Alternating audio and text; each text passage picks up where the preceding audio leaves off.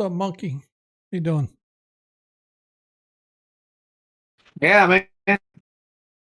We're gonna play a little Diablo until stream time, but had to post something on Facebook Market. Nice.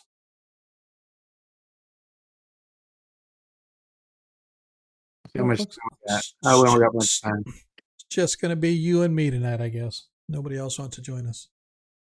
Oh, maybe everyone forgot. No, they didn't. Based on the conversation, well, I know that we're gonna be 2 players down for sure, but we can still make do with what we got. All right. Nothing like a TPK while everybody's away.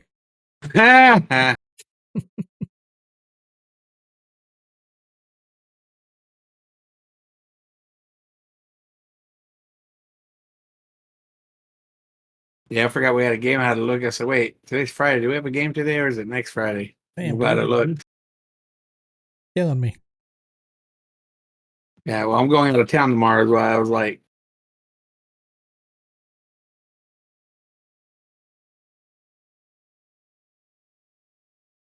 I gotta go back to work on August 1st. Bleh.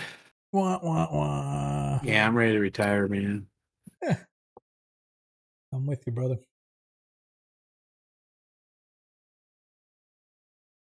At this point, I'm just there, and I'm not gonna break my back for it. I'm just gonna do what I gotta do.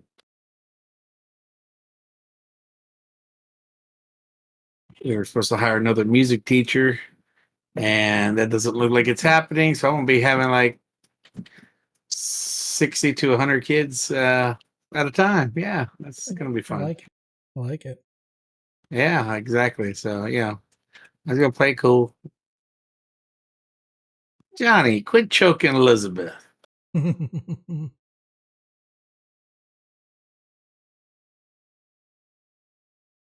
we'll see how long it takes these guys to do up. Usually, Ragnar's here by now. I don't know where he's at. That's okay. If it's just you and me, I guess that's just what we'll do.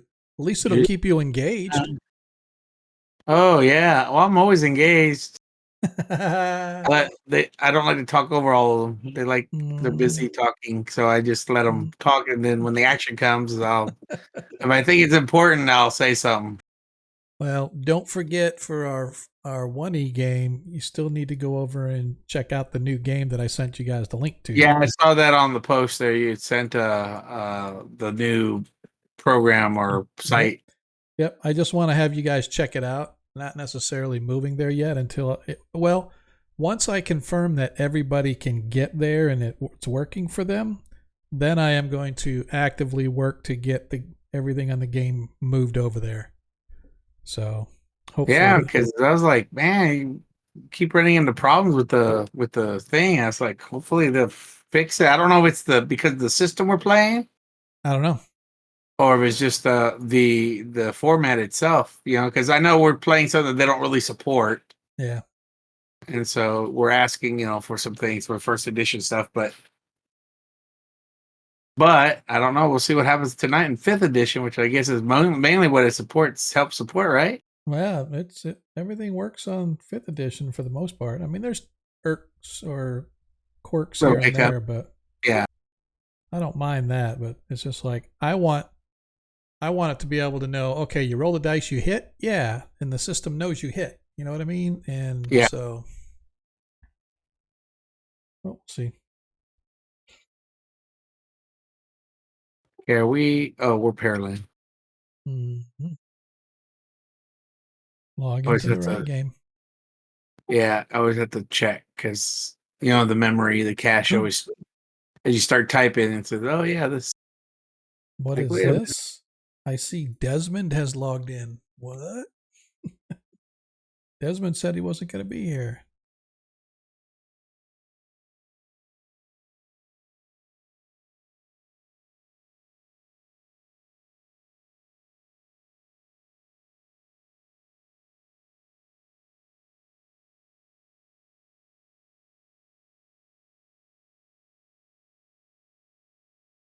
That can't be the same Lego as me. Hold on, I gotta check something here. All right.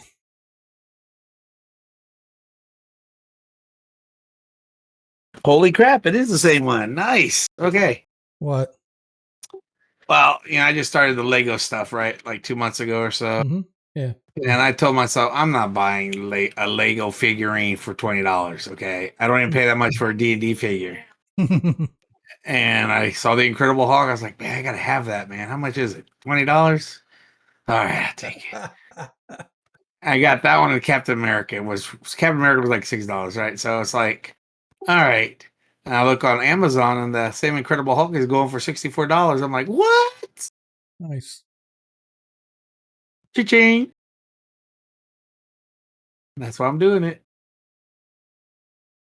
Not saying it's worth 64, but if Amazon's selling it for 64. Yeah. I thought he said. Yeah, man, I'm hooked on this stuff. Oh, Ragnar's not going to be able to join. Okay. Oh, look, the Captain America is 13. Mm. What?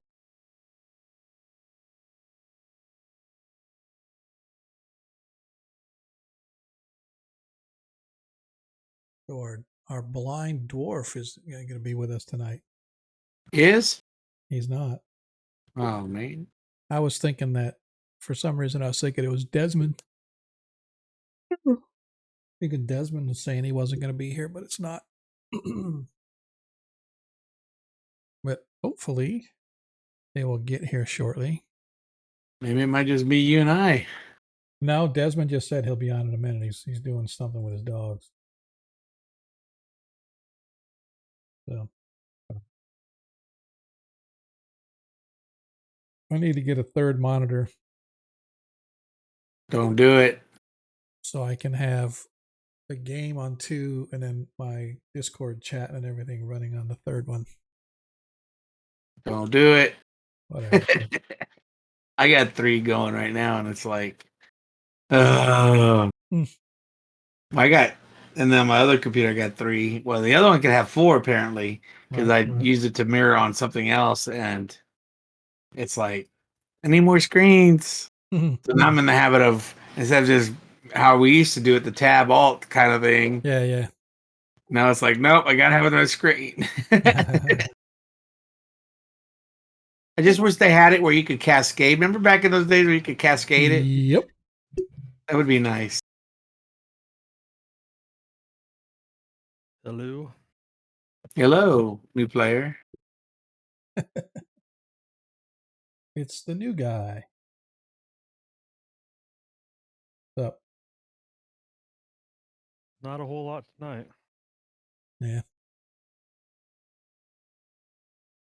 See how it goes. Going to be kicking off here in about 20 seconds. Okay. Might just be you two. Might be 3 of you. Who knows? We'll have to see. Thunderdome. Thunderdome. No, I'm just kidding. All right. Let's kick this thing off. 5, 4, 3, 2, 1.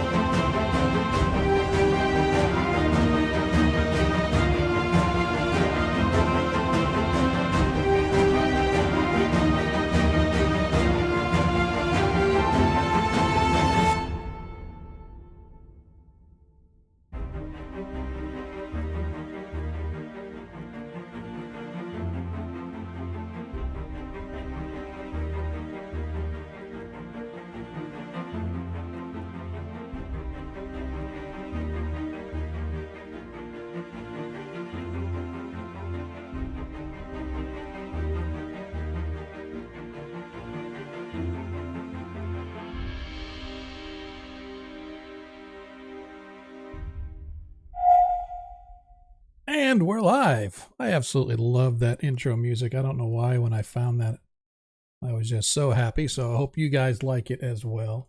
That's why I actually adopted it for both streams. For this stream, I used to do something different. Spent every week trying to make like little intro videos and stuff. And I finally said, you know what? This is going to get to be really tough to do it all the time. It's hard enough still just trying to get ready for a game. But anyway, welcome everybody to tonight's episode of Agora Quest, our Heroes of Kreistrich campaign. Right now, there are 3 of us here. Not sure where Corvus is. Like the song. He's Just the 3 of us.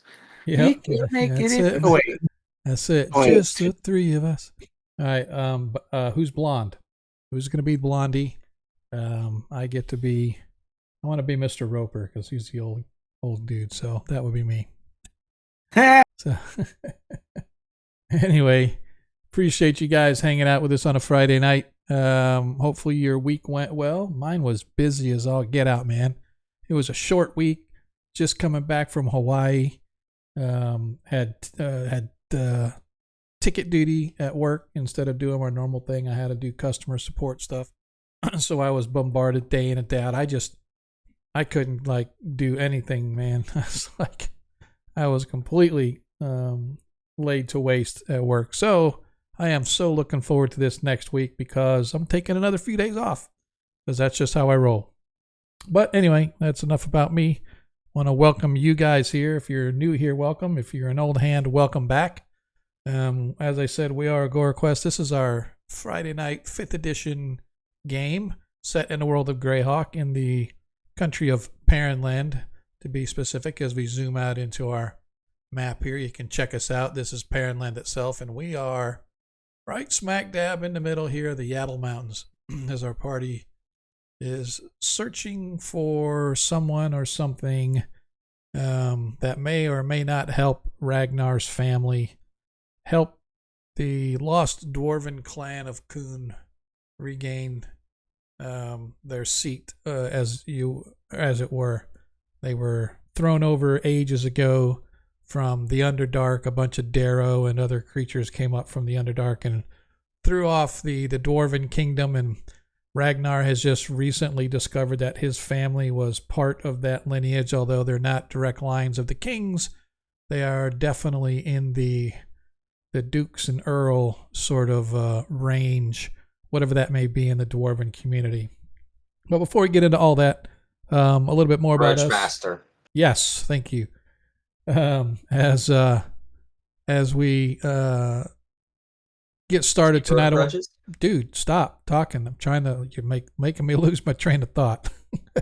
I'm just glad you showed up. I was worried that I was going to have to deal with Monkey on a more consistent basis tonight. Usually I don't have to deal with him because he just hangs in the background, but with only a couple players here, it forces him to be to the forefront. I don't know if I can deal with too much. But anyway, as I said, this is our 5th edition game. If you follow us, you know that we also are here every Monday night at the same time, same channel. It's just a 1st edition game. That is our 1v1 shots. If you haven't been following that game, I definitely encourage you to check it out.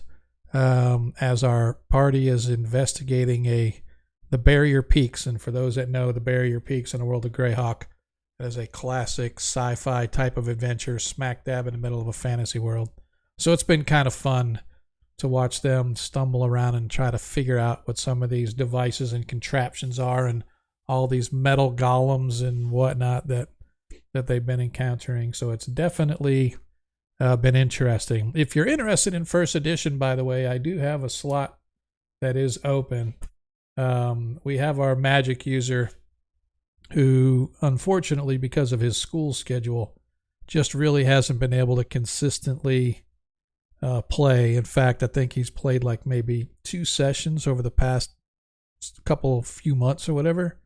And so he and I were talking, and so I decided that I'm going to try to get a replacement wizard for him. He's sort of going to be a backup player that can come in whenever he can. It'll just give the party an extra player. It's not to take over a character, but if you are interested, or anybody that you know might be interested in a Monday night first edition game, drop me a line over on Discord or shoot me a line over here in my inbox here on Twitch, and maybe we can kind of hash it out. Parties all around 9th level now. Most of them are around 9th level, somewhere in that range. I know our paladin's a little slow, but he's still 8th level. But No, he's 7th. is he? I thought he was 8th level. No, his XP, it takes for a lot of XP to go up because they're strong at high level, it looks like. Yeah, that's why they are very tough. That is for sure. So anyway, bottom line is we do have a slot available. You don't necessarily have to play a magic user, because I am going to be keeping this character in there as a magic user. But if you're willing to come in and roll up a character, let's see what you got, and let's have a good time gaming. But anyway, don't forget that as you watch the stream, you earn free tokens. You can trade those tokens in to give our players Nat 1s and Nat 20s. Please get them in early, so that the party can use them for the whole session, because at the end of the session they do expire. However, if you want to help support the stream and a player, for every 200 bits that you cheer, you can give the player or DM of your choice advantage on a dice roll.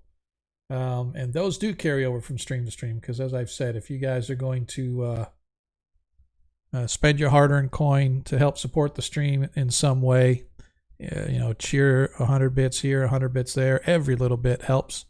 But anyway, you can for every 200 cheered, you can give a player advantage. As of right now, Nilo, Perviskro, Tarikas, you all have 3. Ragnar has 2. And Desmond and myself got the big goose egg. So we're sucking. So unfortunately, we've wasted or never gotten advantage with which to use. So I think you used like almost all yours last session, didn't you, Desmond? Just because Yes, I did. there was that's right. If you did not watch last stream, you have to go to our YouTube channel, !socials. It'll show you our YouTube channel. Go check it out. And as the party was trying to get up to the wyvern's nest, Desmond did the most knick-knack thing I've ever seen.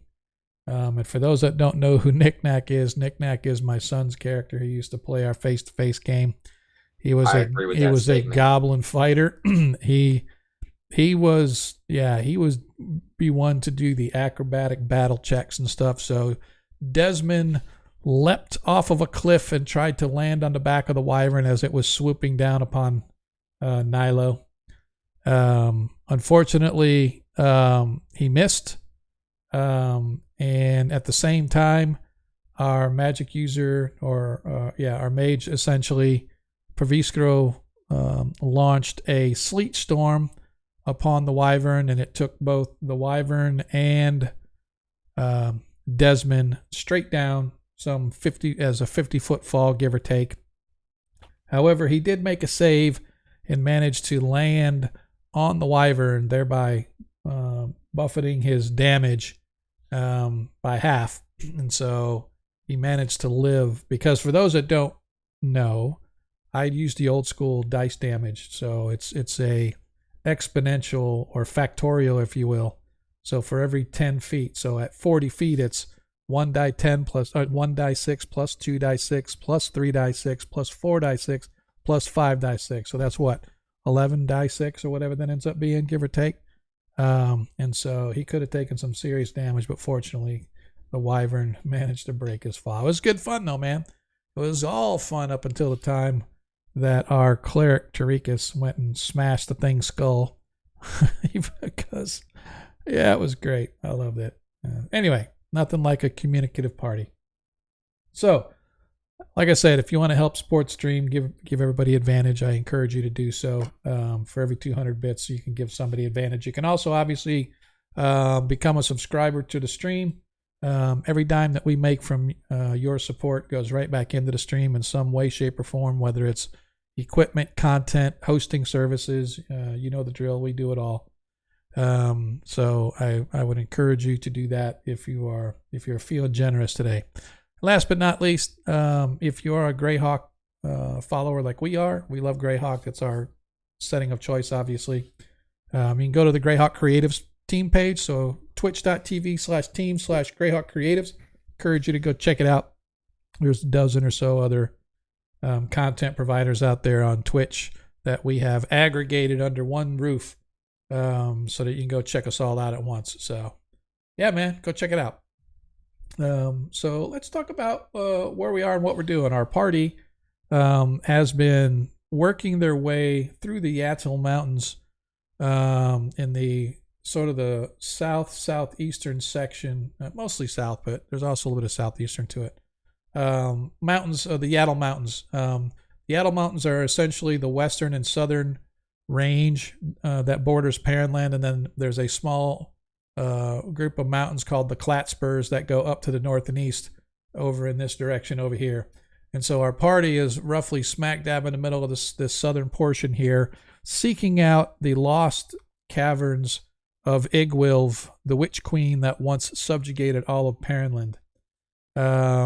Now, nobody knows where her lair is, but when last they were adventuring trying to find Ragnar's missing family, his aunt and his brother, they discovered them, found his brother dead, but did find his aunt alive, although she was pretty beaten up.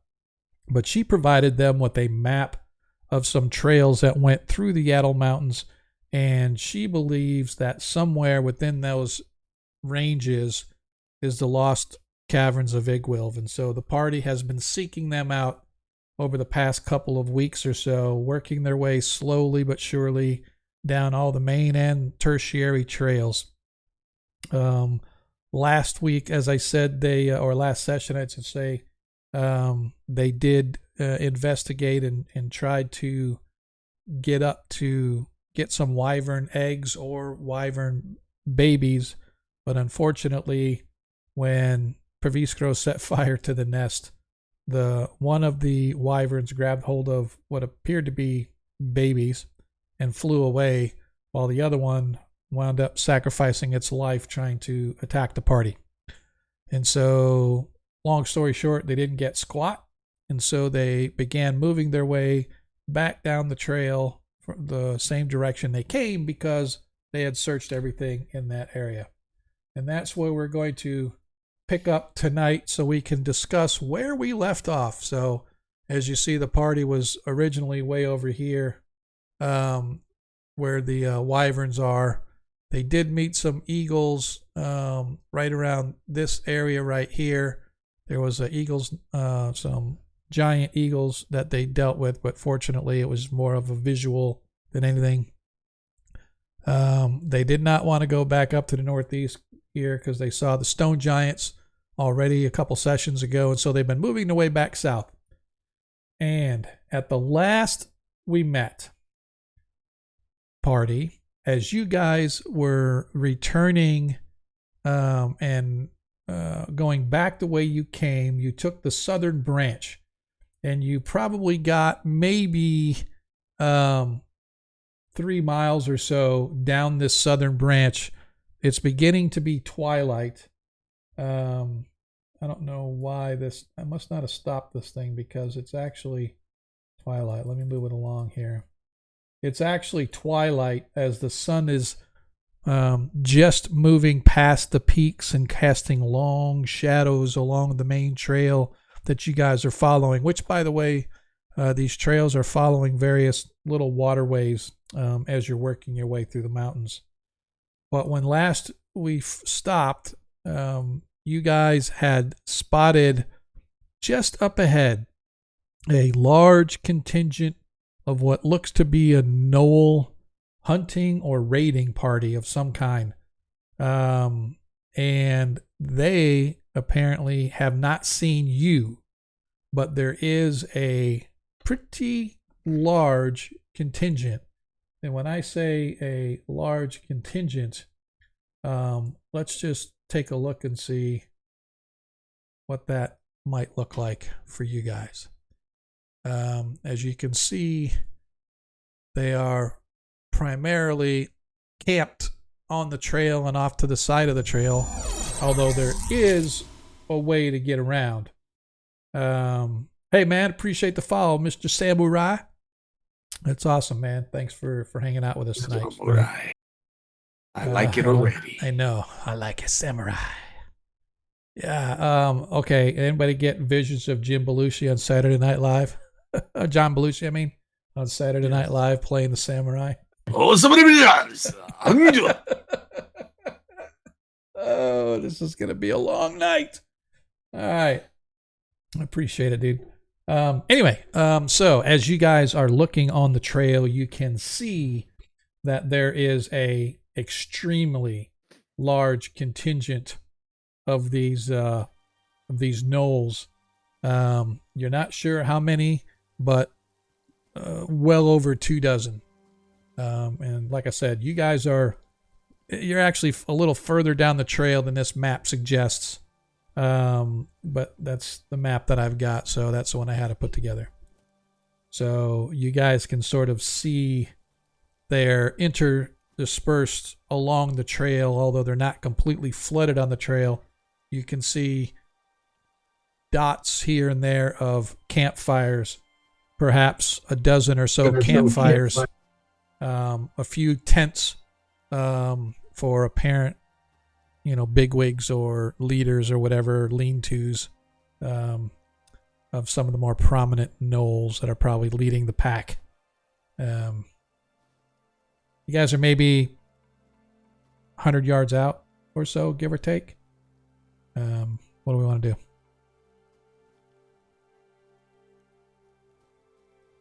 What's the time?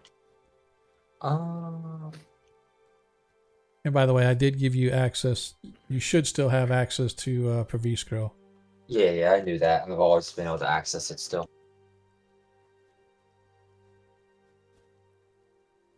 What do I want to do? Do we even have the potential to fight these guys? With enough area effect, I think we do.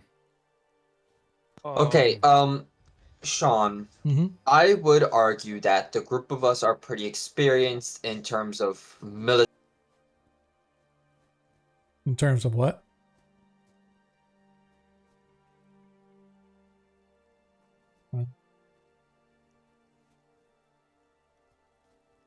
Not sure what happened, Jacob, but you literally just went mute. Anybody else hear him? Or is it just me? No, I lost him. Yep. Check. There you go. There you There you are. are. Yeah, I swept over the Opera GX recently, but Opera despises trying to use Discord, and I have to close it down every time. Okay, so we've been through quite a bit of combat. We fought against gnolls. Looking at the number of gnolls, what they're wearing, what they're wielding and stuff, would our party, would it be a high or low chance of success? Like, just rough. Well, go ahead and give me a investigation check. May I take advantage since we got multiple people with strategy skills in here, been in military and stuff? It's not really for that. It's not really about military strategy. It's just what you actually see when it comes to the gnolls.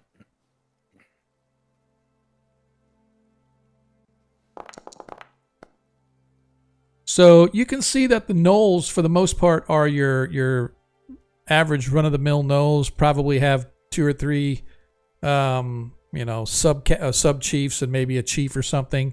But the big thing that concerns you that you say there's probably close to 40 of them. So for you, the biggest thing is, and even though they're shown here as a big group altogether, they're not all grouped together, right?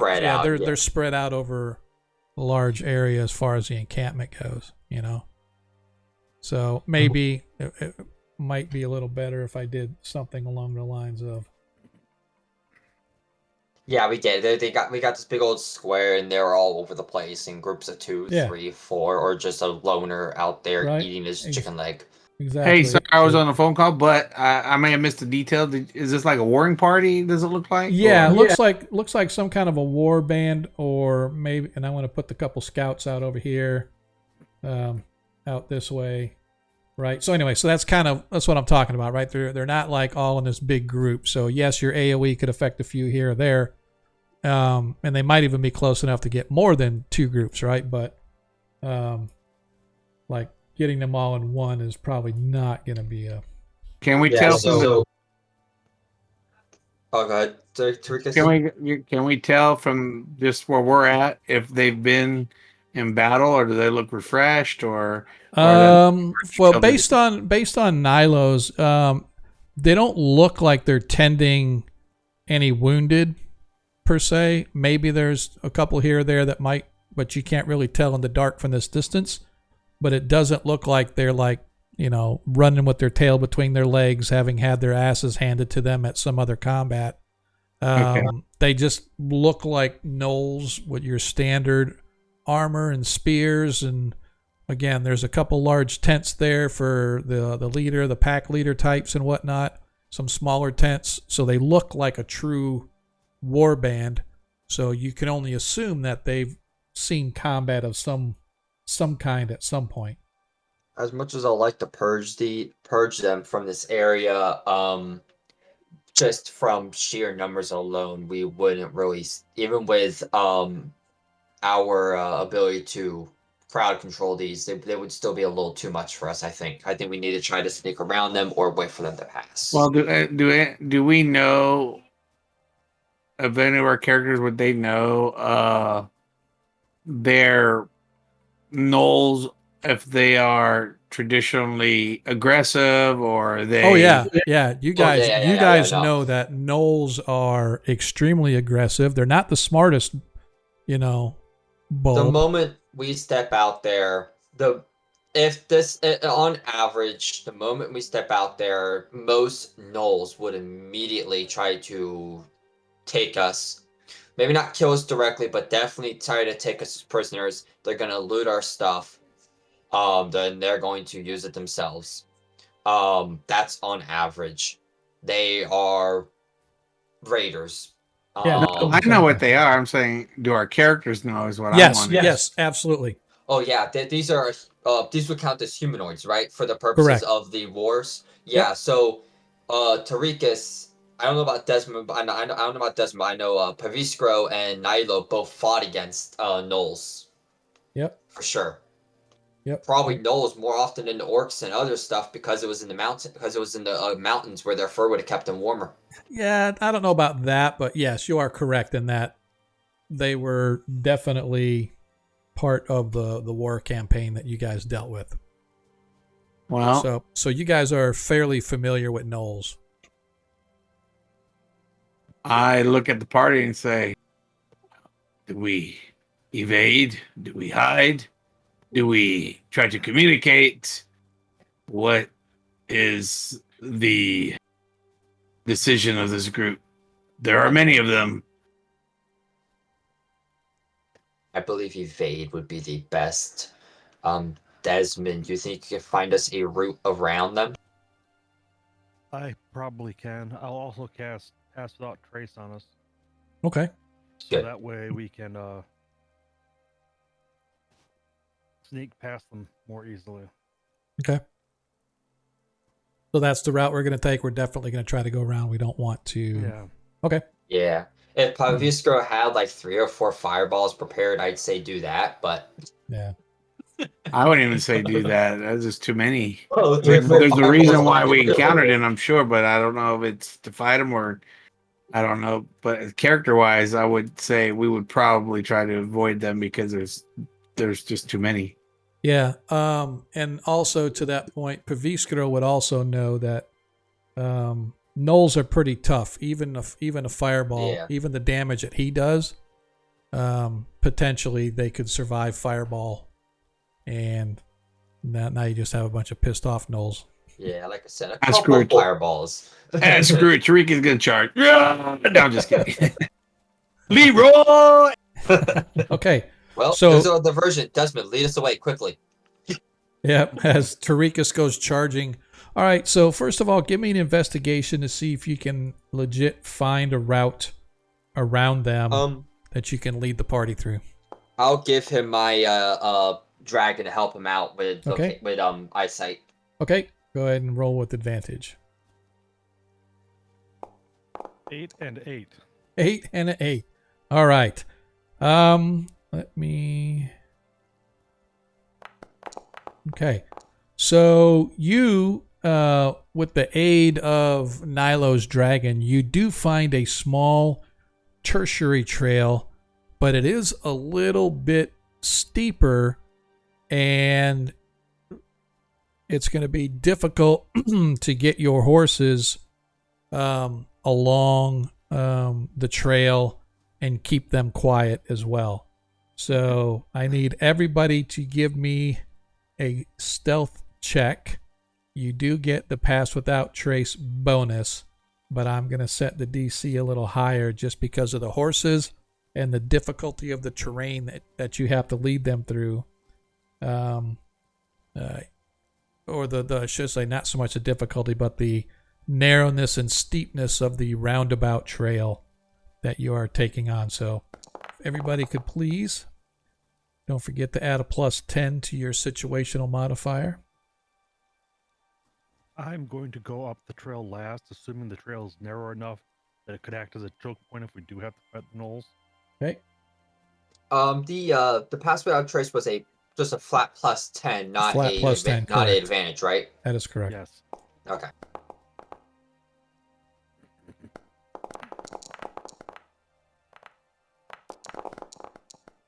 All right.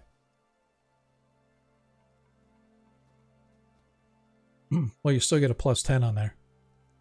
Even though it's disadvantage, you still get a +10 on it. Oh. Why'd you roll twice? Okay. Well, it rolled... Oh, did you... Oh, that's Tarikas. Never mind. I'm sorry. I thought it said Nyla. I was looking at it and said, why did Nyla roll twice? Right, so you Okay, still got the 10. Pavisco's does have the +10 added into Yep. it. Mine doesn't. So Yep. I'm at 18. He's at 19. Yep, exactly. Good, though. That's fine. You guys managed to... oops, wrong dice. You guys managed to successfully maneuver around. That's hilarious because that Ragnar's roll was actually the perception check of the knoll. That's funny. He got a 17. The lowest score you guys had was an 18. That was Close Nylon. call. Okay. Yes, We're sir. kind of sneaking by. We are. All Hey, right. listen, guys. It's easy to get on those. All we have to do is just wait 20 years. Actually, Yep. probably 5 with how old these guys are. You guys managed to evade the knolls, and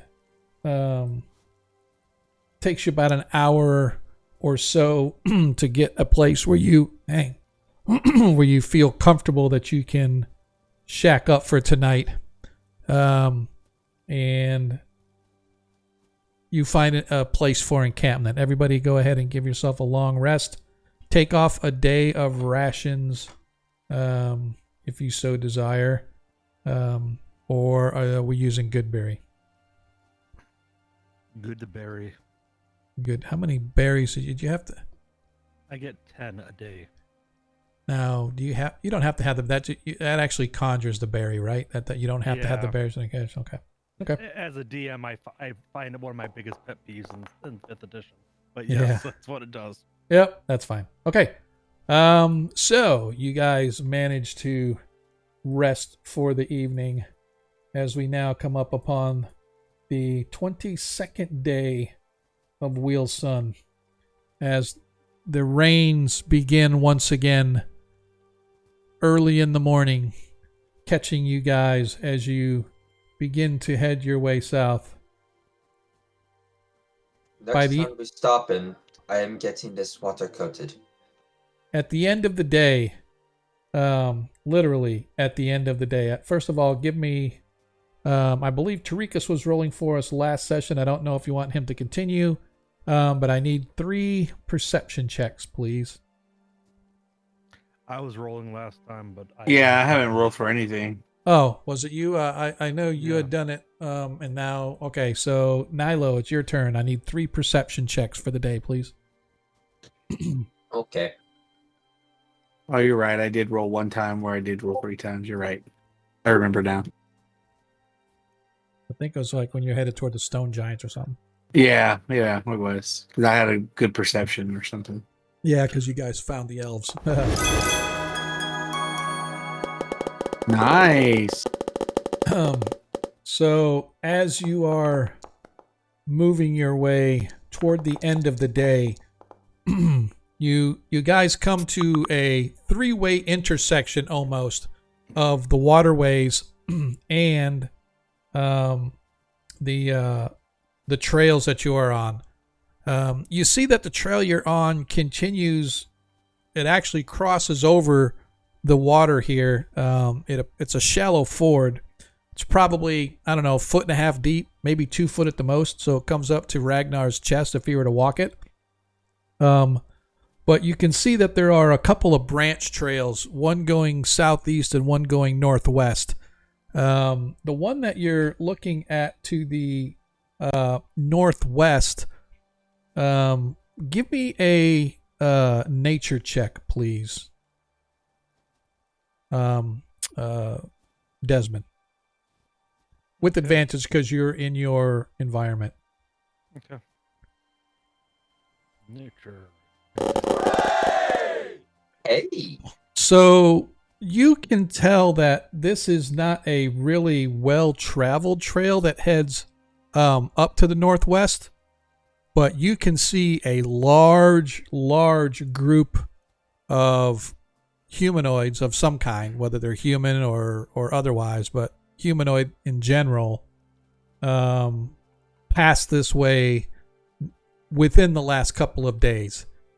Even in the rain that has come down today, you can see the muddied footprints that in the past day or two looks like there's been a lot of foot traffic in this area. Almost as much as on the main trail that you guys are on right now. Question. Does it look like there's about 40 of them? No, can't really tell. Although it could be, they're that size of footprints, right? Large humanoid or humans. They could be humans as well, like I said.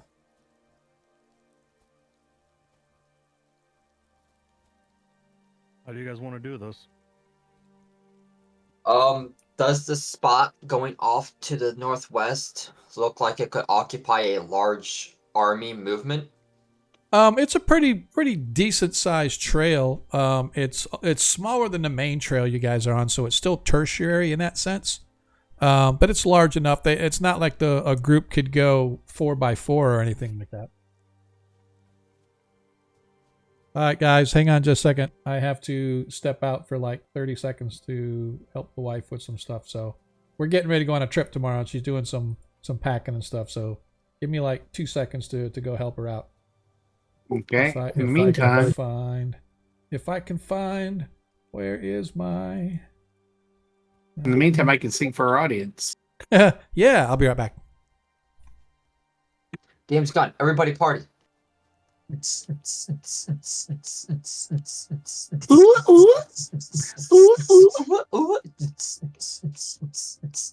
in all seriousness.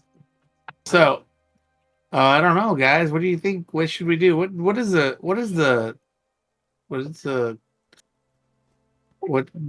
community think we should do? Yes, our glorious viewers. What Yes, would we're they- looking at you. Okay, I'm back. Okay. Stop singing. Stop singing. Stop singing. You're driving We're people not away. singing. We're talking to chat. Okay. I didn't want you to sing. We're turning into The Price is Right, where we're asking chat for help. What would you do? We're phoning. $3, $1. We're I always taking hated a that phone person phone that did. call. I always hated that person that went $55, $56. I don't know about stream quality there, Samurai, but I appreciate it. Definitely appreciate it, dude. All right. So then, you should actually come see our Monday night game. That's affectionately called Shiza Cinema, which essentially means shit show. Anyway, so you guys, the trail here is a tertiary trail, but it's definitely, you can see there's probably wide enough to go at least 2x2.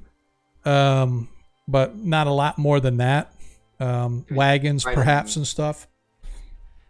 A war effort needs much larger space for supply. Now, is this the rocks or the overgrowth that has blocked this trail up the most? Probably overgrowth. So if Not the a lot of rock. overgrowth was if the overgrowth was cleared out, this could fit a much larger group. Probably. But you could say that to pretty much all the trails you guys have been on. The main trail that you guys are on, the main trail that cuts through the Yaddle Mountains from Paranland south down to Bissell and Ket and stuff like that. Bissell being the country just to the south of you guys, by the way. But a lot of these other trails, I mean, go off into valleys and whatnot, so there's no telling what is there. But again, as I was saying, and that being said, these, as you look at the map that you guys have, there are 2 locations indicated on that map, and for those that have not seen it, Okay, so here's my here's my go-to theory. I think 3 is gonna be the door, because this has the most pronounced access. Yep. To the majority of the routes. Like they have the route going north and south to Bissell, north up to where we came from, right? yeah, And you then, got. If you guys look on the map that I'm displaying, you are in 4 up here is where you guys came in as number 4 in the top left-hand corner. You've been coming down. You went up to 5. That's where the giants were. You went over here to 6, which I think you guys just went to. That was where the wyverns were. And you guys are sort of kind of right here between where it goes to 2 and 3.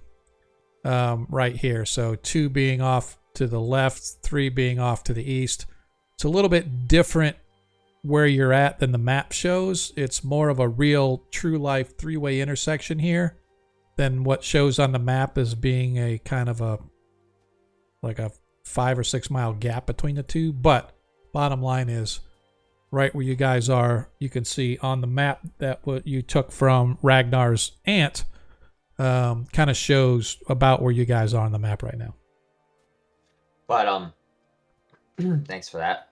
But the reason why I think it might be 3 though is like I said, you got the route going north and south to Bissell, and while they don't show any trails on the map going east, there is a river going east out of the mountain range here, and it's arguable that they might have, even if it's not there anymore, at one point might have had a trail or some type of road coming out on the other side going east. I think 3 is the source, is the door. However, I would like to investigate 2 anyways, because why not?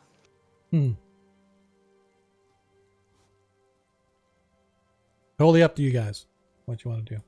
But it is it is nightfall, so you wouldn't be able to. Well, you could if you wanted to push on through the night. Well, I'm open-minded on our decision making here and what we're gonna do. Desmond?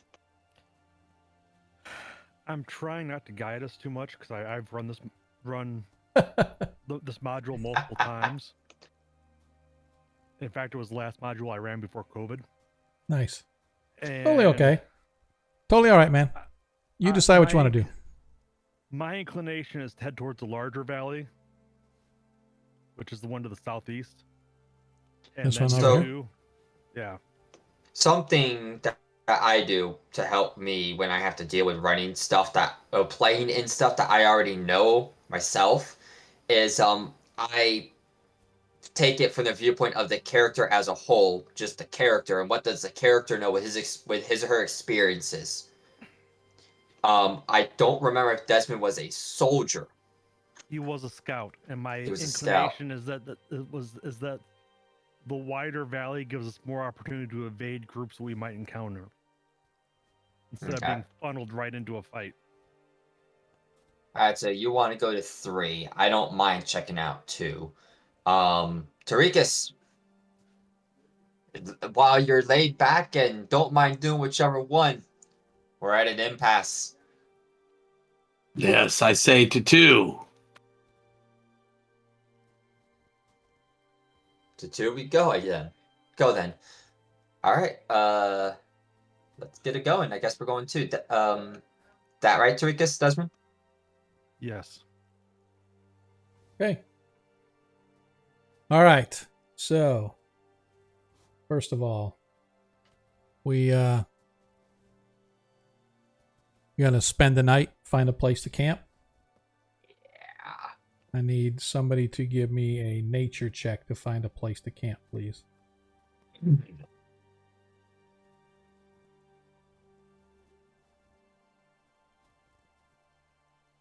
Okay, I keep getting a message that says Trikus doesn't have permission to update or Yeah, something. I get that too. It's a forged thing. It's I'm a not even forced doing solution. anything. Yep, don't worry about it. Okay. A lot of times what happens for some reason when, like, if we have the calendar going, like I have a calendar going on our map right now, right? So you can see that right now it says, oh, it's the 23rd day of Wilson. When it clicks over to the next day, it actually rolls weather for me and it says, hey, here's what today's weather is going to be. I think it does something to your guys' character sheet because it's like, oh, you don't have permission to do that. I'm like, that's what they're not doing it. The DM's doing it. Why are you even notifying them? But okay. Anyway, if Desmond wants to give me a nature check with advantage in order to find a place of safety to crash out. All right. So, you easily find a nice place to sort of shack up overnight. Fortunately, you guys don't encounter anything before the sun comes up, and you find yourselves in a overcast and muggy day. The recent rains and now the heat as it begins to sort of rise up as the sun rises, evaporating the water right up into you, causing this, I don't want to say foggy, but a very humid, because of the heat and the water vapor trapped in the mountain ranges as you guys move along the trail. 2, 3, 4, 5. At the end of the day, I need, first of all, whoever's doing it, please give me 3 perception checks, please. Alrighty. Was that you that rolled those, Sean? Yeah, that was me. Sorry. Okay.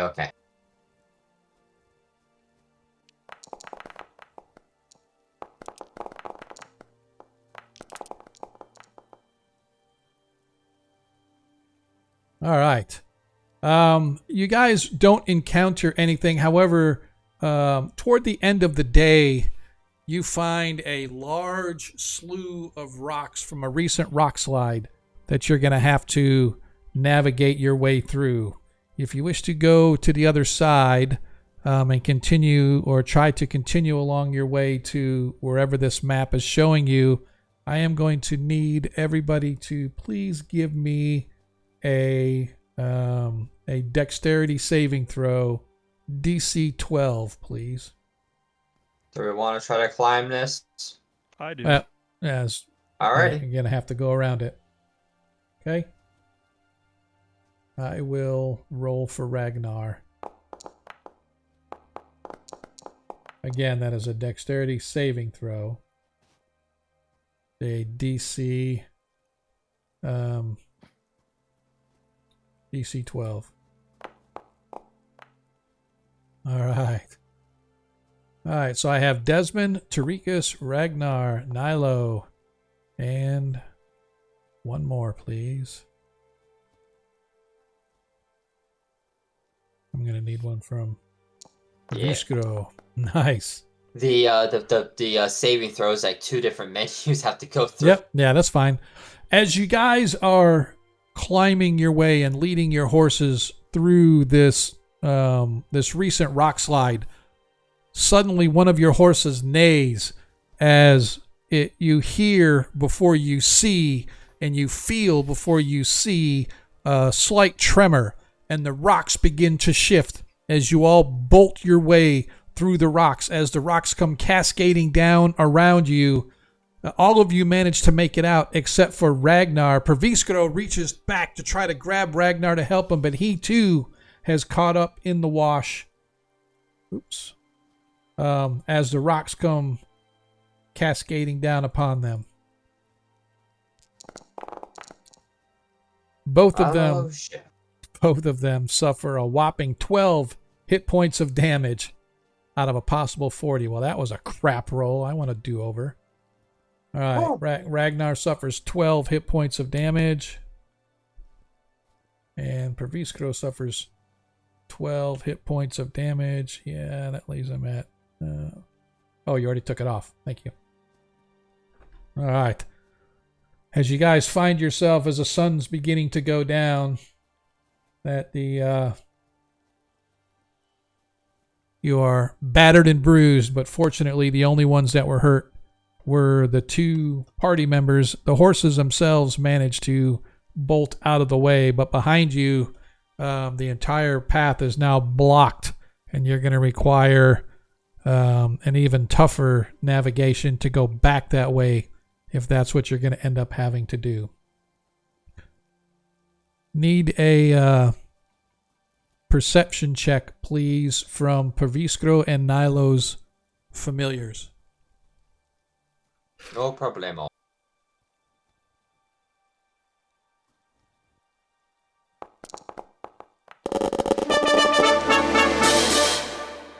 Nice. The second one would have been Paviskro's. That's fine. I just rolled the same thing because it was the exact same stats. That's fine. As you guys are sort of moving, trying to find encampment, which, by the way, I'm going to need another check, please, for finding in a safe encampment.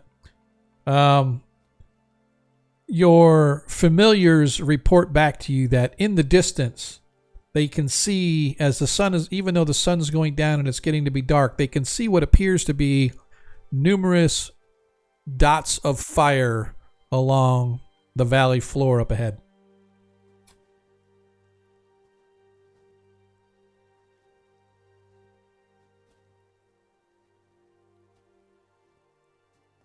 A big valley floor. Yeah, you guys are essentially, the trail is running down through between the mountains, and up ahead is some kind of a valley, but there are numerous dots of fire along the valley floor up ahead. It's still a few miles ahead, so you won't get there till tomorrow unless you were to push on through the night to get up there at night. It's probably about three miles ahead or so, give or take. Let's try that. You want to go ahead and push on for a little bit? Yeah. All right, everybody give me a stealth check, please. At +10, Desmond. Sure. Are you gonna cast Pass Without Trace again? Yep. Okay. This is a new day, right? Yes, sir. Yeah, it's been a couple days since the last time you did. All right. Oh, that's a 15.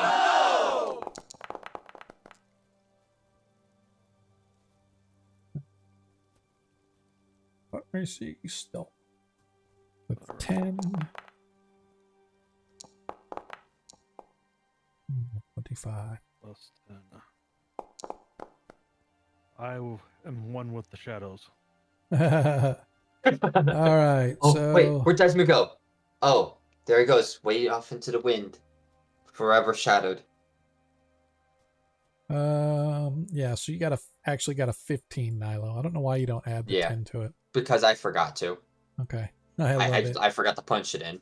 I was like, oh shit. Oh well, moving on. Actually, Tarikas, you got a nat 1, so we're close enough that they might be able to hear us. I think Pavisko will chrono shift that. okay, Tarikas, give me another dexterity saving throw. Add +10 as your modifier bonus.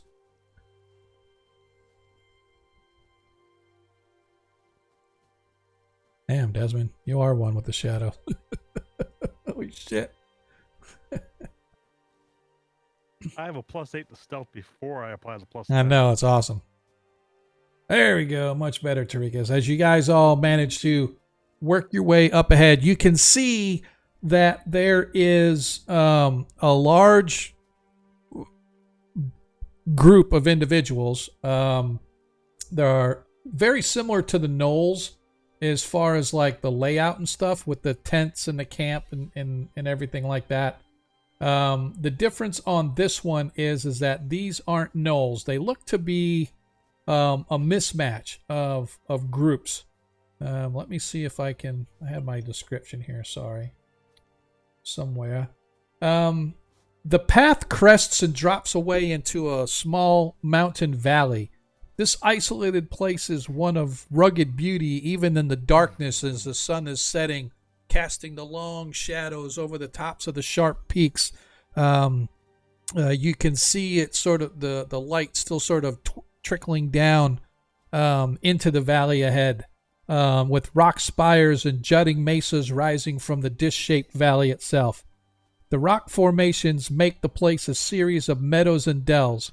There are scattered shrubs and a few groves of trees, but most of the area is covered with lush grass.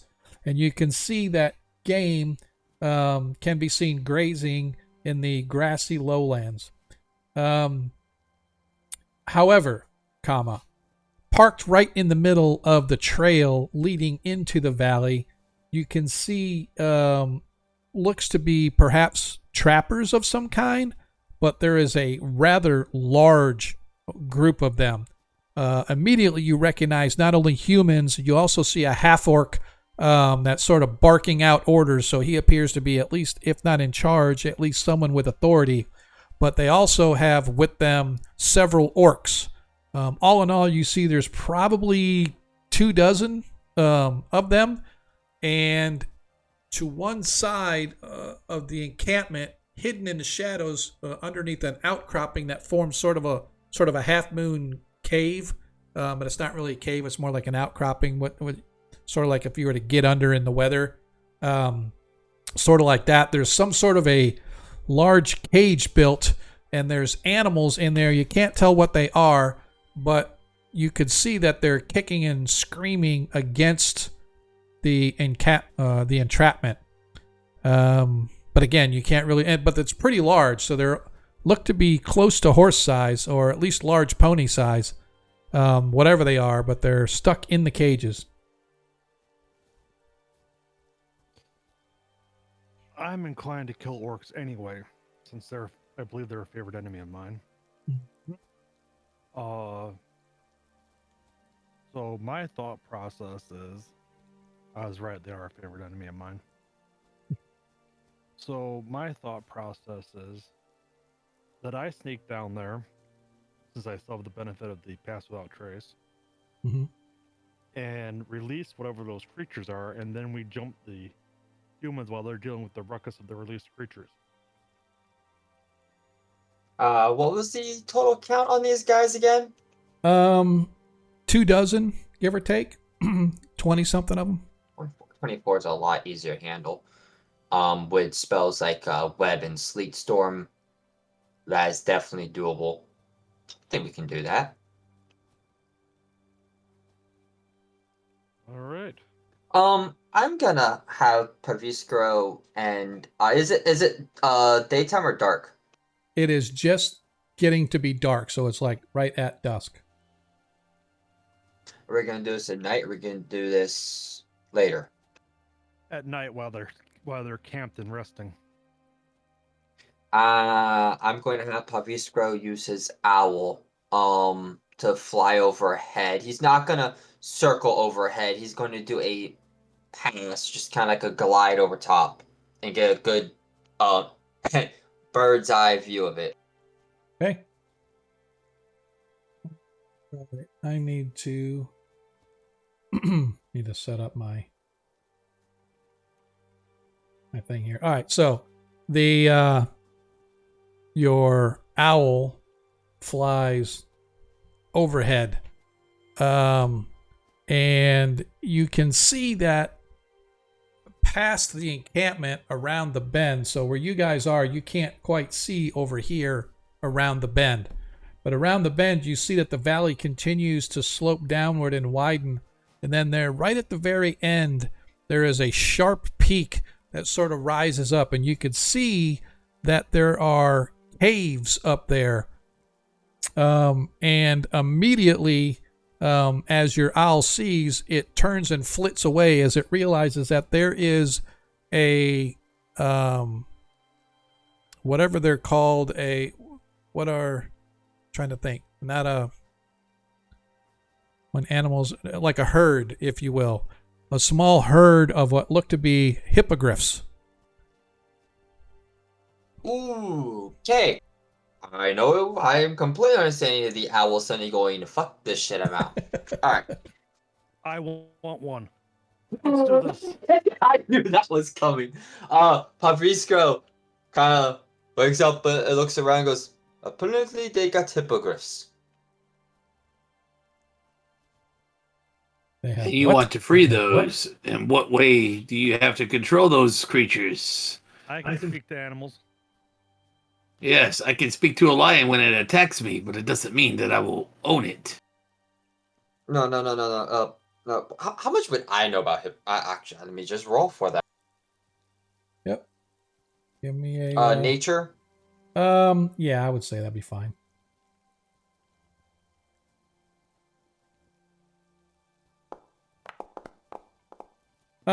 You know that you have seen and heard of while you were in war.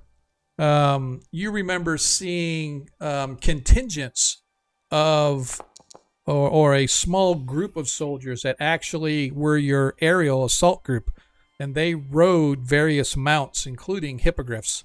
But typically, those were born and bred in captivity. They weren't like wild captured, or if they were captured, they're either eggs or they have to be really super young. Now, I do not know the difference. I do not know if a hippogriff is as intelligent as a griffin, because I know griffins are an actual intelligent creature. Right. Are hippogriffs the same? Probably similar. I don't know about the exact Similar. same, but probably similar. Would Pavisco know that with that roll? I know Ratnailo wouldn't know Well, that. But... he got a 19. Sorry, I was looking at the 12. I didn't even notice a 19. Oh, yeah. Yeah, 12 was Nilo. Yeah, he knows that hippogriffs actually can be trained as war mounts, right? And so they can be like ridden without even holding the reins if you're a good rider and stuff. And so, yeah, there's definitely... He will explain to Rikus.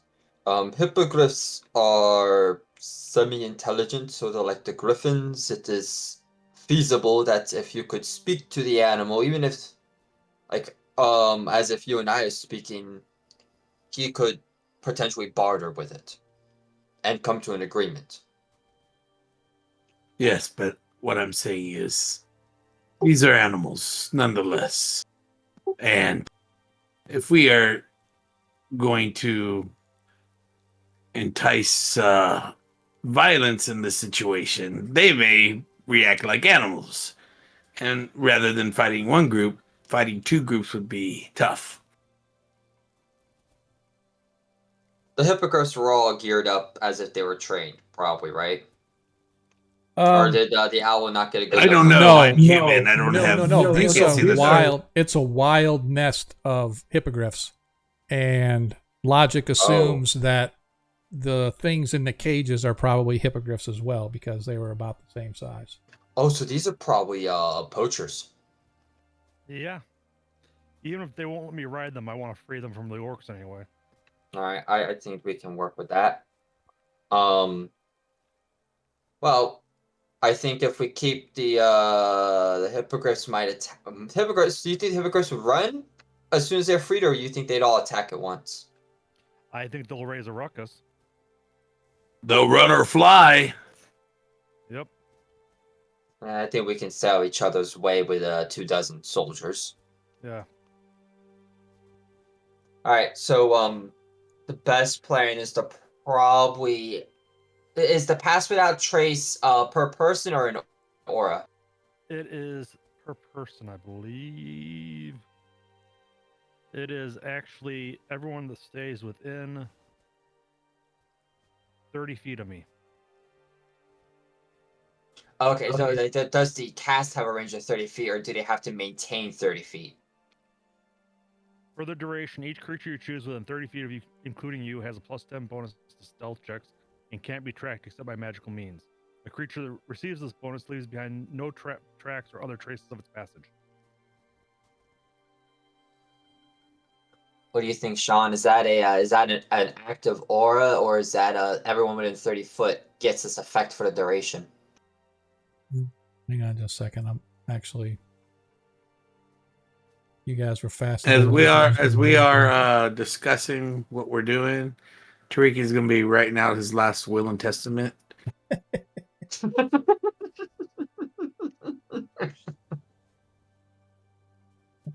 All right.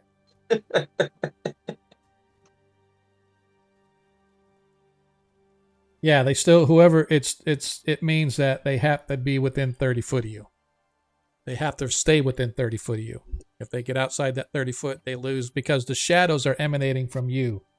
So that's why they get that plus 10 bonus. But as soon as they're more than 30 feet away from you. So it would probably be best for us to set up an ambush over in the choke and let them run at us while the griffins tear up the rest of them. And we can let the hippogriffs do their own thing in their side, and then we can mop up the rest as they come at us. Okay. Is there a natural choke that we could set up in? If I were you, I would probably cover your face because you're an orc. And if those griffins attack the orcs, they might think you're with them. So, just an FYI. Are these orcs green or blue? Don't know. I don't really play the different colored orcs type of a thing. Fair enough. I might even. Do they look like yellow? Yeah. Close enough. I got stuff I can wrap myself up in. Is there a natural choke that we could set up and that's still close enough that it would be able to use as an ambush? Not really. It's a pretty wide little valley here. It's probably about a quarter mile wide, give or take. So no real choke points that you can see, especially since it opens up into a wider valley around the bend. But there is spaces we could still tuck away in and hide. Yeah, there's rocks, outcroppings. There's small groves of trees, bushes, and stuff like that. The vast majority is grassland. So your horses are definitely happy, but for the most part, there are spotted, like I said, small groves of trees, bushes, rocks and stuff from rock slides that you could take cover around and stuff like that. So, okay, that's the case. All right. I guess we set up hiding in some spot. Javiskro would. You got a map for this, or? Yep. Okay, good. We're doing this like in a couple hours, pretty much, right, Desmond? Yes. It lasts another 46 minutes. I suggest you go ahead and start freeing those griffins in while we get ready. Okay. I will sneak down there. I'm going to start by rolling my stealth check. okay.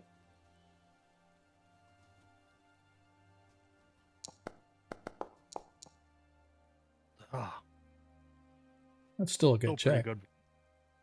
Still a decent check. All right. So I was actually just, I had to drop you guys onto the map. So I just want to make sure that, get rid of that and that. And I'm going to put you guys down at the end, all the way down here, and then you can kind of show me the route that you want to take. And again, this map shows a whole bunch of them there, but not necessarily where each and every one actually is, right? So, yeah, we got you.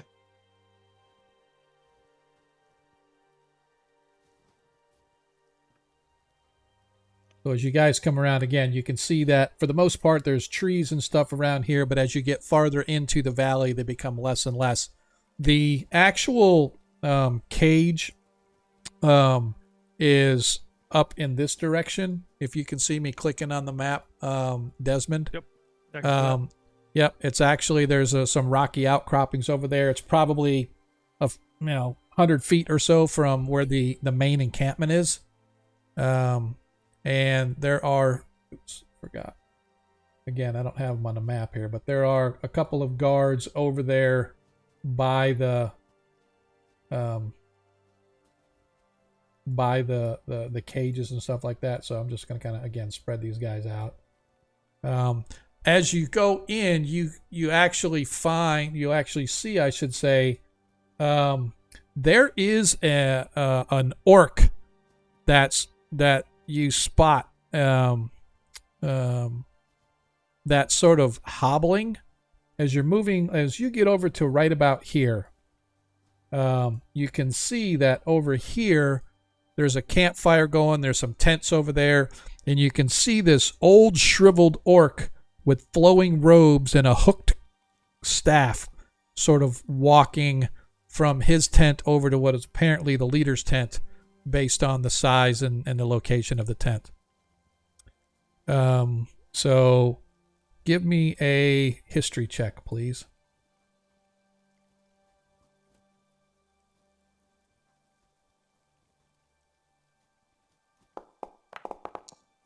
So yeah, you are not sure. You've never seen an orc that old before, with long, straggly white hair, flowing sort of brownish green colored robes, and he has this sort of hooked walking stick. Looks like a shepherd's stick as he's walking, sort of hobbling a little bit. So it definitely looks old. Let me make sure that folks out on the stream can see as we zoom in. Move this over here a little bit. We'll let everybody see. All right. Hopefully you guys on the stream can see that as Desmond is working his way. All right. So I drew that mark as my rough route. So yeah, that's what I was hoping was for. Whenever action kicks off, just go ahead and put me wherever on that route you think I'm at when the action. Yep. So I was just wondering, what's the exact plan? I thought you were going to try to release the captured creatures. Is that what we were doing? That's what I'm doing. Okay, so you're easily able to get to, and I'll actually put you on the map where you're easily able to get to, like right I will here. say that the two of us are going to be prepping spells.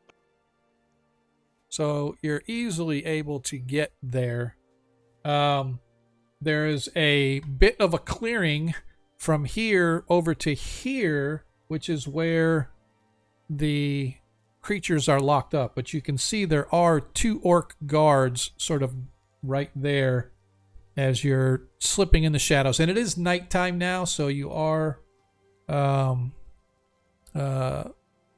able to stick with these shadows that you've created around yourself. So you still get your advantage. But that being said, as soon as you get to where you're at and you see those two guards, what do you want to do? Because there is zero chance that you're able to open that gate or do anything with that gate without those two guards seeing you. Even with your hide in shadows, there's no way.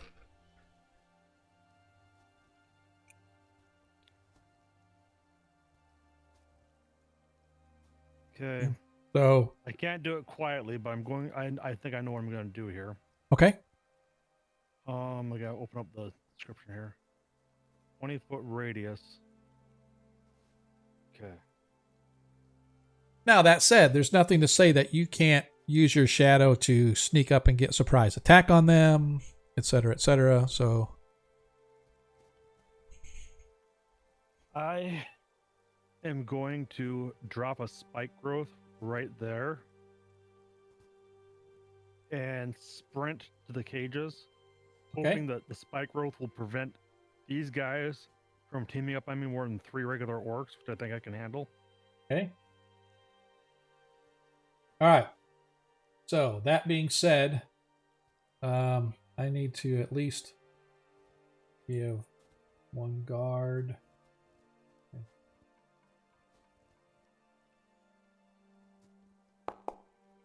All right. So your move was way better than his perception, so he does not see you. All right, so that being said, that's going to kick off combat, but we will, or at least kick off action, so we will elect to go combat next. So that being said, I can find it in here somewhere. Where is it? That's the downside of having two different games, is I've got like my music in two different places. Just wondering where my combat music went. Kind of. I apologize. It's like all of a sudden all my music is like unsorted. There we go. All right.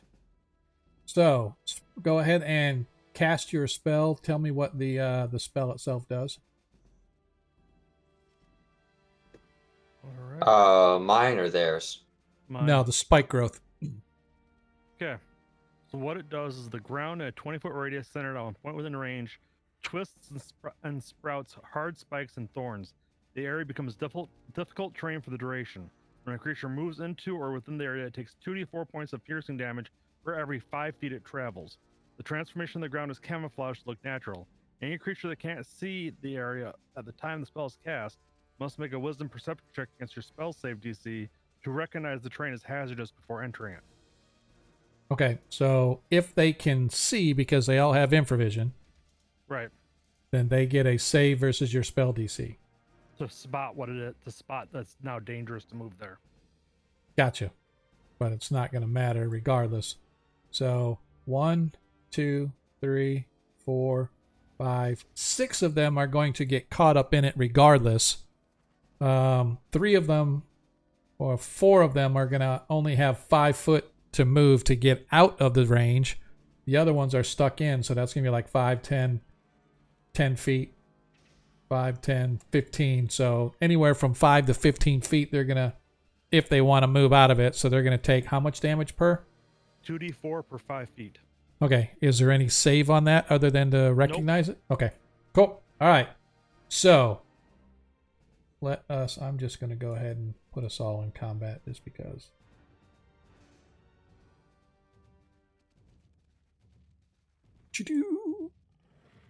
All right.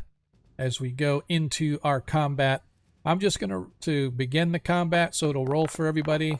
I need everybody to Who rolled a 1? Yep. Ay, ay, ay. Several of my orcs rolled 1s. Or several of my bandits, I should say. All right. Party, if you would please roll your initiative, I will roll for Ragnar.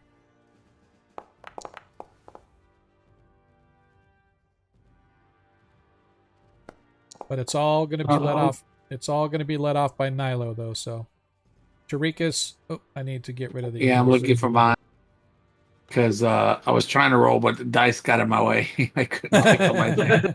Put I know. Ragnar with Nylo, so there's two armors on each side. Okay. I am going to move.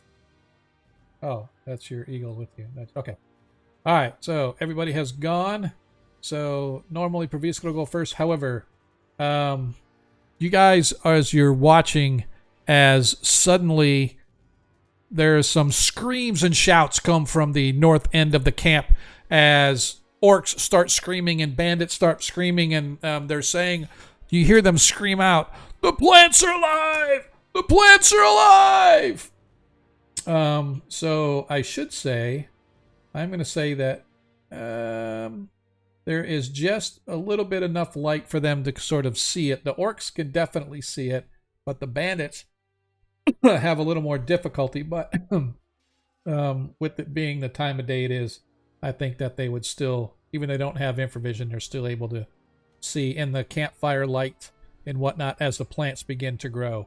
So the first thing I'm going to do is go ahead and let you move to wherever you want to move to, Desmond. So you've cast your spell, you begin the confusion, and now you need to move to wherever it is that you want to move to. All right. So the encampment, oh, they're actually over here if you wanted to go behind them. Yeah. Yep. All right. So the orcs there see you, but we will handle that when it's actually your turn to go. Praviskro, action. He is going to prepare a web spell, and as soon as there are a couple, not one, but maybe 2 or 3 guys right here, Okay. like or within range of how he can cast a spell, he's going to try to get a couple of them. He's going to cast a spell there, lock Okay. him in the web. Okay. He's gonna try to give it so the 2 melee can actually get in there and hit them without getting tacked up in the web. Okay. All right. That is it for him as he's preparing his spell. Which one? All right. So this bandit, he is how much? So it's how much per foot? 1d4. Desmond, that's you. Desmond, how much per 5 feet did you say was that? 2d4. 2d4 for every 5 feet. Yes. 5, 10. So he actually gets 10 feet of it. So that's 4d4.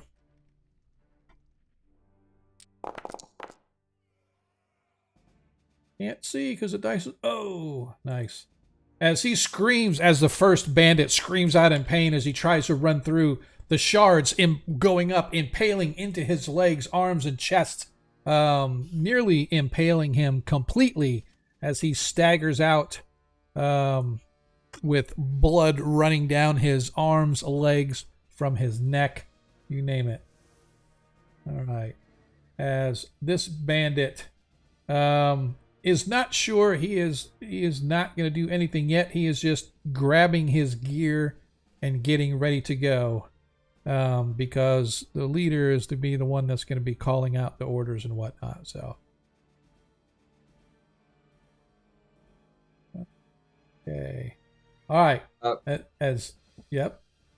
Can you put Ragnar with Nihilo over here? Not the other one. That way there's 2 on each side. Okay. Yeah. Yep. All right.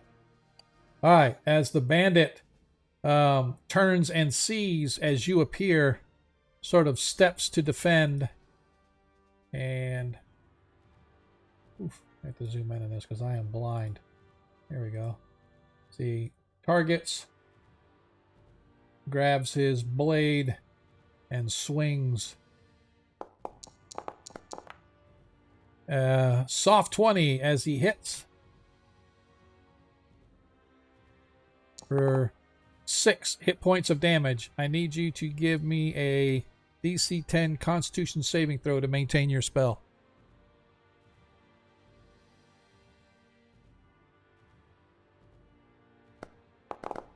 Easily making your saving throw. All right. Cool. All right. Next bandit is up. All right. He is going to suffer 2d4 as he tries to escape. Suffers 5 hit points of damage. And that is his getting out. It's also difficult terrain for him, so that's 5 feet. Oh, that's actually 10 feet of his movement. Yeah, he's not moving any farther than that. I'm bringing him right to where they can get to, and that'll be it. But thanks for that's definitely a good to know, especially for the orc in the middle. All right, so this bandit is not sure what's going on, but he comes back, try to help his buddies. Still confused. All right, as you guys watch, as this orc sort of hobbles over, takes stock of what's going on.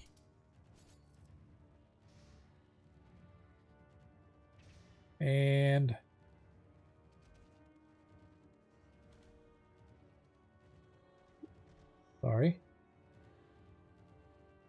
have to target myself to do this? Well, that's kind of stupid. Okay.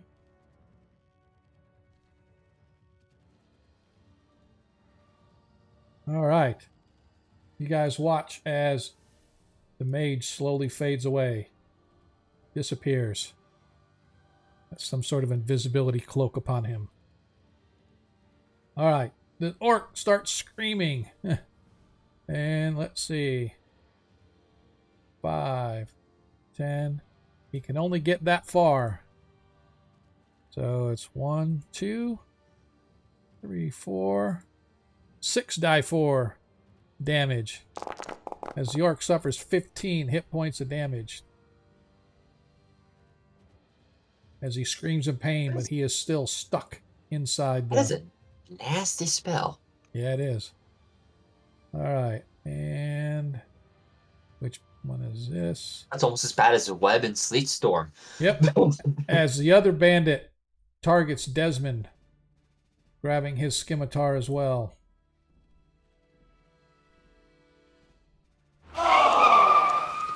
Yeah, pretty much didn't do shit. Don't Sounds like that. judge me. Don't. And I Sounds just like wanna the sound say- effect from Age of Empire where it goes, "Oh, start the game already." I just want to make. I just want to have a note out there for those that are watching our stream. Don't forget to turn in your nat 1s and your nat 20s to your humble DM because he can't roll worth a squat. But anyway. It's all right. All right. Let me reopen. All right, there we are. All right. As the next bandit. Oh, oops, he's not dead, dummy. As he 5. So he takes 1, 2, 3, 4, 4d4 for 11 hit points of damage as he staggers out of the contain or the zone where these plants have sort of sprung up and impaled upon him. Gets to the out there and says "Ah," and then drops dead. Tarikas, you are up. I would suggest if we're doing a melee that you delay your turn until the web has been cast on him. Oh no.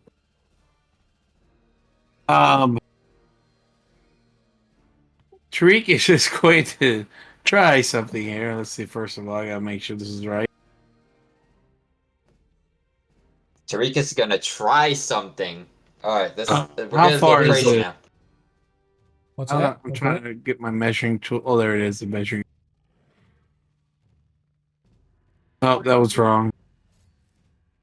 It's click on the person, and you got the little ruler a little bit further down. Oh, there we go. What are you trying to do?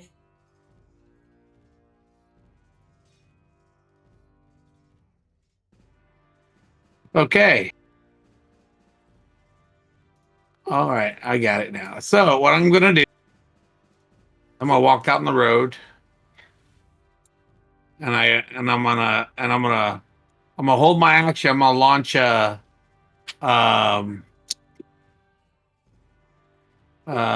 Toll of the Dead toward a person once they get in range, an enemy once they get in Okay. range. Okay. And I'm gonna come over here and I'm gonna say,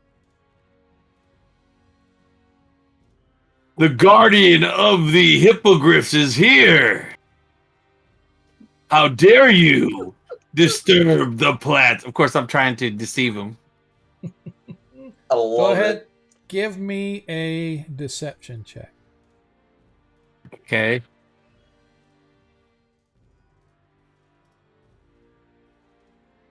The forest will have its vengeance. Or I said, nature will have its vengeance upon thee. And it's a whole act. Gotcha. Okay, deception. Oh, my charisma +1. Okay, well. All right. You hear a voice coming from somewhere in the trees in the tents.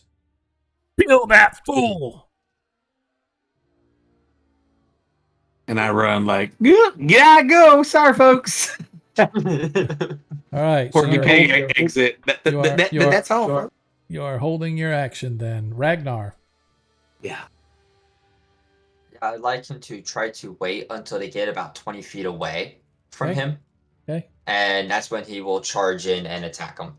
Because I believe his speed is 20, and that's where I'm gonna have to Speed's 25 Pavisco cast actually. the 25. Okay, yeah, that's when I have Tarikas cast the Pavisco cast the web is when they hit that mark away from him, so you can go and hit him.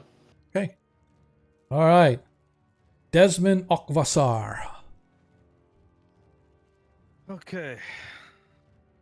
I'm going to target the orc or the bandit that hit me. Okay. Drop Slayer's Prey on him Okay. and attack him with Night Razor. All right.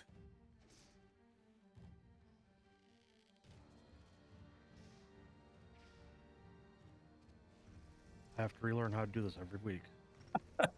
I know. I'm sorry. It's all right.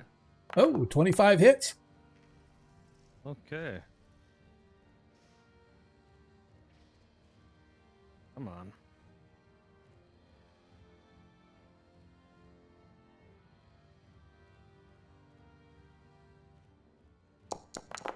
Well, hit points of damage as you instantly drop him to the ground. Then I will target the one south of me Okay. and use my second attack on him. Okay.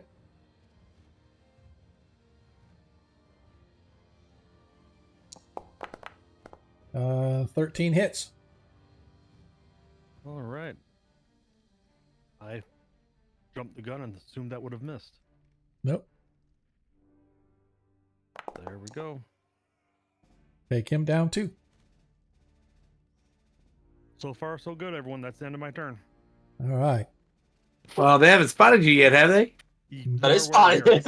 Oh man, I was gonna keep the deception up. Nilo, you're up. Yeah, I am going to firebolt the orc, I think it was. I was gonna firebolt the wizard, but the wizard disappeared. Yep. So the orc, there is an orc right here.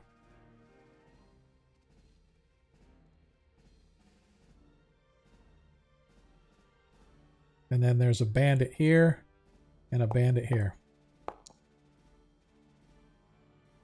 16 hit. 16, who are you targeting? Yes, it hits. You fired at the orc? That one right there. No, you can't. There is nothing there. Oh, hang on a second.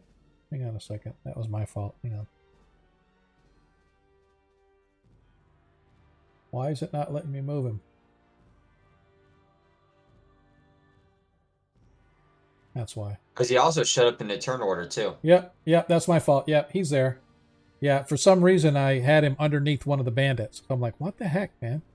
So, okay, yes, so you did hit. Sorry, that hits.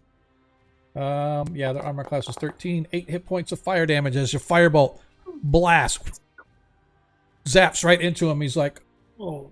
And then they say, he screams out, there's another one! Kill them both! And I am going to fire my bow at them next.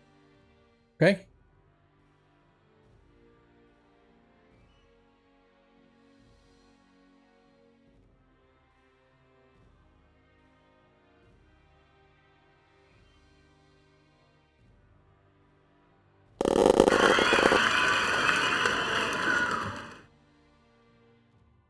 So you get 2 attacks per round?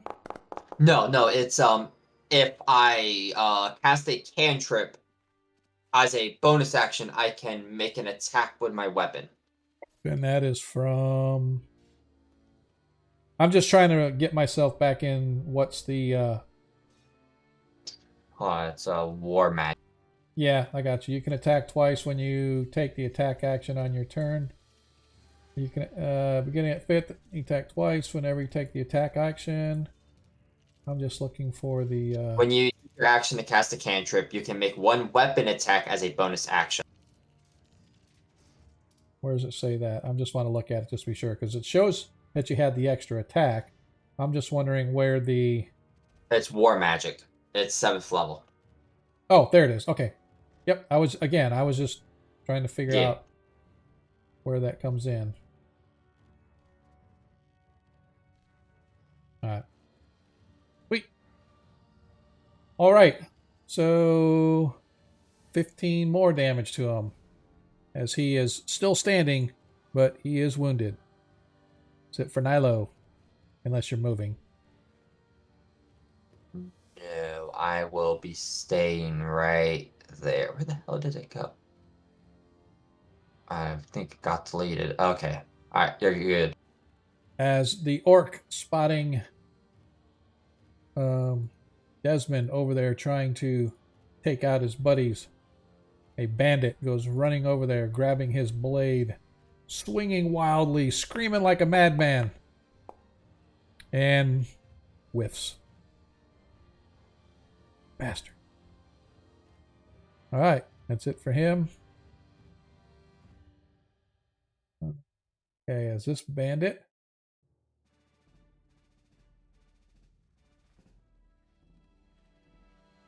dashes, but that's as far as he can get.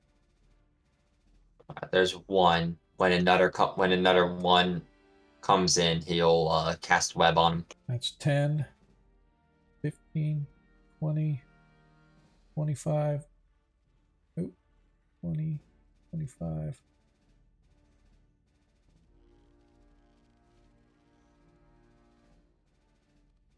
30.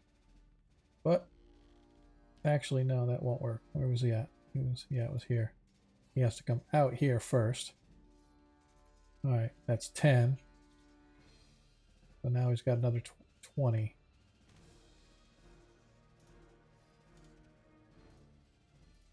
That's as far as you can go, but he still suffers 2d8 from the spell. Suffers 4 hit points of damage. And he's going to go ahead and dash and do the extra, but he can't attack, but he just dashed to get caught up to where he's at you. So there are now 2 bandits up there by you. As the orc.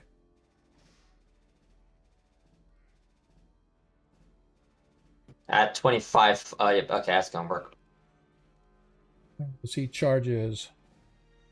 That's as far as he can go. Another bandit.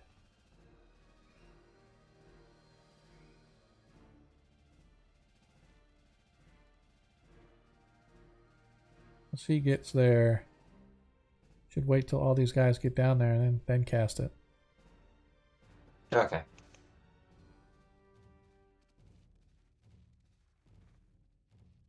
Give your spell slot back. Let's let these guys go. All right. So this one is heading up as well. That's 10 feet, 15, 20, 25, 30.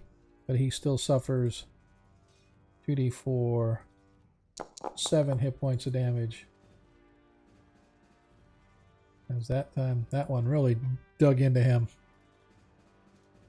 Next bandit. All right.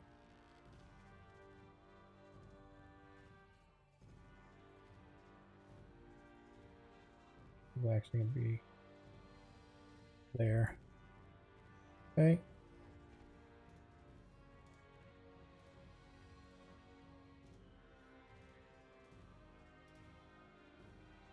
And I want to double check to make sure. All right. You guys watch as this large half orc wearing solid armor, solid looking armor with a huge blade in one hand steps out into the firelight of the camp. And then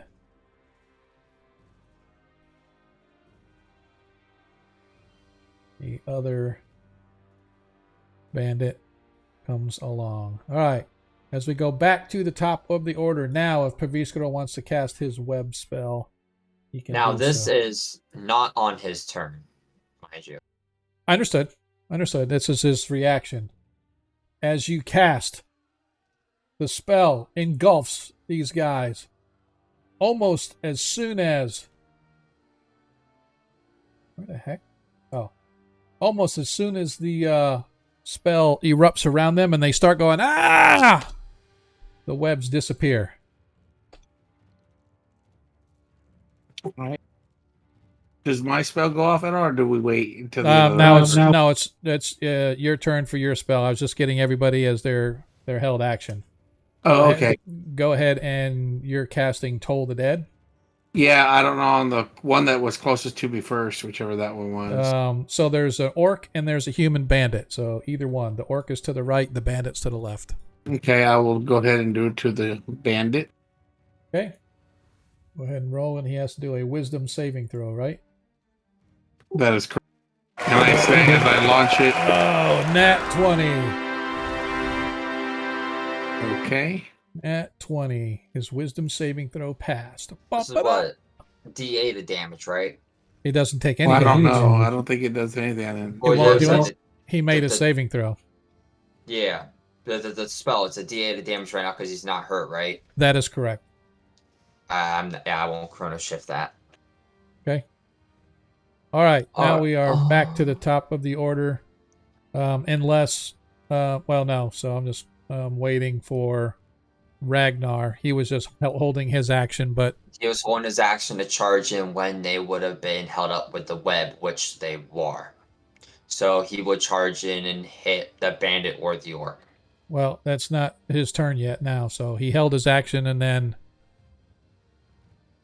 Well, the held action isn't a charge to combat. A held action is like I'm going to swing when they come through the door, or they swing when they get in range, or whatever the case he may can't be. delay actions. Well, I mean, delay in the sense that it's like a readied action, right? So a readied action. I was saying he would delay the turn potentially. Well, until technically, no, someone's not supposed delaying to- turns. okay. It's a readied action, right? Okay, so we can't delay turns. Okay. Right, no. So, unless there are any other spells that we're waiting to go off, we are back to the top of the order, and it is Perviskro. Cardman, thank you for that 20. Hey, Cardman gave me a nat 20. Thanks, dude. Oh, you Okay. didn't give it to me? No. He gave it to Tariq. Dang it. Tariq has a nat 20. So, if the spell disappeared, that means some type of effect was used. What if there was? Give me an arcane check. Okay.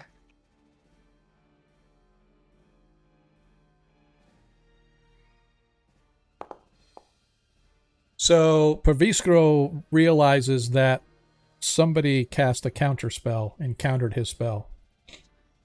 Okay. So, the counter spell. If the wizard was invisible, I believe casting a spell removes invisibility. Maybe, unless it's a greater type of Approved. invisibility. Okay. I wasn't sure. I just wanted to double check that. All right. He could have drank a potion too, so you know.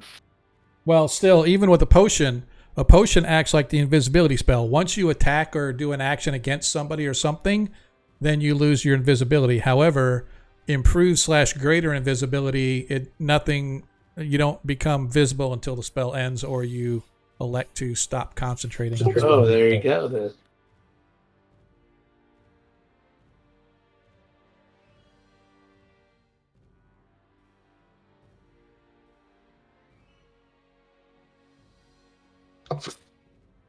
I'm casting Sleep Storm there.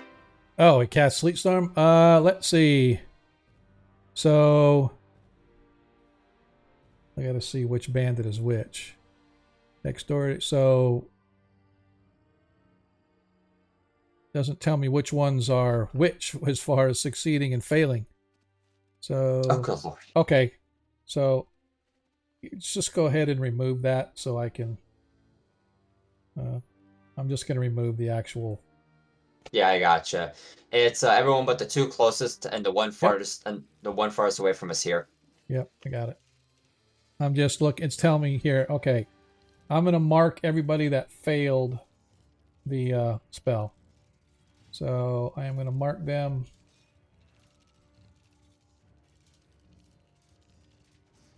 Let's try this again. So read me the description of again. I think are they knocked prone? But I'm going to put them as prone, even though they may or may not be.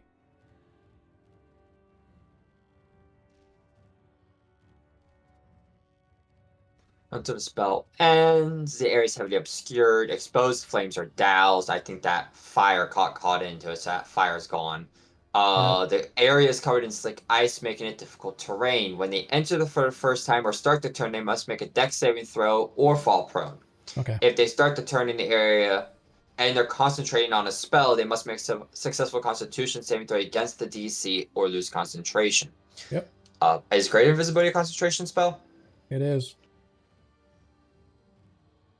So hopefully he got caught up in it. Hopefully got caught up in it. All right, so this bandit also failed. So I'm marking all of these ones that failed. Even though they're technically not prone, I'm marking him as prone. It's probably going to do something against. Yep, this guy. Yeah, failed.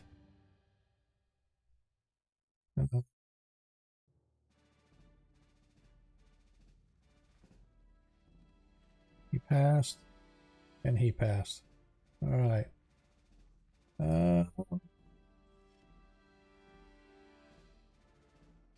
Two.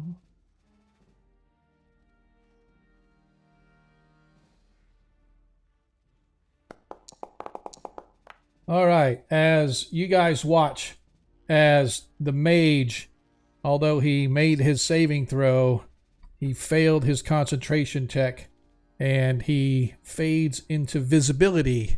And you can see that he is standing right next to one of the bandit leaders.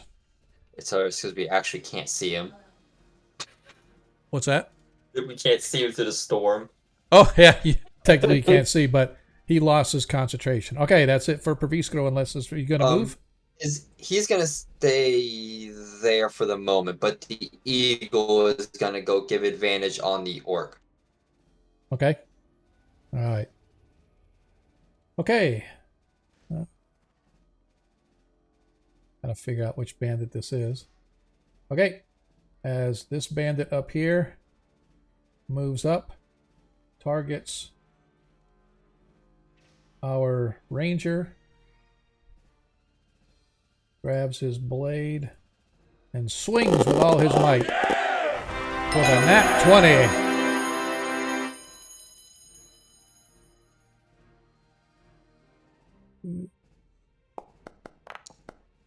All right, a total of 16 hit points of damage. And I know it only took 8 off, so... All right. So where's our ranger? He is way up here. Oh, man. All right, and that's that one. Yeah, he was supposed to go let loose the hippogriffs and come running away.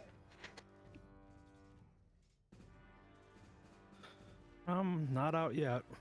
Nope, not out yet. He has to take a dex save. Oh, yeah, he has to take a dex Disengage. save when he entered. Can disengage, I think. It is difficult terrain too. Yeah, Desmond, I forgot. I need a DC 10 Constitution. Oh, never mind, because this, unless you just want to drop concentration on your spell. It's up to you if you want to just do it, because there's nobody left in the zone. Yeah, I'll just let it go. Okay. This guy here, when he started running through, he needs to take a save because he's entering the area, or he might fall prone. And the other guy is moving at half speed because it's difficult terrain. Yep, I will. What area is covered by this? So I am. Yeah, we ended up having it took out. What is the circumference of it? We'll just draw a circle on the map to kind of show the radius of where it's at, and then we can get everybody to make their saves.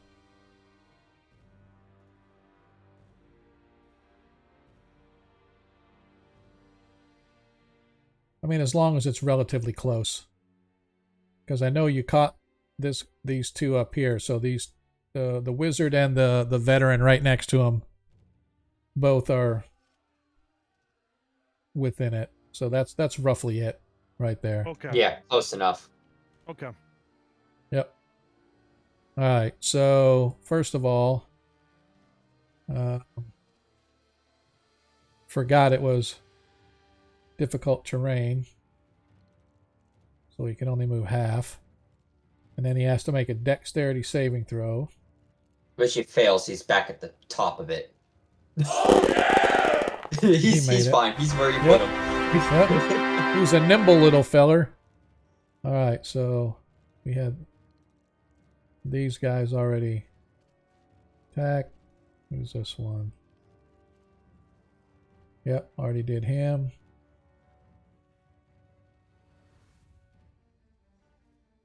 Damn it, where is this guy? Okay, we already did him too. Alright, and this guy is up here. And he is going to 5, 10. Now let's do his saving throw. Oh, he's already prone. This one. Alright, now I got it. Okay. Now I just need to do dex saving throw. Man, it's like so many things to keep track of. Hey, he failed his saving throw, so he falls prone. As soon as he gets into this zone. Boom. This guy falls here prone. did. Okay. This guy here, did he move at half speed? Who, this guy? Yeah, he made a save. Oh, okay. Well, it's still difficult terrain though, so he still moves at half speed. Yeah. He just doesn't fall over. Okay. Fair enough. All right. All right. The mage's Level 2 turn. spell for a reason. Okay.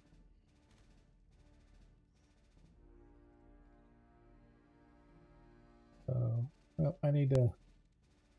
Yep, it already showed it as being cast. Okay. I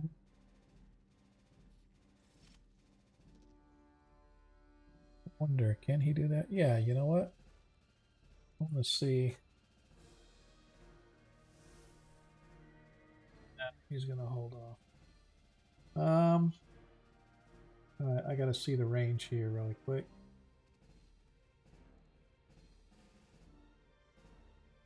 Right, he's not gonna be able to go anywhere. Oh. Well, he may end up just.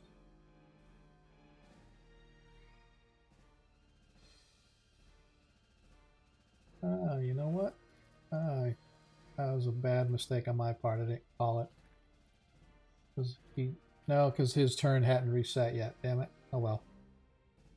Yeah, that's why I did that. Well, I'm just saying, I think that when you cast Web, he counterspelled it. Yep, that would have been his reaction. And then coming back around, then you cast that spell.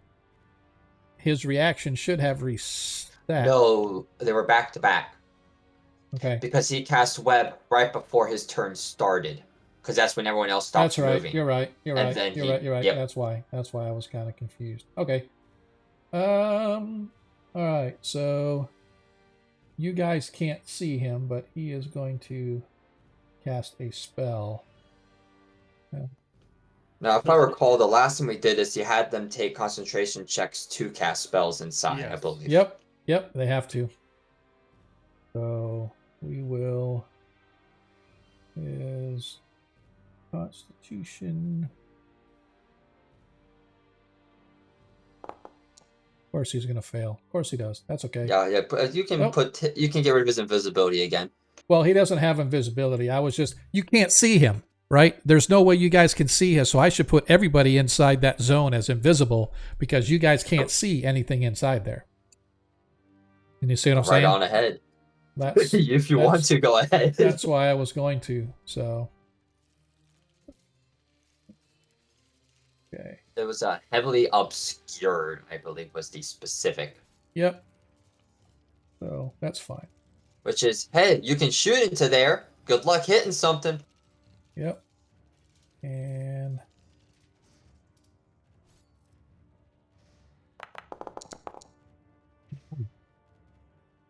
go. Okay. So who's up next after him is our. Where is he?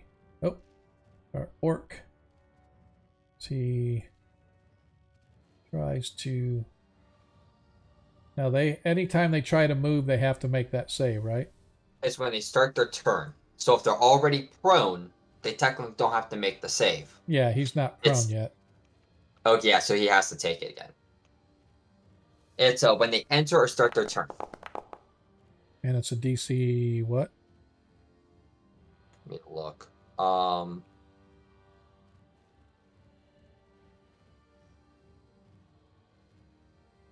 DC, it's a level 3 spell. DC was what, 10 plus your spell level? Yeah, it should say it on his character sheet what his spell save is. Spell DC 15. There it is. Okay. All right, so let's just make sure that and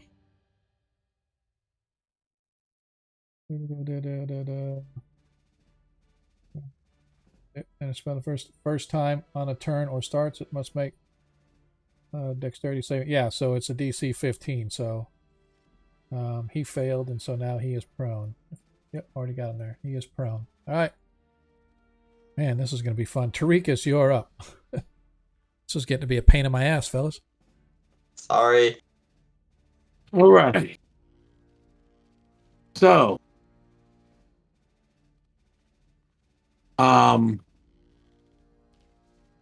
I go, so you have not taken my warning, as I try to deceive them again.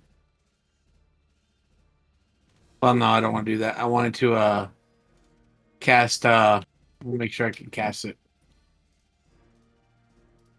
on the people I want it 30 feet. So you said it's a ruler here. Yeah. Okay, so I'm going to cast Bless on all of us that are here in this area. Okay. So I guess I got to highlight us all. Well, you can highlight them all and then deselect the ones that you don't want. Right. How do I highlight myself? You should just be able to right click and select yourself, target yourself, or double click and target, however it is for players. I can only go by how the DM does. No, it doesn't do that. Okay, that's all right. All right. Yeah, I'm gonna cast the spell. Let's see. Bless.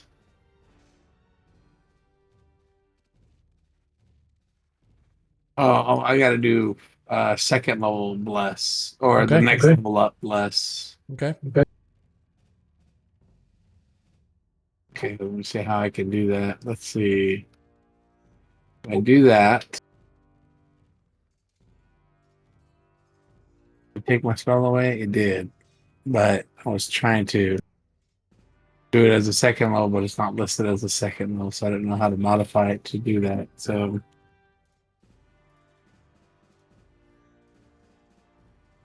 Yeah, so I have it on all four of us as a second level. Wait, 1, 2, 3, 4. Oh, there's 5 of us. Sorry, make that a third level. Okay. Bless. Okay.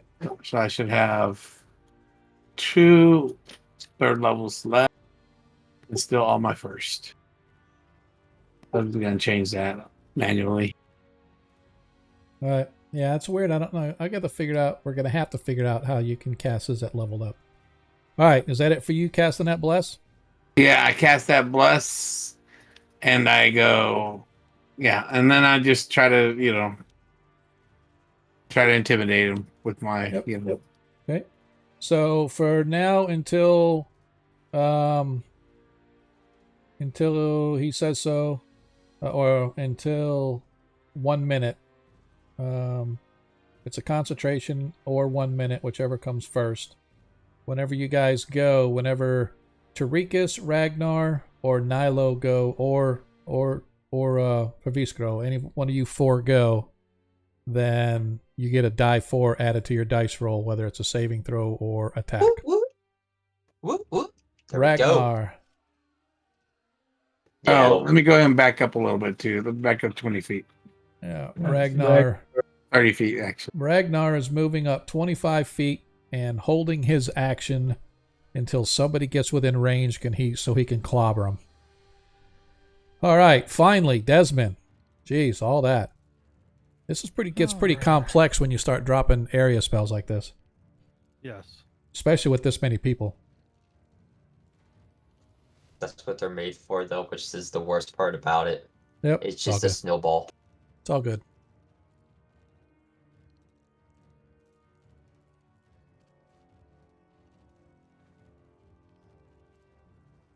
All right.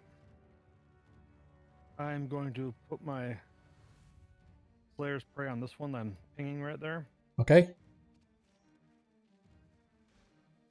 I'm going to target him and attack him. All right. Appreciate all you folks that are coming to hang out with us and watching me completely mess up this stupid ass easy spell as you hit with a 20.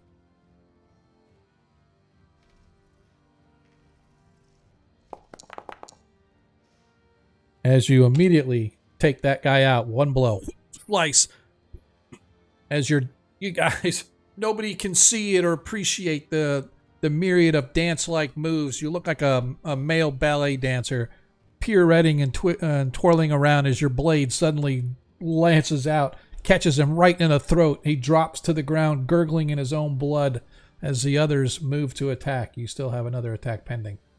Yep, I'm going to attack this one to my bottom left. Okay. Oh, nat 1. Oh well. As you miss. It is what it is.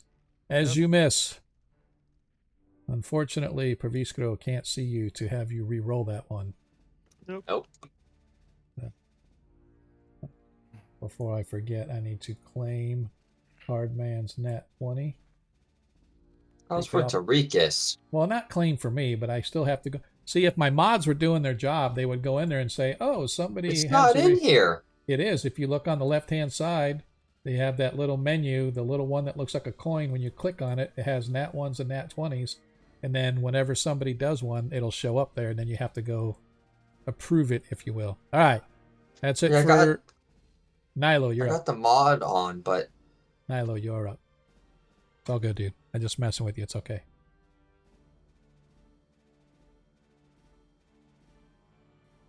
Use up, Nilo. Okay. What you gonna do? Hey, Tarikas, don't forget to deselect everybody else.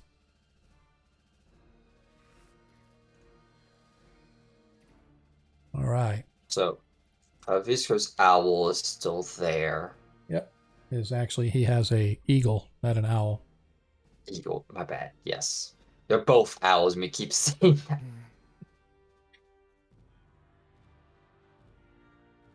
All right, dude, come on now. What are you gonna do? Kind of smack with a firebolt and Okay. shoot him with a bow. All right. As you miss the orc with your firebolt. Whew. As you hit the orc with your bow. Hold on. Was I need that put a 1d4 on that first attack. Okay. With a 14 to hit him? Yes. Go ahead and roll your firebolt damage.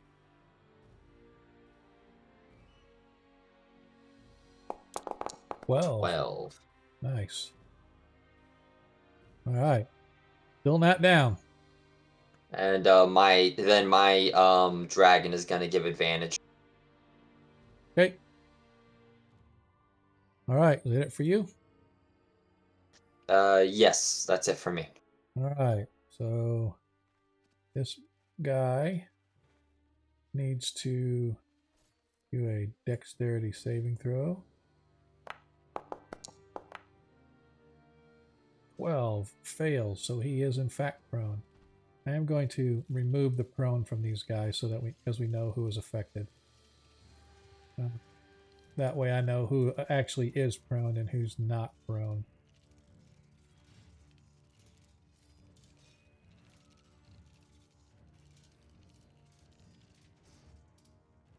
Alright, so now we try to move if they're prone. So he slips and falls prone. He goes nowhere. Alright. As we go back up here to Tarikas, to Desmond, as this as this southern bandit grabs his blade, tries to swing at you.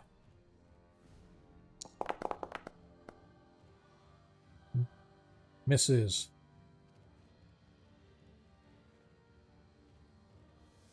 What do you see? All right. As the orc comes at Ragnar. Ragnar gets an attack on the orc as his held action kicks off. He is going to grab his... he's going to use his battle axe because that's what orc he does. Normal. Misses the orc. Bummer. Darn. I'm Yep, and he doesn't. curious. Did he get his +4? Oh, I forgot. It doesn't. I don't think it's going to matter, but I got a question, Sean. he gets 4, so that's a 12. when It you- still misses.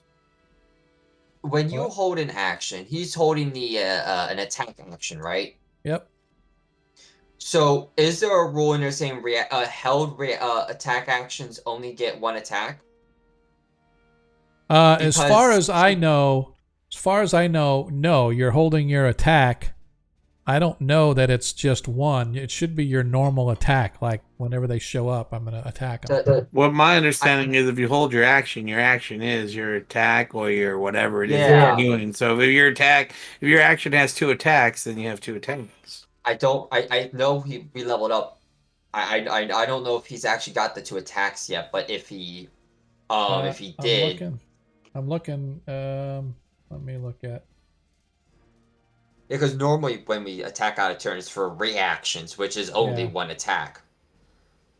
But held actions is something else. Trying to see. Passive dwarven combat. Do.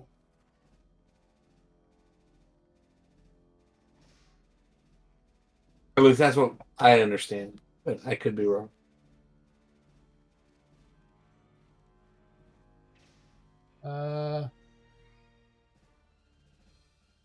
Starting when you choose this path of frenzy, you can go into a frenzy when you rage. If you do so for the duration of your rage, you make a single melee weapon attack as a bonus action on each one of your turns after this one. So if he were to go into a frenzy, then starting next he would get. But I'm looking. It would be a fighter ability. Yeah, I'm just looking now. No, he doesn't get 2 attacks. He only gets the 1. Okay, then yeah, no, alright, never mind. I couldn't remember, that's all. Yeah. He can action surge and try it again. Try to go again, but he's going to hold his action surge, so no, he's not. All right. Anyway, so no. But now it's the orc's turn to target Ragnar as it swings with its what?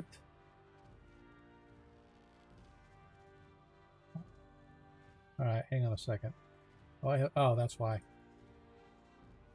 I also had Desmond selected.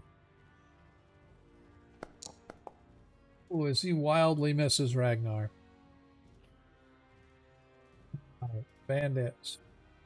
Let's see. He has to make his dexterity saving throw to prevent going prone. And of course not. So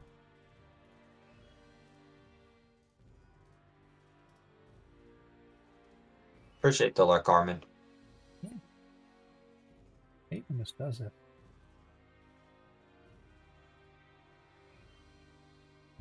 God. Sometimes it's just not worth it. All right, next bandit.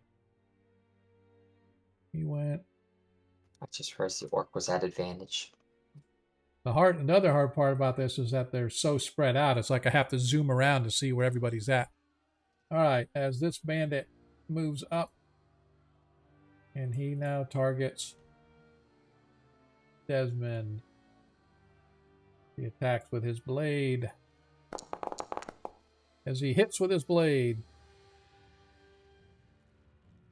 for 3 hit points of damage. Oh, it looks like it took it off. Good. Okay. All right, that's his turn. Now let's see who goes. All right. This bandit moves down. He targets Ragnar.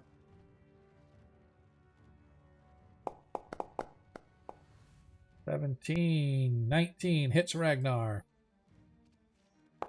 for 3 hit points of damage. Hey man, every little bit helps. Keep telling yourself that, dude. Yeah, that 3 is not what you want to get against a barbarian.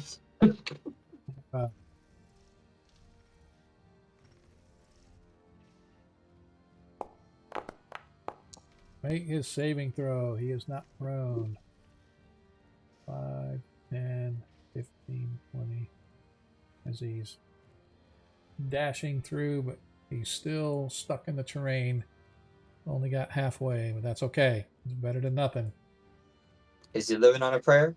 He's living on a prayer. All right, so finally, the last one in this round as he makes his saving throw. And of course he failed. He fails and yep. As he is now prone. Alright, so now at least I have everybody prone that I know. Back to the top of the order, finally. Mariskro. Okay.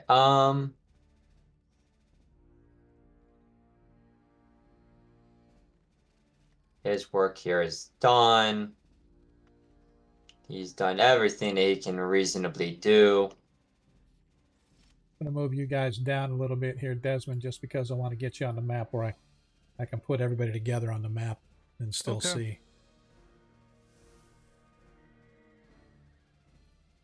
All right. He's going to try to stay out of the fight to avoid getting hit. Okay. He's going to have his eagle give him advantage. Okay.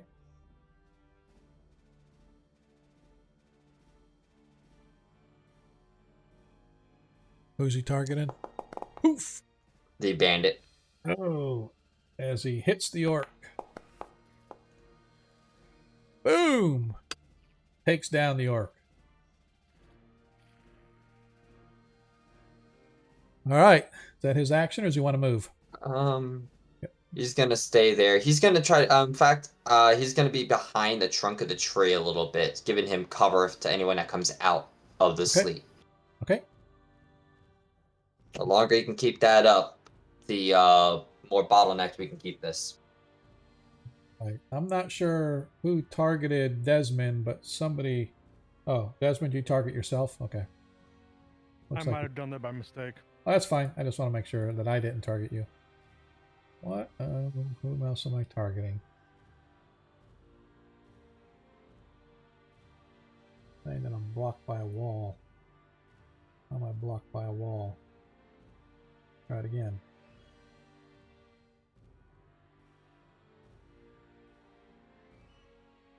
Bizarre. Misses Desmond. Man, he rolled a 17 and he missed? What's up with that? My AC is 20. I'm surprised they've hit me as often as they have. Dude, man, I'm going to have to do something about that. It's the DM all-powerful shit. All right. All right, so this bandit is the last. Well, he's got one more. Dexterity save. Oh, of course. He falls prone.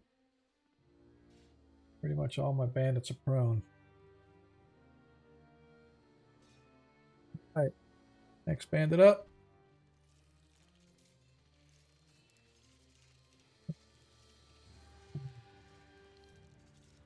He has to make his dexterity save. Oh, you kidding me. Missed it by 1. Missed it by that much. He goes prone. And why not just send them all prone? Last guy. Yep, he goes prone as well. Well, all my bandits inside there so far. Prone.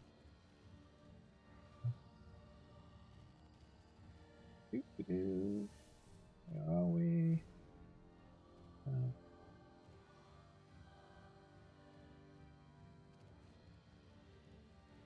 Oh. Ooh, that was close. Almost hit the X. Almost hit the X by accident. Hey, pass the save. Oh, here. Long night. Oh, not really. All right. Do and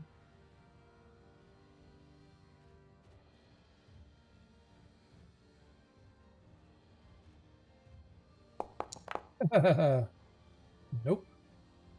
As the spell goes off, but no cigar.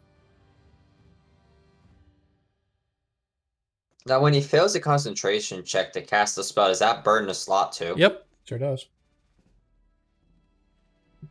That's even worse. Yep, I thought it just didn't cast. I didn't realize it burned the slot. yep, it does. Earns the slot. All right. Working Okay. All right. So, what? All right. So now our orc.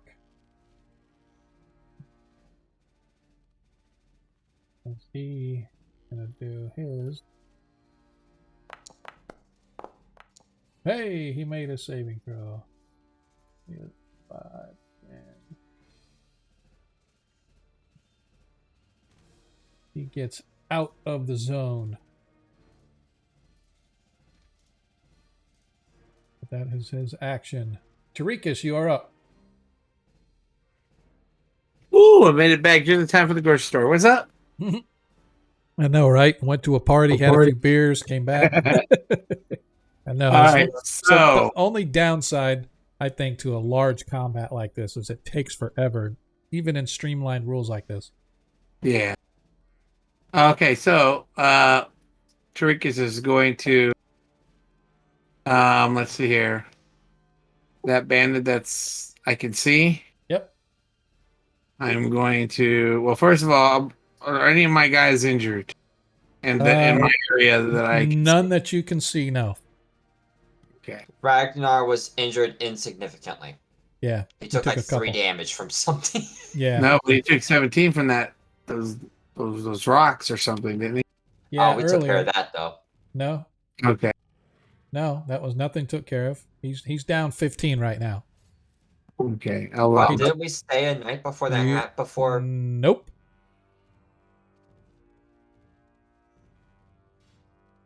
Okay. we So, rested before that. Nope. I don't recall a rest, but there was no long rest called, so. yeah, we didn't. As a matter of fact, we're fighting at night. We're supposed to rest. Yeah, as the sun went down. Yep. So I only see one person, you're saying? Yeah, that's the only one you see right there. That whole big red circle is all obscured. You know there's people in there somewhere, but it's all obscured, so the visibility is pretty much zero. Okay, so well, I'm gonna launch a missile at this. Okay, you get advantage on your attack. Okay.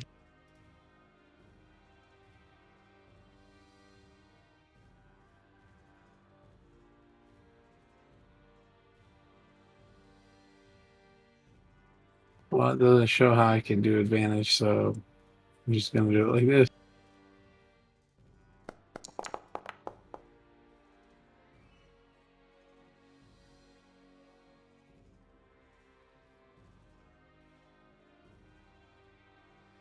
Uh, 13. Oh, they need which you did a Toll the Dead on him?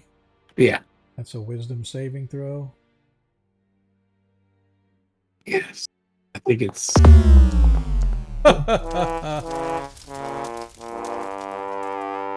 How much Start you the take? game already. 13? 13. Unless he's been damaged already before. No, he hasn't been damaged. He didn't need to be. As he grabs his head, he's like, ah! And his eyes kind of bulge out, and his tongue starts.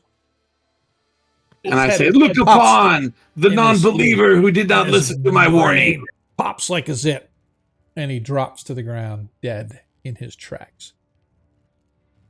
But that's what I say. Yes. Loud enough, hopefully, for them to hear. I said, I warned him. Behold. Ragnar is going to move up just to the edge, and he is going to ready for in case anybody comes out of the zone. He's going to whack them. Desmond. He's on the edge of glory. Yep. Desmond, back to you, sir. All right. Let me see here. Oh.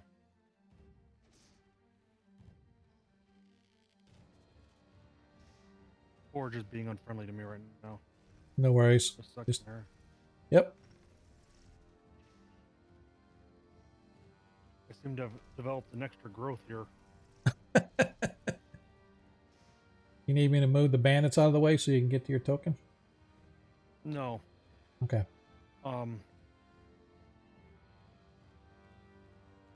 You just tell me which one you want to attack, and I'll be happy to do it for you. I don't know. Your luck's kind of iffy. All right, then. I see how you guys are. I don't like rolling your dice either, so this is why I hate it when people are out, because I'm like, damn. Hey, man, appreciate the lurk, Armin. Somebody give Armin a shout out for me, will you?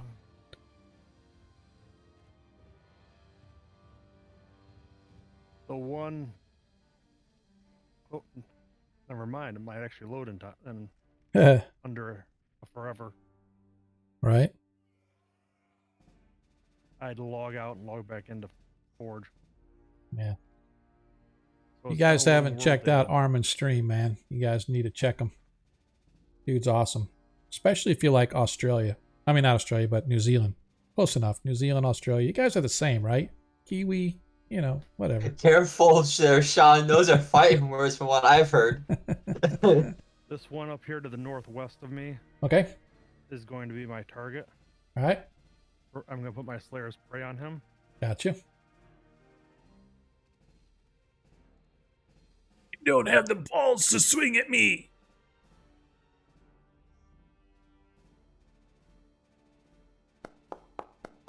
Ah, 10 misses. Okay, then I will attack him a Because- second time. 7 misses as well. Ooh, I told you you don't have the balls to swing at me. I did swing at you. To I hit just me. didn't connect. Yeah. Hit him with a morning star next time. Yeah, Nilo Handar, you are up. Okay, seeing as everyone is gone, I have heard no sounds of hippogriffs yet.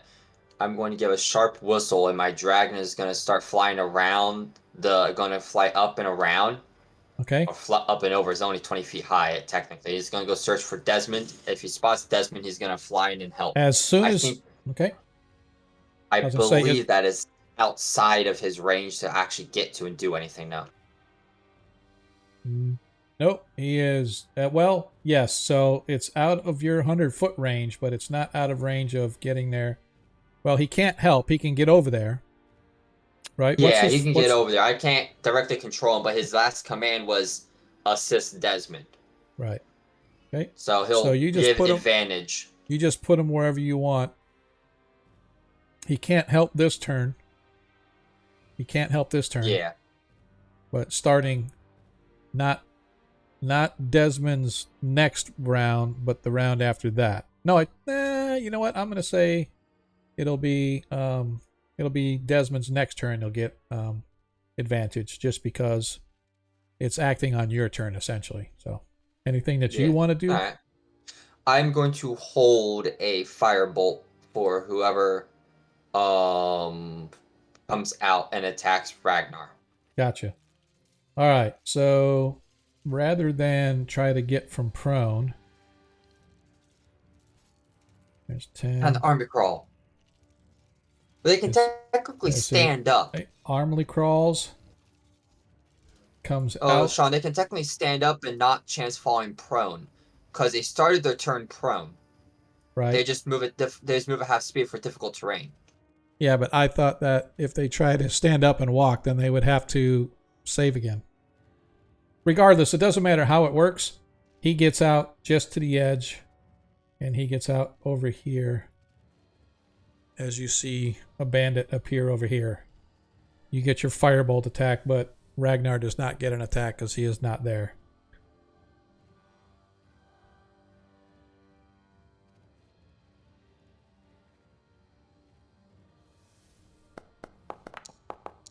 $11 hits. 11 points of damage. Boom! As soon as he comes out, he's like, I'm free! Wow! Blasts with a firebolt, takes his face off, drops him to the ground. I'm assuming you moved me, so I'm in your I did. viewer. Yeah, that is Okay, correct. I'm behind the you up. tree though. Yeah, it's fine. I moved you up a couple feet, so. Alright, so next bandit as he targets Desmond. Come on. Hey. I'm gonna have to bring you guys down another 5 foot because it's telling me that the edge of the map is blocking me. Stupid. Try this again. There we go. 5 misses Desmond. Okay. How's this one? And he appears on the edge of the map right next to Ragnar.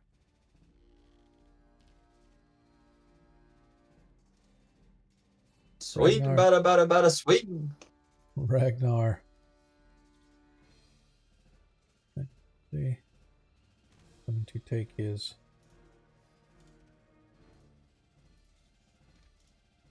I'm gonna shift. He's gonna Pavisco's gonna have him re-roll that. Okay, roll a shift as he rolls again.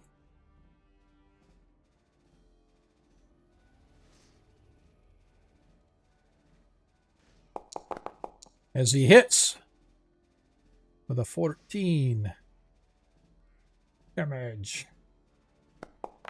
5 hit points of damage.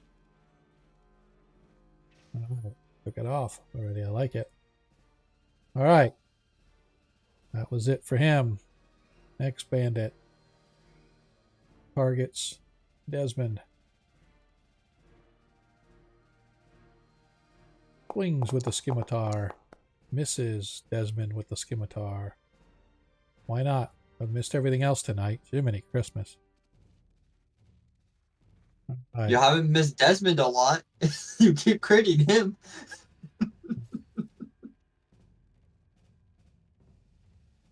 Right. He goes. Now the prone bandit. 5, 10, 15. That is it for him. All right, Perviskro, you are back up. Alright, how long has this thing last? Oh, up to a minute. Alright. Yep. We are right now on round 4. So you've got 6 rounds to go. He will firebolt that guy. Okay. He'll give himself advantage first, of course. Okay.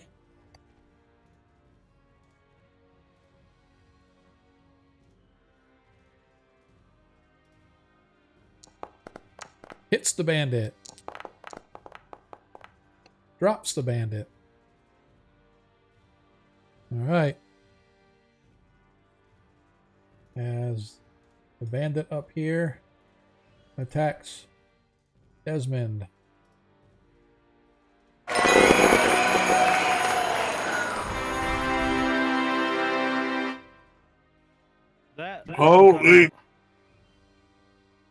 Holy shit. All right. 10 plus 8, 18 hit points of damage to Desmond.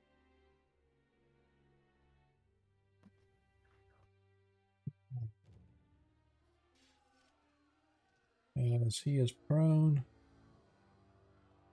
he moves.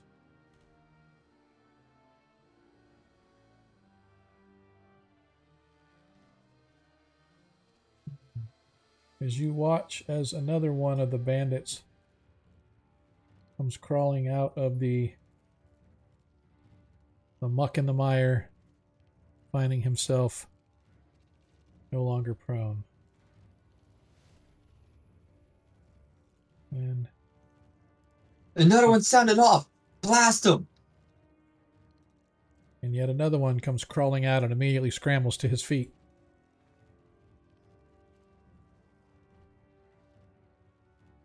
That one is nowhere near.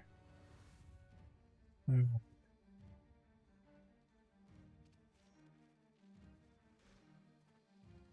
go here.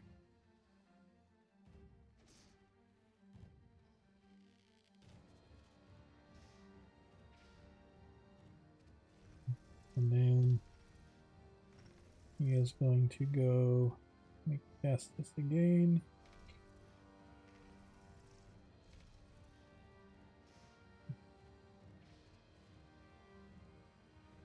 As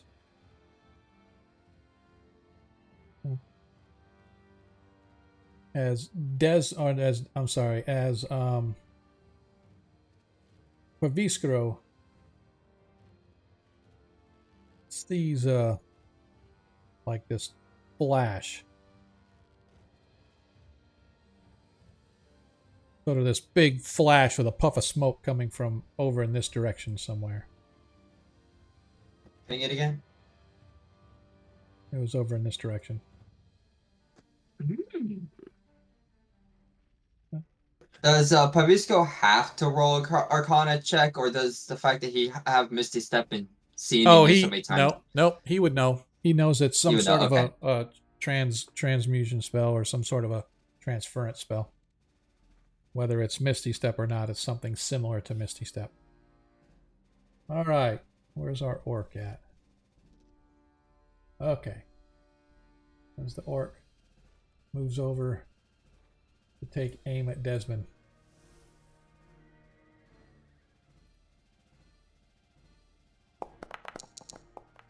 Hits Desmond. Jeez. 4 hit points of slashing damage to Desmond. All right, Tarikas. Yes. I am going to Pavisco did call out there was a teleportation off that way. yeah, I'm going to off which way? Okay. I'm Don't going know where it's at, but we know it's over there. Oh, Desmond, Cardman has given you a natural 20. Yeah, thanks, Cardman. Oh, thanks, Card Thank Man. you. Appreciate that. All right. Appreciate that, brother. At least we know somebody's paying attention out there.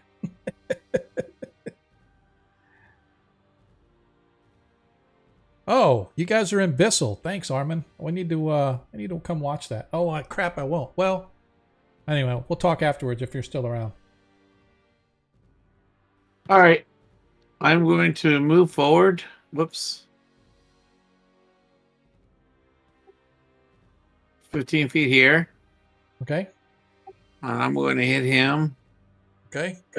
again. And once again, I yell, yield to the might of, I don't know whatever I said before. Nature. Nature's call of vengeance upon thee. Yeah, I don't know if it's convincing or not. But I'm gonna hit him, this bandit, with my this thing.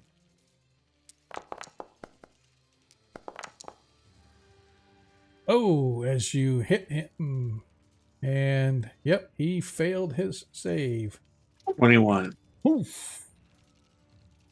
Nice. Bandit fails 15. Wait a minute. Oh, DC 16 wisdom. I like it. That's one thing that's kind of cool about this.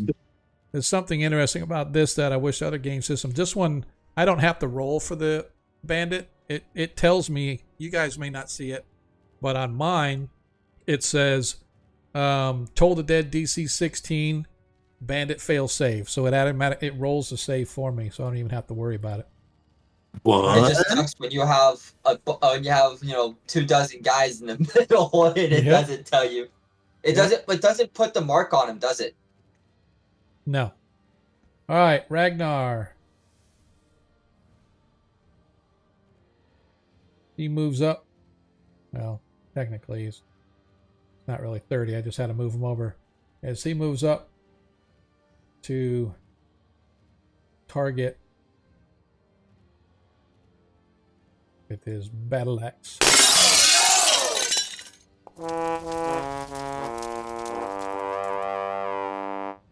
There you have it. This is why the DM needs the dice, man. This sucks so bad. The DM don't need dice for the people attacking Desmond. I know. Well, whenever I'm like attacking the bad guys. But anyway, Desmond, you are up, sir. All right. I'm gonna move my Slayer's Prey to the orc. Okay. Oh, you don't have advantage on that one. I feel a 20 coming. Yes, you do. Actually, you have advantage. Well, not on the orc. Actually, you know what? I'm going to say you have advantage on whichever one you attack first, because the owls are spreading around. So I will give you advantage on this one. Generous of you, Sean. Thank you for that. He's going to get an 18, but he's going to get an 18. That's good. 22 hits. Nice.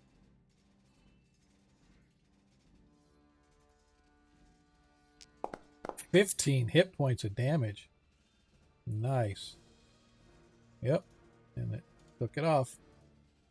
Is it still alive? Oh, yeah. Oh, yeah. These orcs are tough. The orcs are the sort of the leaders of the group. Yeah. I'll put my second attack into him. Okay.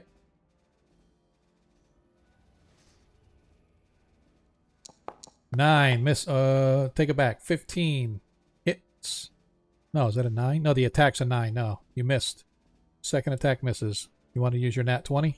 Yeah. All right, go ahead and just roll the damage and then add the max damage for the blade itself, not your strength or anything like that. So, like 8 plus 3 is... Okay, so you did 12, and then you add another 8 plus 3, 11, so that's 23. Yep. Now, does that trigger the Night Razor ability? No. No, and that's... Okay.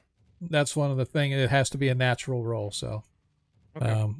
given these is not a nat roll. So, but Okay. you do manage to take out the orc Okay. as your second attack cleaves into him. You feel the humming of the blade wanting to draw the energy from him, but it just isn't quite damaging enough. But he still drops a look of horror upon his face. Nilo Hundar, you are up. First things first. The owl will then, the drag will now sit on Desmond's shoulder, and you will, as a held action, that the moment Desmond puts a Slayer's Prey on somebody, he will apply the advantage to it. Okay, whatever. That's fine. That's how I'm going to do it to make it right. All right. Okay, man. Yeah, okay. Ragnar's fine over there. Nilo will then move to assist with the person in the forest. Okay.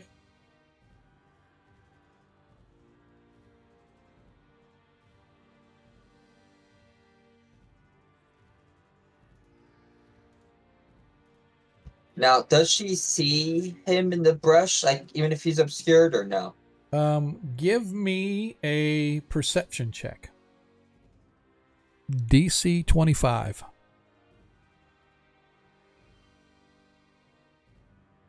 Would a natural 20 even succeed? Yes, if I say a nat 20, unless it's a really super extenuating circumstance, to me a nat 20 it always succeeds. Okay. Yeah, you see nothing. Mm-hmm. All right. She let's will ready a shield. Oh, she doesn't have to ready a shield. She'll ready a magic missile. Okay.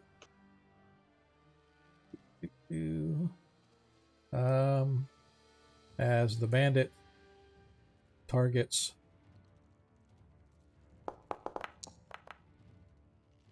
misses ever so slightly. The other bandit right next to him targets as well. Misses ever so badly.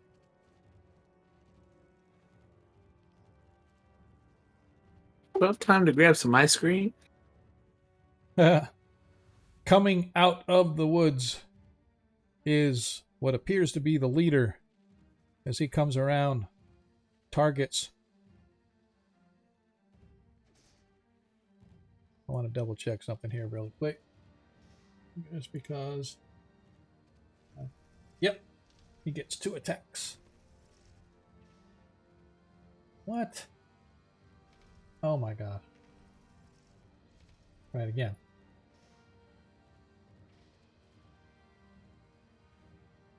Oh, that's why. How about we untarget?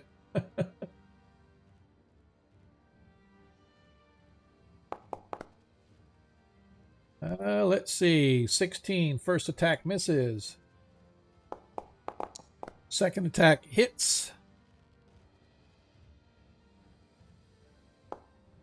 For 9 hit points of damage to Ragnar. All right. As the other bandit that's right there with him now, bolstered by the appearance of his leader, attacks, swinging wildly, and unfortunately just barely missing Ragnar. Back to the top of the order we go. Perviskronos. Okay. What does he see the person? Go ahead and give me perception. What better idea? Does the eagle see the person? Fine, give me a perception. Yeah, no. Does not. Oh, I don't know if he's in there. Okay. He will fireball the veteran while Nailo deals with that, but he will move himself around the tree to put the tree between him and wherever the caster is, and he's gonna fireball the veteran. Okay. Fire bolt the veteran. I was going to say, there's a fireball. Don't forget, there's a dwarf standing over there too. As he misses. Misses him with the fireball. Did the eagle Yeah, the eagle had to fly and look around to try to spot him, so the eagle cannot provide advantage this round. I'm going to put him over here. Okay. That's it. All right. As the bandit up here targets our favorite ranger.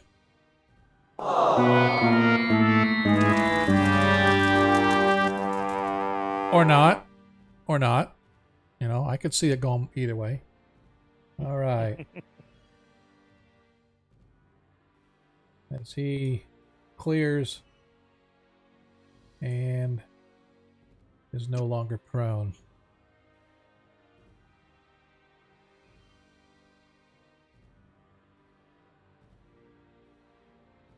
As he gets out as well.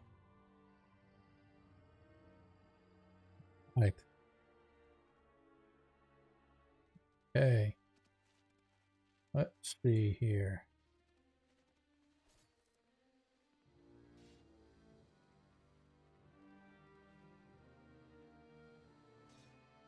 All right, it's not letting me. Hang on a sec. I need to redo that.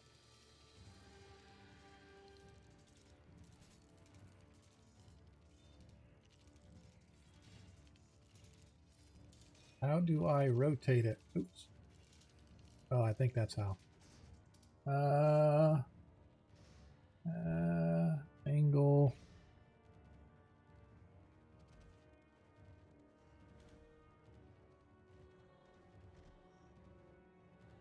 that's not it.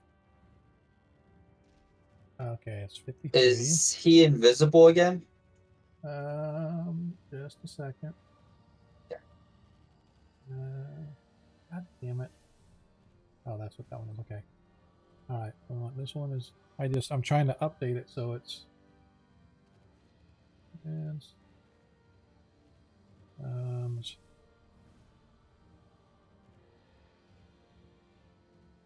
Not for sure. All right. Okay, I need to move it over to where he is. All right, so instead of 90, we want it about 100. Oh, try this. Oop, there we go. I just need to make sure I know where he's at and where he cast it at. Here's there he is. Oh, that's why it wouldn't let me do it. Okay.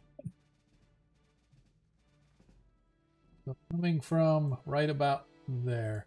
So suddenly, as you guys are looking and trying to figure out where this wizard is, this immense blast of frigid cold air comes from the region right up to you guys. That includes Perviskro's eagle, Perviskro, Tarikas.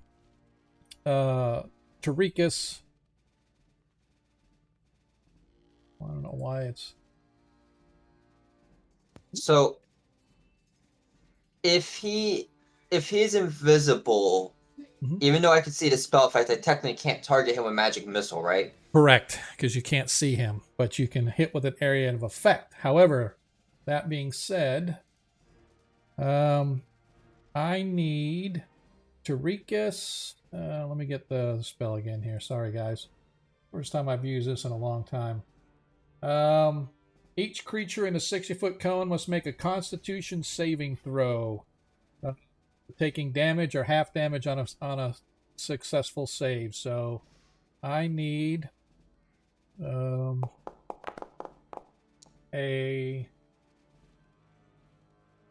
the spell DC?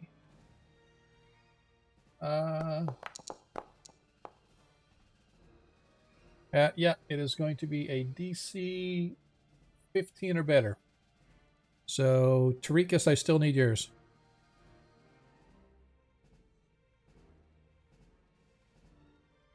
Is a concentration? Don't forget, y'all get that 1 to 4 in your saving throw. Not to mention, I still need Tarikas' saving throw. Oh, right.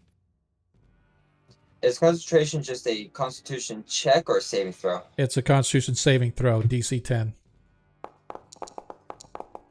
Oh, Perviskro fails. He fails his stat check, so his concentration fails and the spell goes, which it doesn't matter because there's nobody left in there. However, you guys all take half damage from... I saw where the spell came off. Can I attempt to roll a disadvantage ranged attack since I can at least see where the spell triggered from? No. Okay. All right, everybody takes 17 hit points of cold damage. What's half of that? That's 34 is what you take. 17 is the half. Oh, gotcha.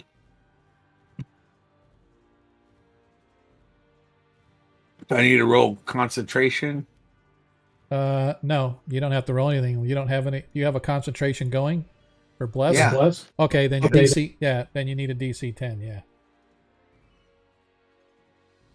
For what? What do I DC do? 10. Just roll a Constitution saving throw. DC 10. Is that what that is, or? Yeah, just roll a DC 10, or just roll a Constitution saving. Well, the reason I'm asking is because if it's a saving throw, I get that bless. Yeah, you still. It's a constant. No, yes, it's a Constitution saving throw. Yeah, you get the bless for the saving throw, but then because that's before the damage is applied. All right, so that's fine. Your bless is still up and running. All right. Okay. And darn it.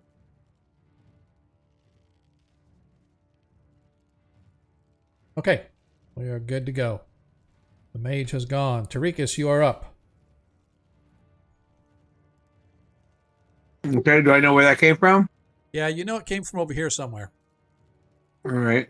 I'm gonna go maximum movement here. And do I see anything there? Give me a perception check.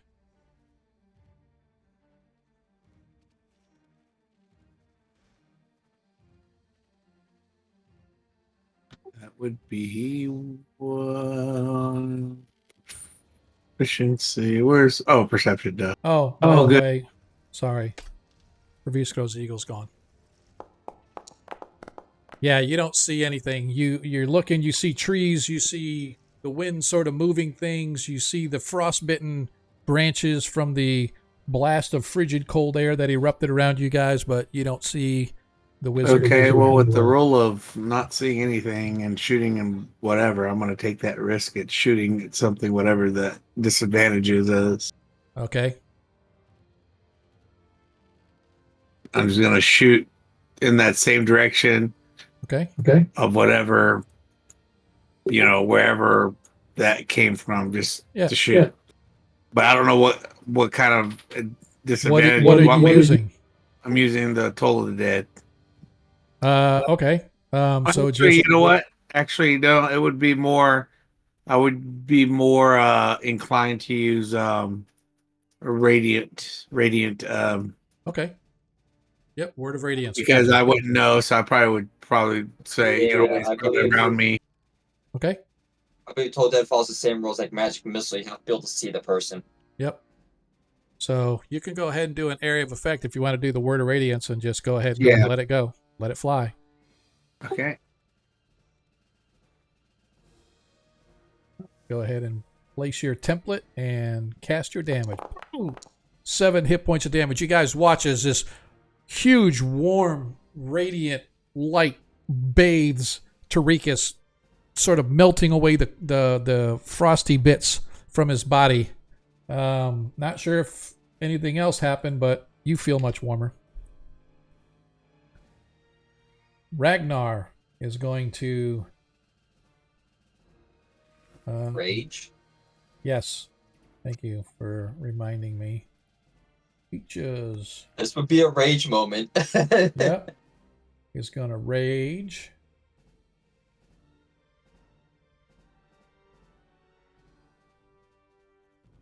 Why is it not letting me rage?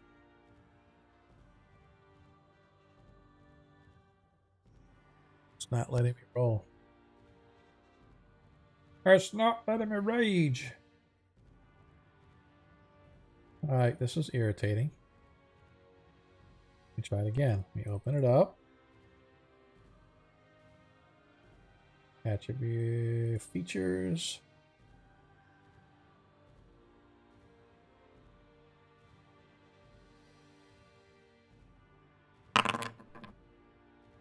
No, I don't need that. I need the rage itself. Alright, it's not fucking raging. God damn it. Could apply the rage directly. Yep, that's fine. Oops, that's not what I wanted to do. Alright, I am targeting. As a bonus action, you gain advantage on strike checks and throws 2 melee damage or strength, resistance to bludgeoning. Can't cast or concentrate. Your rage ends early. Okay, that's fine. Alright, so he is going to attack with his...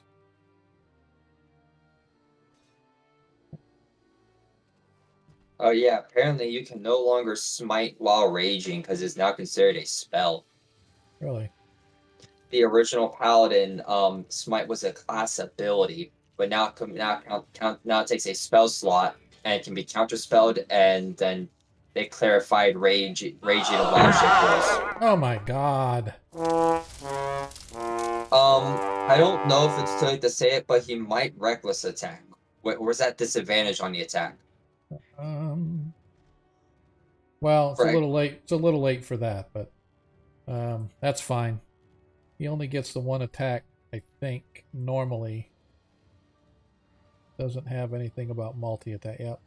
But he is going to action surge.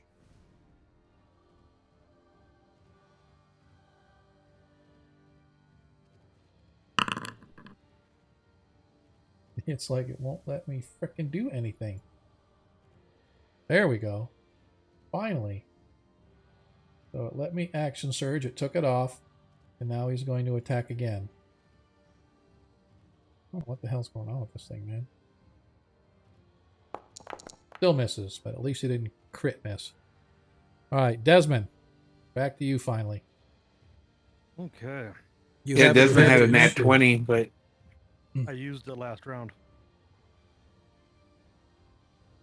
I'm gonna attack this bandit because I'm kind of in a, Advantage.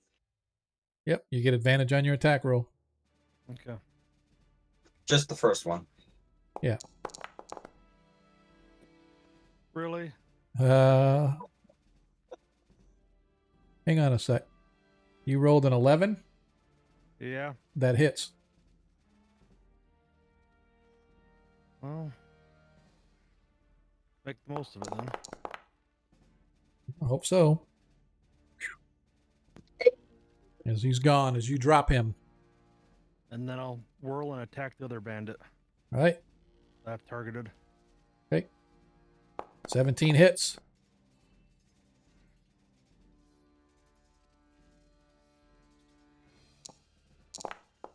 Six hit points of damage.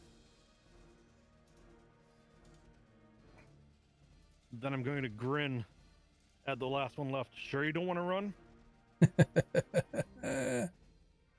I fought it in your general direction. Nilo, you're up. Okay.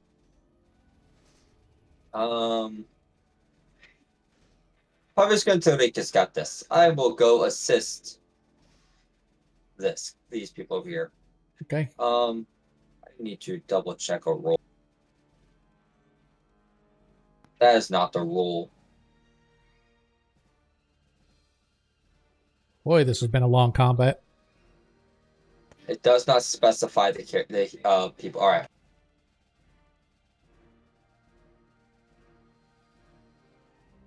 I actually kind of like that this has been all combat this time because the whole game has gone combat, so the players that are missing aren't going to really miss much of the adventure. They're just going to miss this one portion of it. So I'm right. going They're to just gonna firebolt.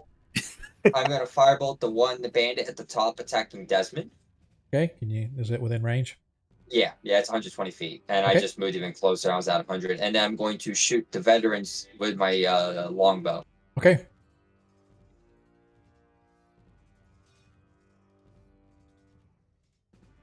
$11 hits. 10 hit points of damage. Poof! Desmond, as you turn and smile and say, "You sure you don't want to run?" And that bandit sort of spits down at you and it says, "Come on!" All of a sudden, the back of his head just literally vaporizes as he just looks at you as his eyes go wide. And then you watch the light go out of him as he slumps to the ground, a firebolt taking out the back of his head.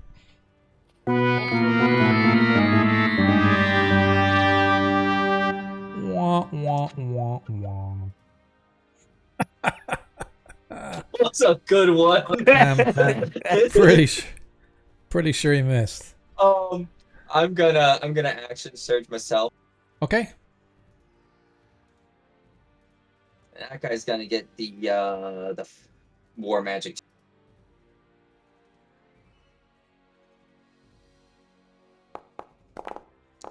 Misses. Yeah, it definitely misses, but I do get to shoot him with the longbow.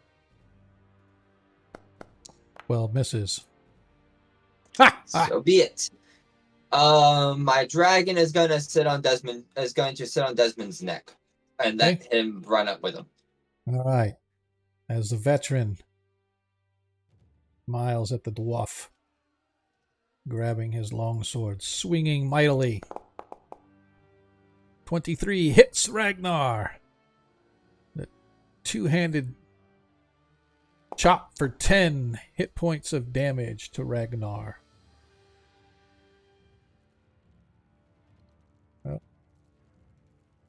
Yeah, this is right. Okay. And then he brings his second attack. Mrs. Ragnar. As opposed to Mr. Ragnar. Okay. That leaves the one bandit here. Targeting and swinging with his one petty little swap. As he misses Ragnar. As we are back to the top of the order. Praviskro.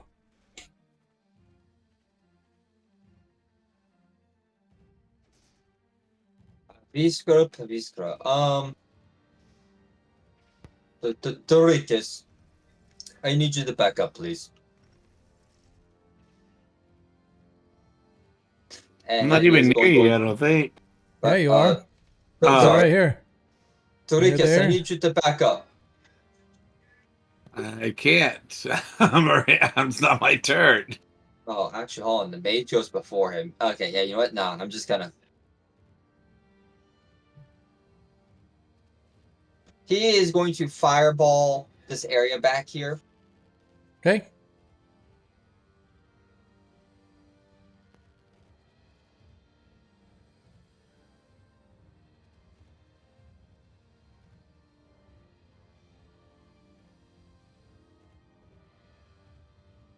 All right. As soon as you cast it, you watch as the fireball begins to balloon up.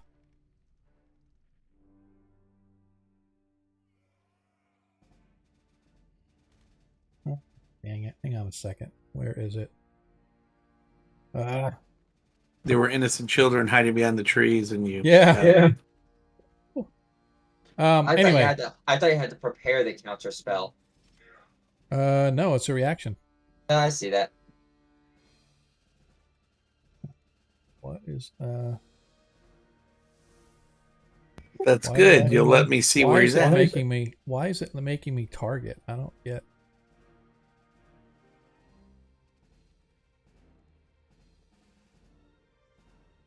All right. I don't know what the deal that is, but you watch as your fireball, as soon as it starts to balloon up, it immediately, it starts to ignite, and then it's gone.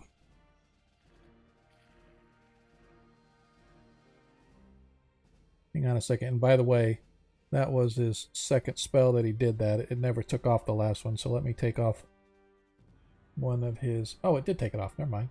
I didn't think it did. Okay, good. I didn't think it took it off. Well, it's weird. On one screen, it shows that he still has all of his spell slots. The other one says that he's down on his spell slots. All right. Anything else for Praviskro, whether as far as like moving or anything like that?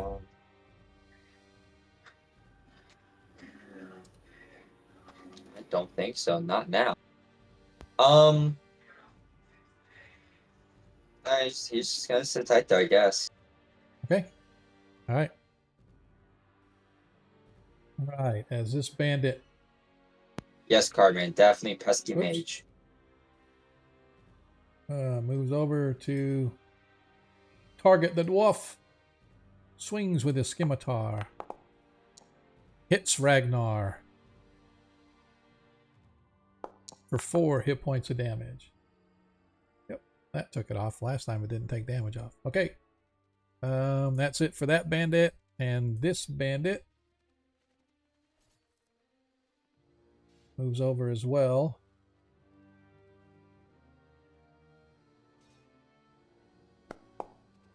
Hits Ragnar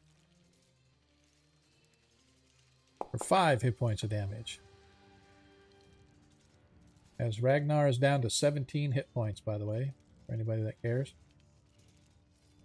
All right. No one cares. Okay. What to do. Okay. Where's Ragnar? Ragnar is over here with all the other fighters. All right. So, no sooner than you had done that when suddenly erupting around Perviskro and Tarikas, I need you guys to give me a dexterity saving throw, please.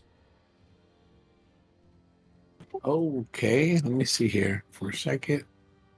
Was the bless a one-time use, or was it No. continuous? Continuous. No, it's continuous as long as he's concentrating, and he's still concentrating, so.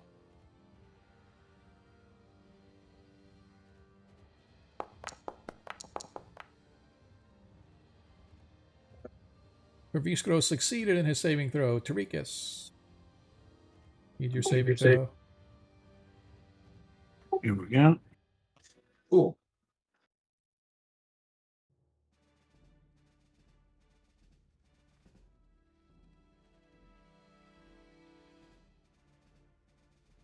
Gonna absorb elements this.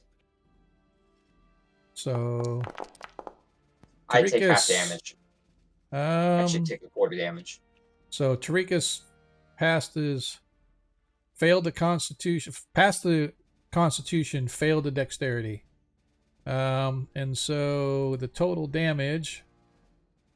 All right, Tarikas takes 27 hit points of damage.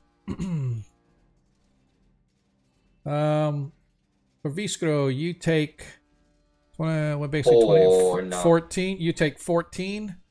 7. Or half of that. So you take 7 hit points of damage. If it hasn't already been taken off, please do so. I'm down. You're not down. Somehow I only had 22 hit points left, and you said 27. No, So I changed it. I changed it to 22 because a lot of times I'm not sure if you're actually going in and updating yours. So I went in and updated it. So you're at 22. Oh, okay. You had 49. Now you're at 22. All right, Tarikas, you are up. Okay. Do I see anything over there now? Where it came from? Nope, because it was just the fireball. It literally is just a little ball of flame that suddenly ignites and balloons into this big ball. Okay, I didn't hear anybody talking because it's got a vocal component. Okay. I will say that all the plants are on fire because I believe that is one of the effects of it is it does actually ignite everything unattended and flammable. Yep. All right. So the trees all around you guys have caught flame and are beginning to. All right. So Because he is invisible, I suggest you use some type of healing spell that can help us both. you better get that fire off of your skin first. Worry about that first, I say to him. As I move over, let's see, 5, 10, 15, 20, 30. I move right there. Yep. And I'm gonna do a channel divinity. I'm gonna do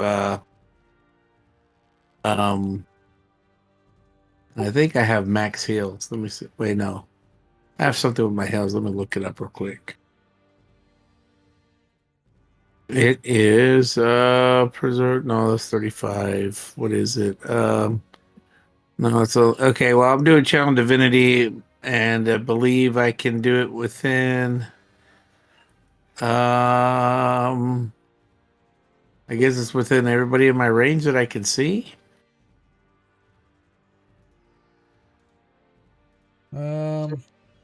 Let's see. As an action, you present your holy symbol and evoke healing energy that can restore a number of hit points equal to 5 times your cleric level.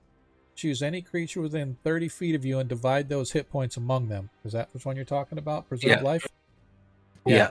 Preserve life. So you can heal 35 hit points total, but you have to divide it amongst people that you want to divide it amongst.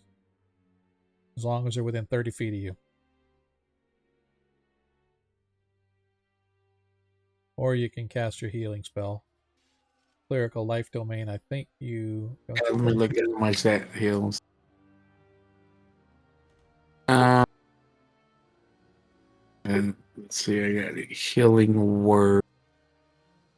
Yep. Prayer of healing. Let me see what that does. 2 to 8 spellcasters. 30 feet area. So I'd have to.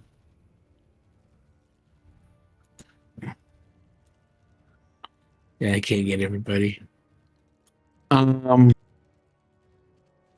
So, what's the Oh, range? I didn't realize I had counter spell too. Yeah. Oh, too late now. Yeah, well, you already did the other spell anyway. Yeah, I didn't realize he the- had it, though. I could have avoided everything.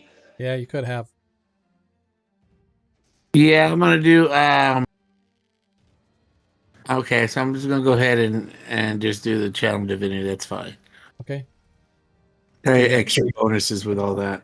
Yep. So you get 35 hit points to channel between you and however many people within 30 feet of you. Yeah, and then I get however many from that for myself, self healing. Well, let's see here. This is. Oh no, wait. Oh, yeah, you're right.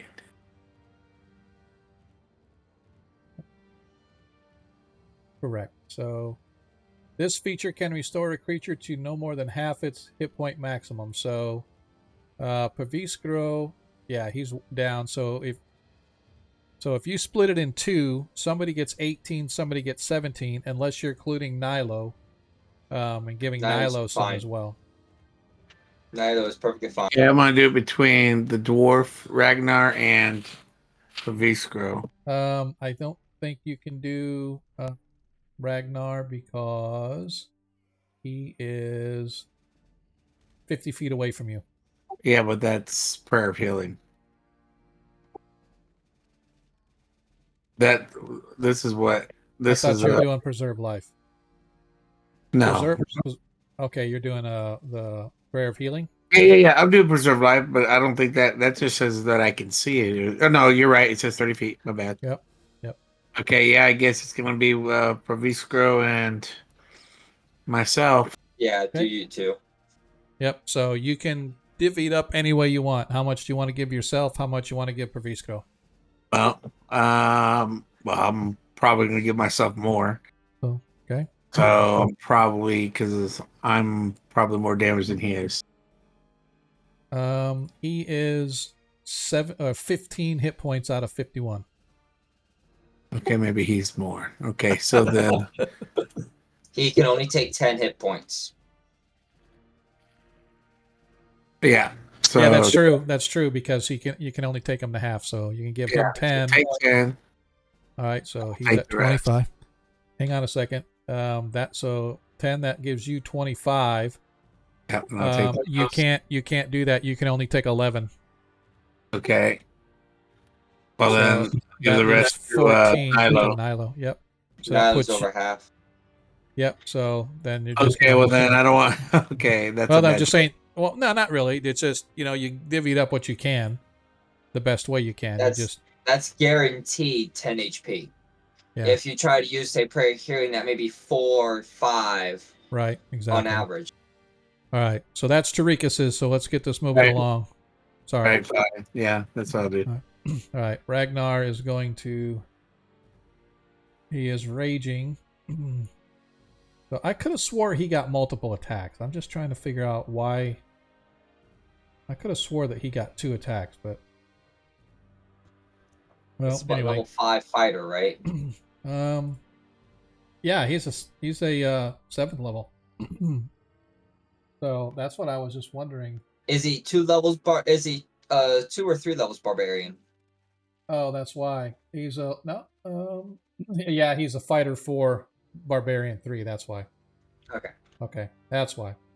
All right. Anyway, I'm going to target this bandit because I think the bandits are easier to take out. So he is going to Clear out the chaff. yes, as he hits the bandit. And hit points of damage as he takes the bandit out. Good enough. Desmond, you are finally free and clear. I am now going to free the hippogriffs. All right. So I will take care of that post combat. I want to get the combat done. That's fine. But we will assume that whenever you go up there, combat's still going on to give you plenty of time to do stuff. Okay. Fair enough. Yep. Nilo, you're up. All right. Because now you don't have anything that can help with the damn mage. I don't know.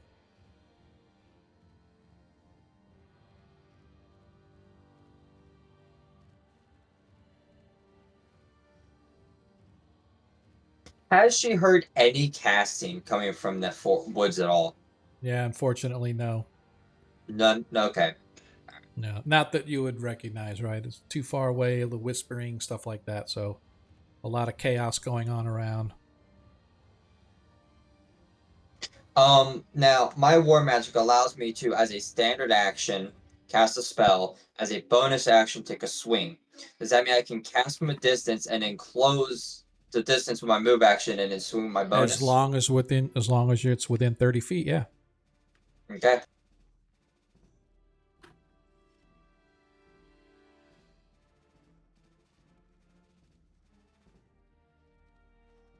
I technically cast it back there, but Yeah, I gotcha. That's fine. Hits him. 6 hit points of damage. Nice. Hits him. Nicely done with another 6 hit points of damage. Poof.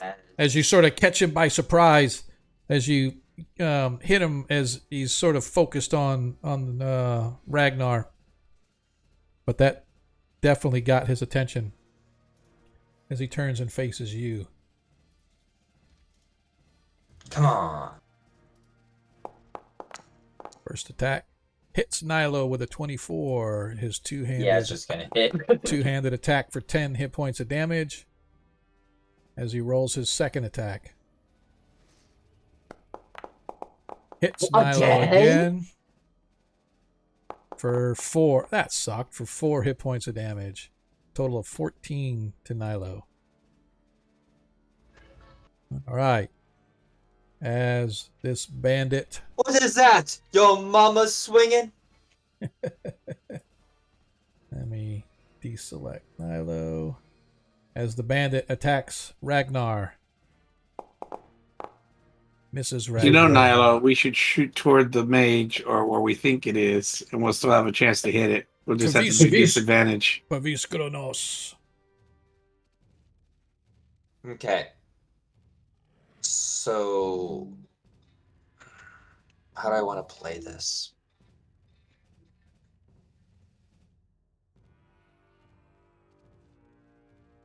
I mean, we'll have disadvantage with a bow weapon or whatever weapon, but if you use a bow, then you'll still have the blessing.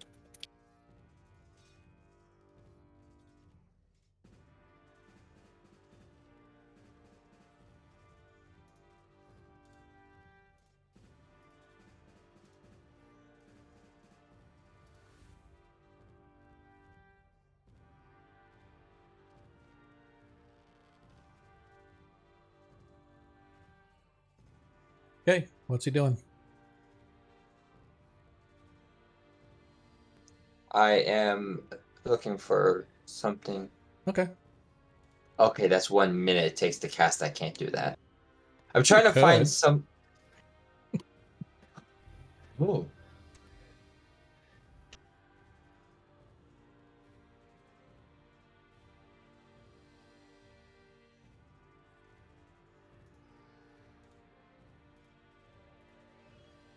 He casts Fairy Fire. Okay. Nice. As you watch as the forest sort of lights up all around there, twinkling stars and whatnot. Unfortunately, it doesn't look like anything relating to the mage was in that area. Yeah, there's no way I can even attempt a perception at or use his counter spell because he could have already moved to. He is going to move.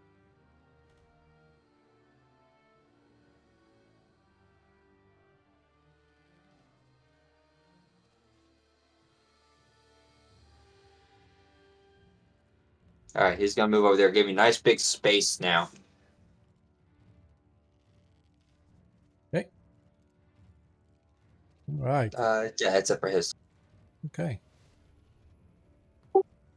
Let's He's just see. gonna drop that concentration. He's gonna leave that concentration up. Oh, for the fairy fire? Yeah, Okay. because if the guy walks through it to get to him, he's gonna trigger it. There you go. Absolutely. All right. So this bandit down here still attacking Ragnar. And he misses Ragnar. Okay. Let's see. What does he want to do?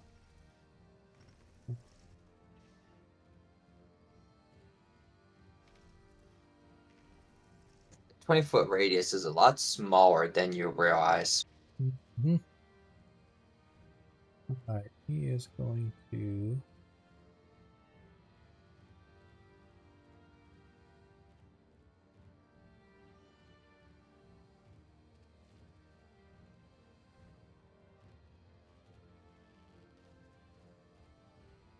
You watch as you see this little foof.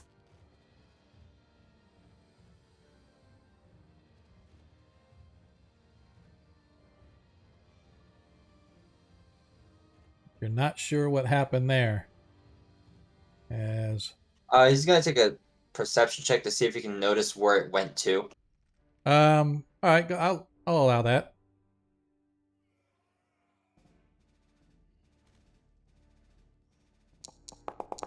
Yeah, you think that he went somewhere over here, but you're not 100% sure.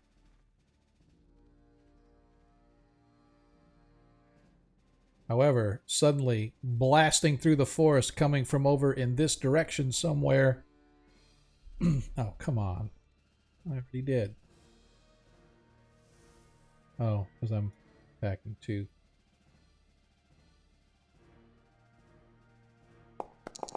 Oh, as a firebolt goes whizzing right past you. Whoosh!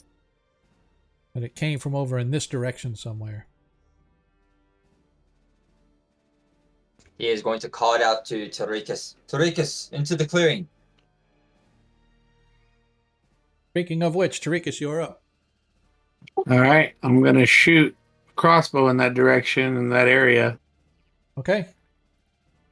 So if I'm Just correct, roll at disadvantage. right? If I'm correct, let's see here. Where's my character sheet? Here we go. All right. So weapon, inventory, crossbow, disadvantage.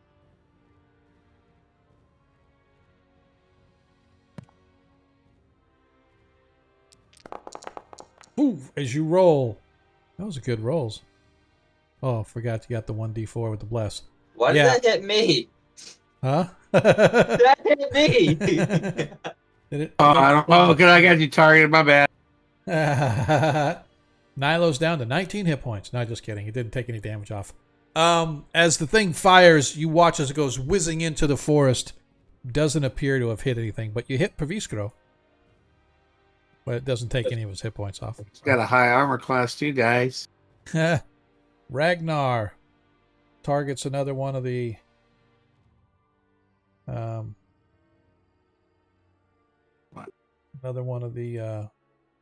thieves or bandits. You know what? Hey, can I use? Misses. Oh, that doesn't matter. It's disadvantage. Never mind. 1D's my crit. But Desmond, I'm gonna bypass you because you're out there messing with the hippogriffs. That's fine with me. All right, Nilo. Are we gonna wrap up when this fight's over? Yeah.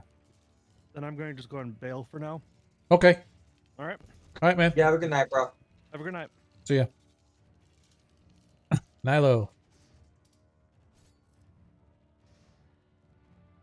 Nice. Booming blade.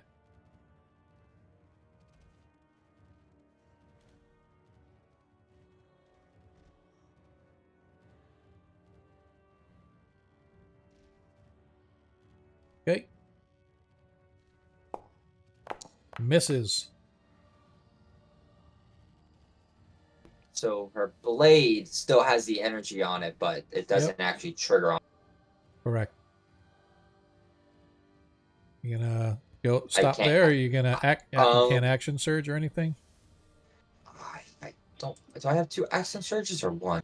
No, you only had one. Yeah, okay, I used that. I will. You know what? I will second wind. Can you attack in second wind? Or you get to attack? Yeah, second wind's a bonus action. Okay, gotcha. And I used a first level spell. Right? Was Booming Blade a first level spell? Oh, Booming Blade was a cantrip. Is that a second level, first level? Oh, it is a cantrip. Okay, well I'm just gonna swing my sword again. Okay. Hits. This time. Were you damaged? Booming Blade giving additional damage on the hit, right? Only if he moves. If he tries to move, then the Booming Blade damage goes into effect. It's at 5th level. It does an extra 1d8 thunder damage on the hit. Oh, okay. And then the damage for them moving increases to 2d8. That's if you're casting it as a 5th level spell. That's not No. It's a cantrip. It scales to your character level. Okay, I got you. Okay. Okay, so then he does 2d8 if he moves. Okay. Yeah. All right, so 12 hit points of damage. Nice. Okay. Now he is boomed, so if he does move, then it triggers. Yep. Okay. So just because I want to get this over with, it's his turn anyway. He is going to take a step down this way. Doesn't know what that spell does. So he's going to take a step You down. wouldn't know. Takes another 11 hit points of damage. All right. Nice. As he moves, he's going to target Nilo still.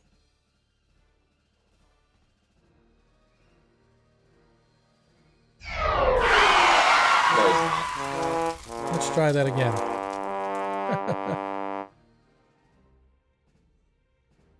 My mother hits harder than that. Then all she does is yell.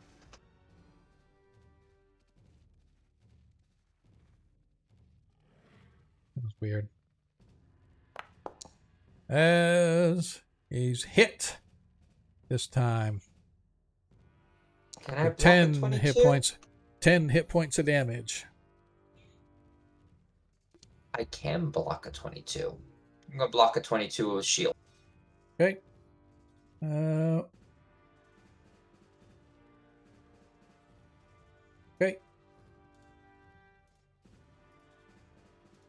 All right.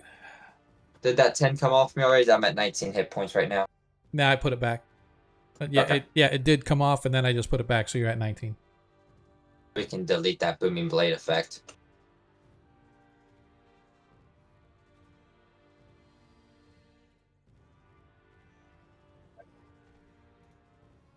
All right, as the bandit, has to target Ragnar. What the hell? Wait, who am I? All right, I must be targeting somebody else somewhere.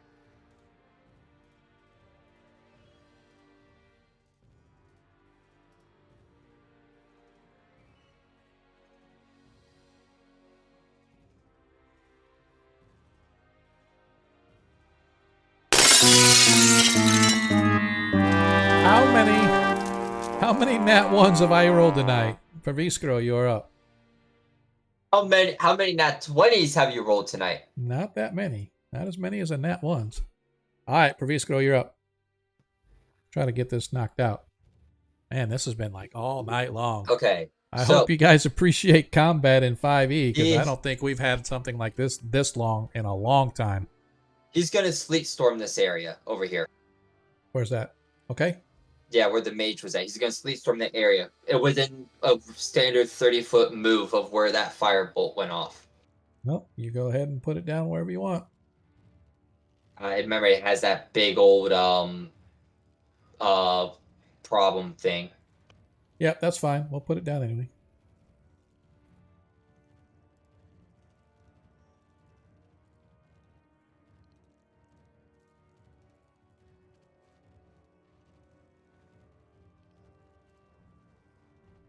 All right. All right. So as we put that down, I want to make sure that I remember exactly what it was. It was he immediately has to take a concentration check. Yep. That's if he doesn't get rid of it, but he immediately has to take a concentration check, or he loses his invisibility, and he also has to take and when he starts his turn in it, he has to take a dexterity save or fall prone. Yep. Got it. Okay. All right, I gotta see, what does he have left here? Oh. That.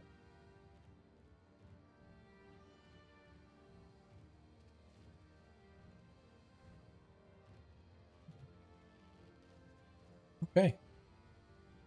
All right. So that was Pravisco's turn as the bandit targets the dwarf.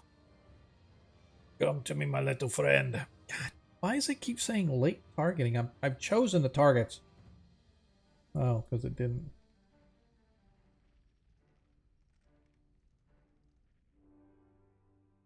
Bizarre.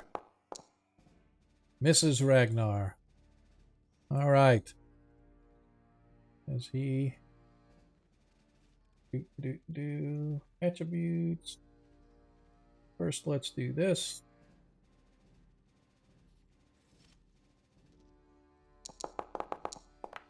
As he fails his saving throw, as he loses his concentration. Actually, you know what? Is it a con spell? Is it a concentration spell? Yep, it's Sleep? concentration. Yeah. Yep. So he has lost concentration on that. And now I don't think he has any left. He does not have any left, so what he is going to do is going to cast this. Did he take his dex save? He's not moving. He starts his turn in the space. It was if he starts his turn in there or enters it, and he's not. He has to take it. Oop, hang on a second. Then I have to put that. I need to. For some reason, I was just thinking that was for the concentration. All right, so let's go here again.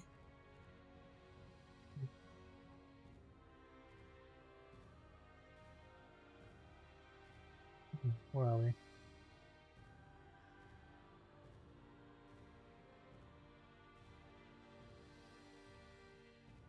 Oh, gotcha. Okay. Okay.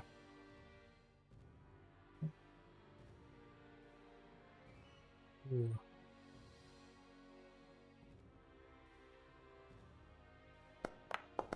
Oh, so close. But he fails his DC's 15, And then, right? yes. And then we agreed to concentration checks to cast out of it. Yep. If you didn't roll that already either. Yep. I'm getting ready to do that right now, so.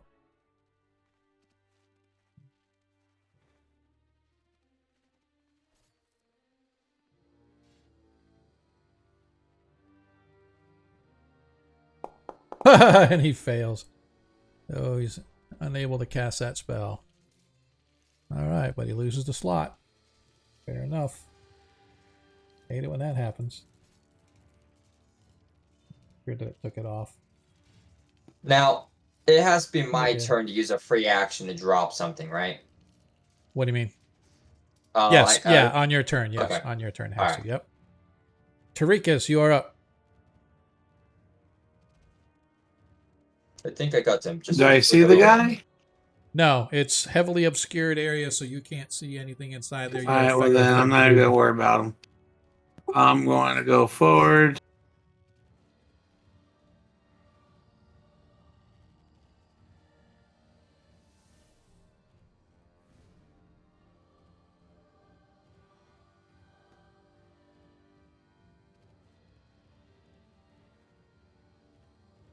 I'm going to target this guy. Okay. With Toll the Dead. Yes, sir.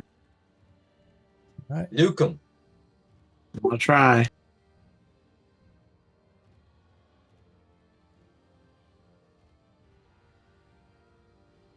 And wisdom saving throw. He fails his saving throw and suffers. Why did it do it twice? It did it twice. 1 4 8-sided, 1 4 12 Yeah, sided. so, I know, but it took the damage off for both of them. So it took 8 hit points off instead of just 4. I don't know. I know. I don't know either. One of these days I'll figure that stupid spell out. Alright. That's it for Tarikas, as Ragnar is going to target the other guy.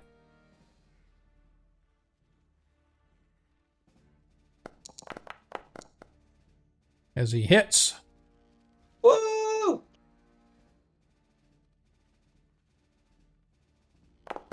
13 hit points of damage. Boom. Takes down that guy.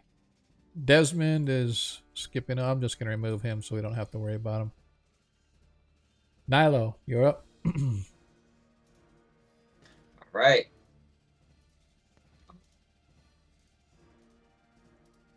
And I'm sorry, everybody watching the stream, that all you've done is watch us have combat all night long. I don't know what the heck to tell you.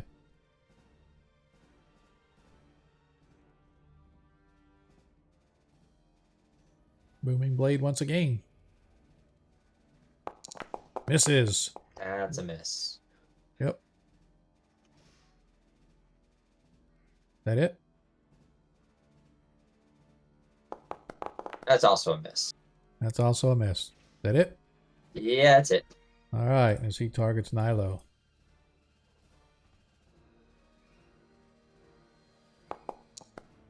That's a miss. Misses Nilo. That hits. Using your reaction, still hits. 12 hit points Not of missed. damage. That missed with the reaction. It didn't throw the reaction up for some reason. Yeah, that my AC is a 23 on when I use shield. That's not for sure, but okay. Shield's a +4 to my AC. Well, your AC and everything is right, but I don't know. It says Yeah, your armor. Yeah, it should be 23. I don't know why it said it still hit. It's weird. It said reaction applied to Nilo Hundar. Yeah, I don't know.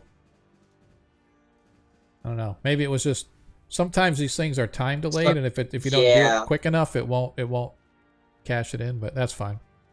All right, as the bandit targets, make sure.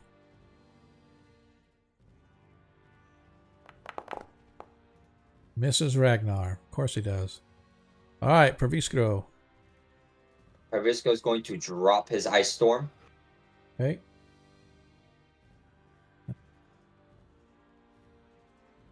Okay.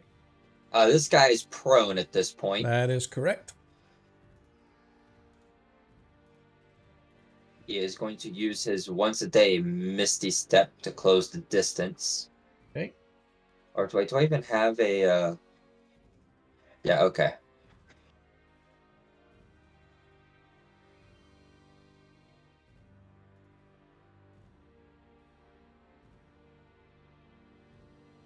Yeah, alright.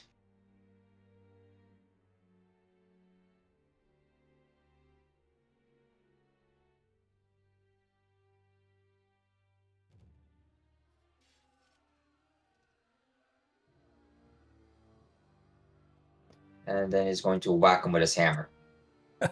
Okay.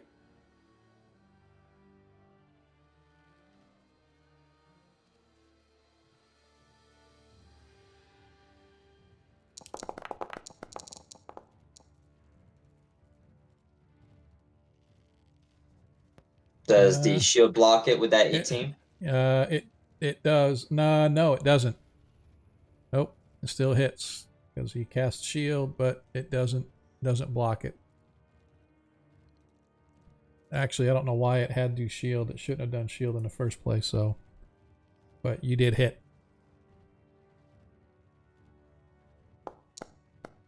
3 damage. All right. 3 damage. There we go. All right. Cool. All right. Is that it for you? Yeah, let me fix that. Okay. All right.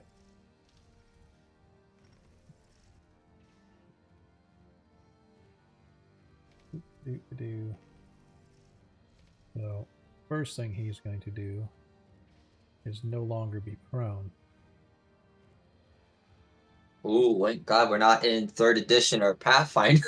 Yeah, that's fine. Trying to stand up, bonk. Yeah, from here. So he is going Come here, to... Buttercup.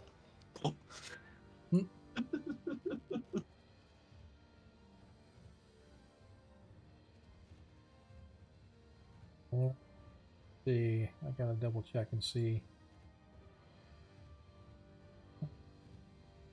One more dart for every slot above first. So, No. I'm just saying. Hang on a sec. I'll look and see. What did it say? Oh, there it is. Okay.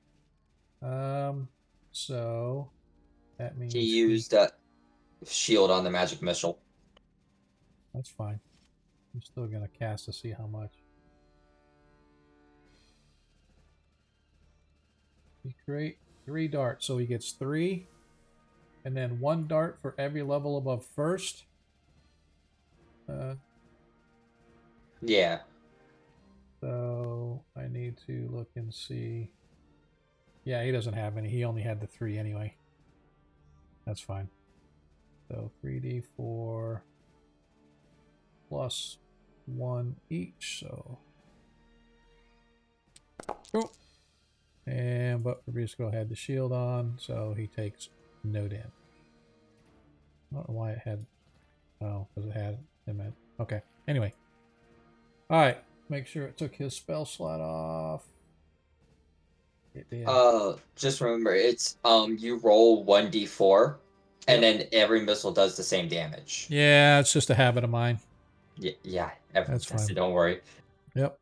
All right, Tarikas. All right. I don't think we've ever had a game that's gone combat the entire end to end. I mean, We've literally. had a few. Yeah, we have. We've had a few. Yeah. Yeah, we've had a couple. Okay.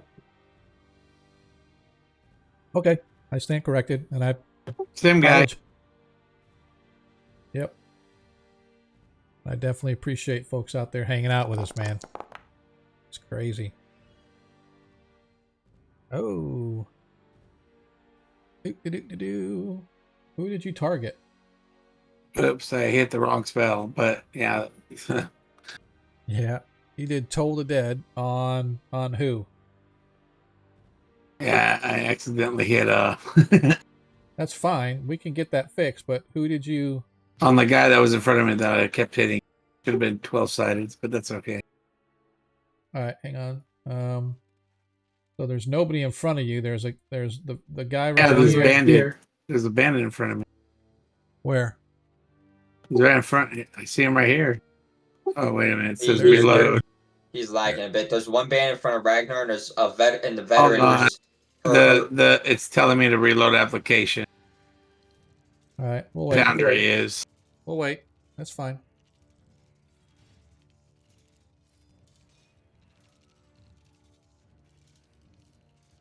We can wait for you. And I don't know why. Is that Tarikas is targeting the mage? No, I don't. It apparently Foundry screwed up somehow and kicked me out. And when I went to roll, I thought it was still active screen, but it was just inactive. All right. So, do you want to attack the veteran who's in front of Nilo, or do you want to do the bandit? Okay, I'm back.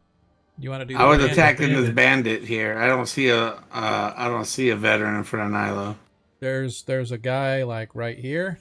If you look at the stream, you can see easy. Oh, this guy. Oh, I thought that was the dragon.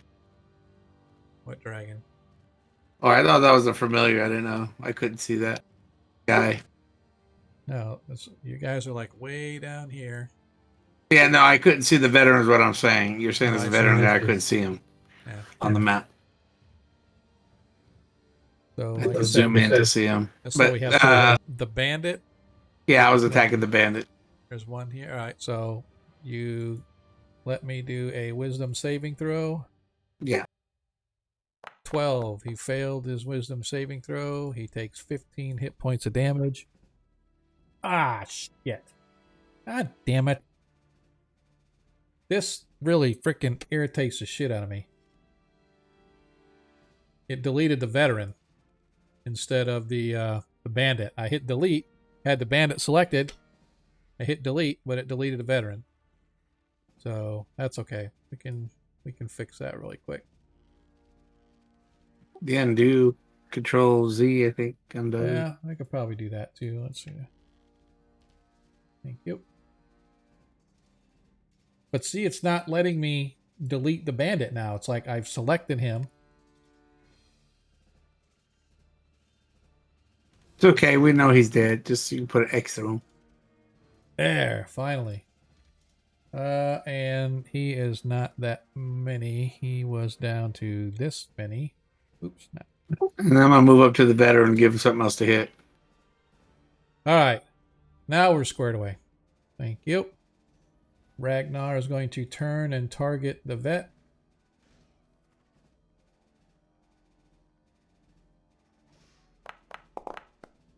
Wildly misses. Of course he does. Nilo, you're up.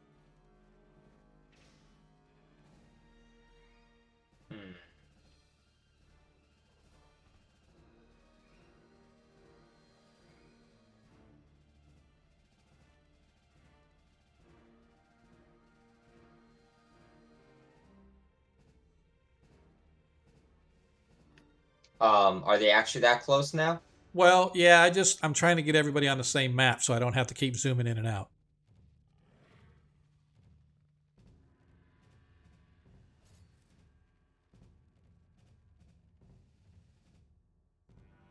What'd you do? Misty Step? Yeah, Misty stepped and ran the rest of the way. Okay. All right. And that's where it stops. Yep. Reviskro. Okay,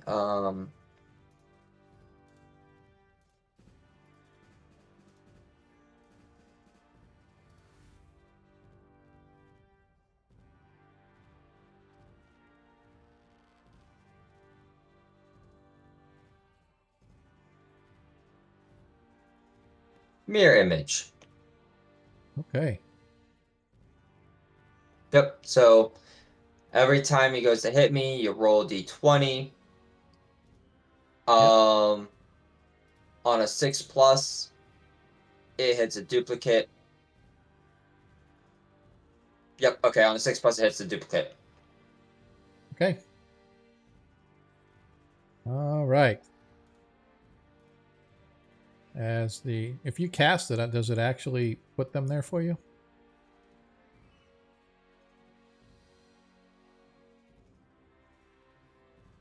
All right. As he once again targets Praviskro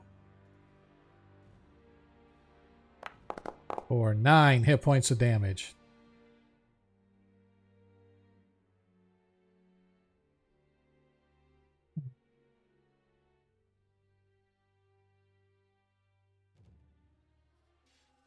All right. Oh, sorry. You have to roll a d20 on a 5 or less. On a 5 or less hit me, 6+ hits one of the duplicates. It's before you roll the attack. It's when you declare an attack. When you said you, I was thinking you said Nilo, not Praviskro, so that's why I was confused. Oh, sorry. Yeah, gotcha. All right, so he has to roll 1d20. Yep. He rolled a 7. All right, so there's only 3 of you now, so let me put those hit points back. Yep. Next one would be a 8+. All right, Tarikas. Yep. Yeah, you got an 8 or better. Gotcha. Tarikas, you're up. All right, I'm gonna. Is this veteran injured at all? Oh yeah, yeah. He's been beaten up. All right. Well, I'm gonna hit him with a. Let's see. I'm gonna hit him with a. I don't have a magic weapon. Yeah, I just hit him with the Ward of Radiant. I mean, Heal him up. Toll of Easy. the Dead. All right. And There I go. Kill him. he failed his saving throw. All right. Well, here's his damage. Here's the bullet.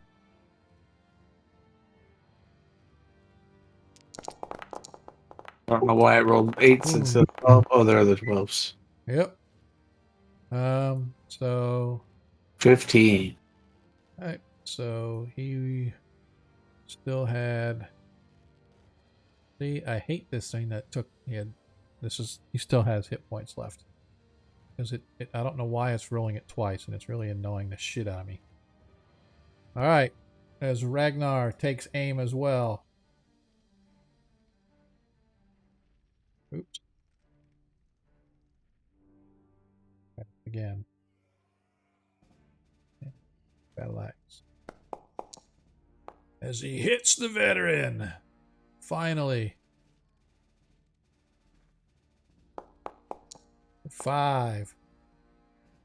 Oh, so close yet so far.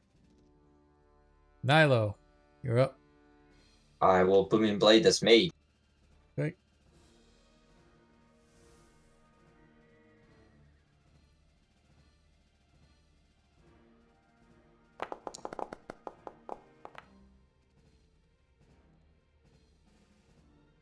As you hit, roll thy damage. 14. Nice. And now if he tries to run, yeah. And because it's a cantrip, I swing again. I do not know why I rolled at advantage. That 13 still would have hit anyway. 8 more? Yep. Yep. All right. All right. As the going to target Ragnar.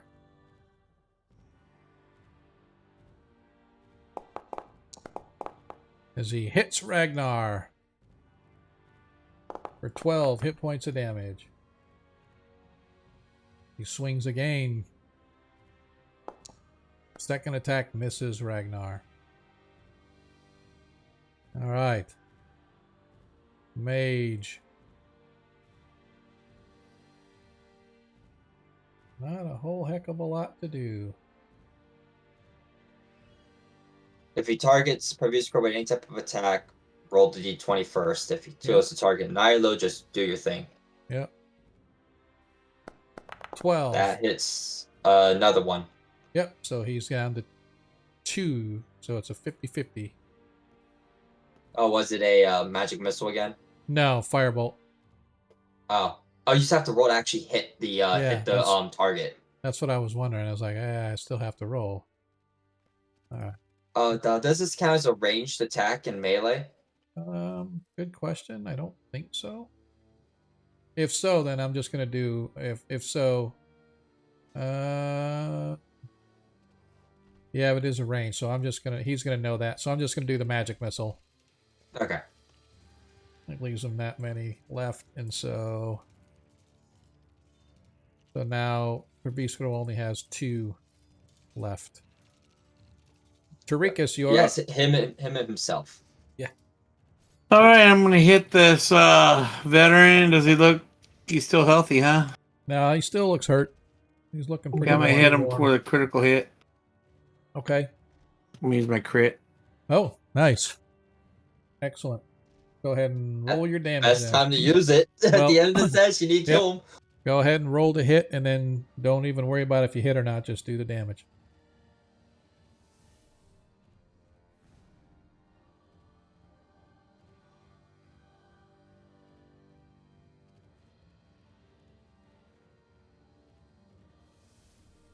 Just roll the damage. Yep. Yep, that hits. And you just go ahead and roll your crit.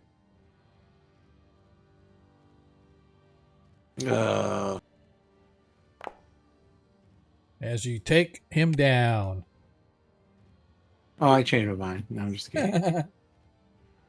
And then I'm gonna run toward the last time I noticed where my other Paviskro was at. I'm gonna run They're over 30 there and I'm with gonna say, They're over there with Paviskro, the where are you? Over here behind the trees that are burning down the forest. Yes. It's a bonfire spell.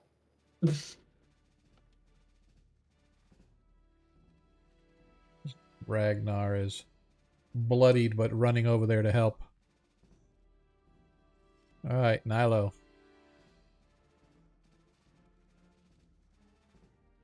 Put this combat out of its misery. Let's heal them and hold person up. Ah, you missed the mage. You suck. There Did we you use your go. bless? That one hit. Now do the damage. 17 as you take out the mage. Finally, after 2 hours of real-time combat, our party finally manages to take down. Wait. I'm gonna revive the. No. Stop it. You gonna revive him just to crush his skull in? Alright. Oh. That's level 8, right? Huh? Never No. mind. As you guys find yourselves back in the remains of the combat, the remains of the small group of obvious what you come to find out are poachers or trappers. We will cover what Desmond finds with regard to the hippogriffs. But a quick, and I'm just going to go through this because our time is almost up. As you search through all of the gear that these guys have, you see that they've got a small encampment. They have a couple carts that they were carrying foodstuffs along with. Looks like they're here for an expedition almost, if you will. You find that there are between all of the leaders and the bosses and stuff, you guys find a total of the following. And you can write this down if you want, or I can just get it to you guys later. But essentially, the boss's treasure consists of 20 gold, 20 platinum, 2 100 gold piece agates, a jeweled earring that's valued at 150 gold. Is there an ear attached to it? No. One of the lieutenants, you guys find. What was that again? What? The last one. Was it 2 20 gold trinkets and what? 2 20 gold piece agates. They're gems. They're agates. And a jeweled earring worth 150 gold.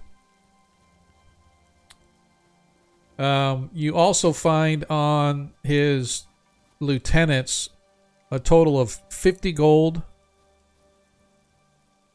and a slightly jeweled, it's a jeweled belt buckle that you value at probably like 70 gold. As far as the orcish magic user shaman, you find that he is wearing a necklace of gems that you value probably about 1,000 gold. He also has a potion in one of his pockets.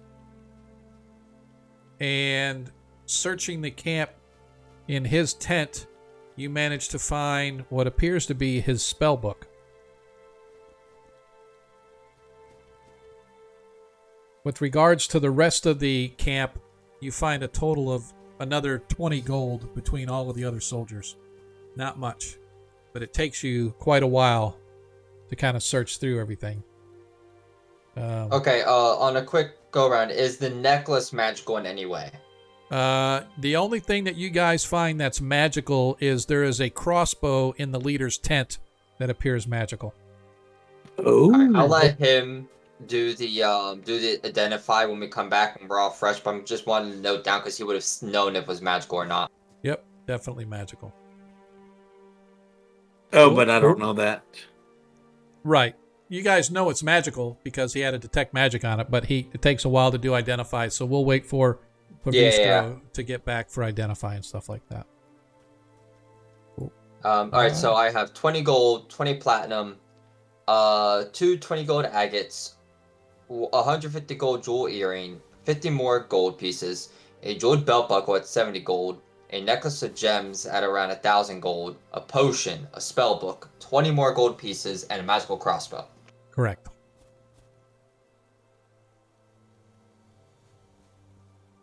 Alrighty. That Yep. was a... Long game. It was... No, that was not a long game. We started at 8:30, or maybe about 8:40, and we stopped at 11:30. We actually stopped about a half an hour to almost an hour before we usually do. With no break. Yeah, with no breaks. We usually No. stop around 12 to 12:30. No, we don't. No, we don't. Never. The latest I've ever gone is 12 o'clock. We start at 7:30 and get done at 11:30. That's something, my bad. Yeah, anything, you're an hour different. No, but I get what you're saying. But I'm just saying is I don't think I've ever recall having a combat that lasted literally from the time we started to the time we ended. I'm sure it has, and I know on the one adventure that you guys are in with the demon masks, that one one. we started, and that was a pretty long one as well. But you We guys did literally another one. It wasn't one continuous combat, but Right. it was more like a dungeon. There was a bunch of mini combats, and the thing just dragged on. Yep.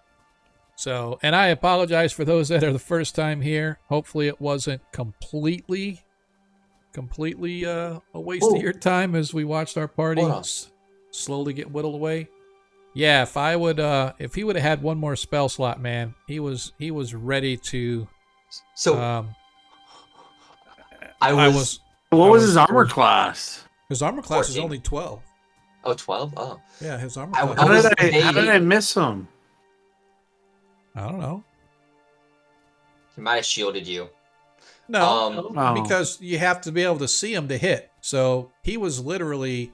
I thought the rules said that you get a chance to hit him even if you can't see him. That's just but it's just not- more a disadvantage.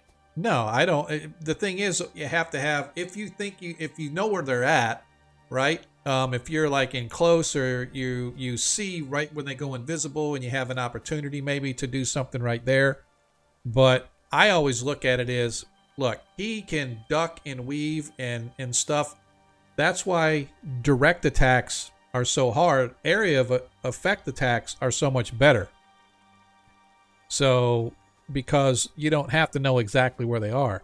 But in his case, he wasn't anywhere where you guys were attacking. He would attack, and he had a bunch of spell slots to go Misty Step. So he was like Misty Stepping every time he'd attack. Next time, boom, he could try to Misty Step out of there. So it was like, so he can cast twice. no, Oh, no. huh? Well, it doesn't matter. Misty Step's a bonus action, right? So Yeah, it's a bonus action. So essentially, if he uses a cantrip, he can Misty Step. Yep. In the same turn. Yep. And so that's why he did like the firebolt he was trying to get. But the only really, I think he only Misty Step twice, maybe 3 times. He did it twice. Because I know he did it. Well, we don't know. He only but I So get he you what you're was- saying. Misty Step has a very visible effect on it from beginning to end. Yep. It's like You know the 2 spots. The catch is they can move before or after the Misty Step. So just because you see the effect go off doesn't mean they're standing there. Yeah. So anyway.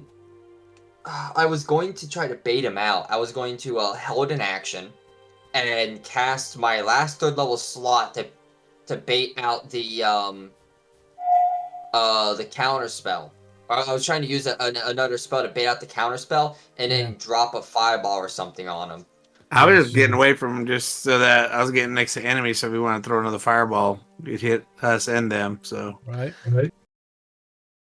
Yeah, that was an interesting one though. But I appreciate that everybody that has hung out with us. If you guys have to bail, I can definitely appreciate that. I don't want you to think you have to hang around. Yep. But Cardman, if you're still out there, man, I really, really, really appreciate you dropping those 20s. The party definitely needed them in the end. Your humble DM could have used one too, but I get it. It's okay. So if you guys are just showing up, I apologize. We're just getting ready to roll on out of here. This really was a long game just because it was all combat. And you don't usually see that in a 5e game. So hopefully next session, our party will be able to figure out what they're going to do. If you're just showing up, our party just defeated a bunch of poachers that were capturing these hippogriffs, and they had a bunch of them trapped in a cage.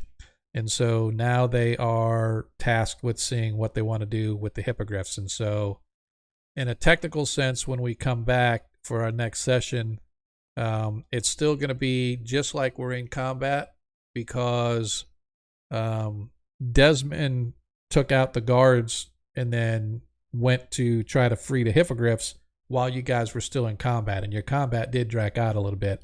So Desmond will be able to do, when we open up next time, Desmond's going to be there to kind of help get rid of those or free those hippogriffs to decide, whatever he's going to do.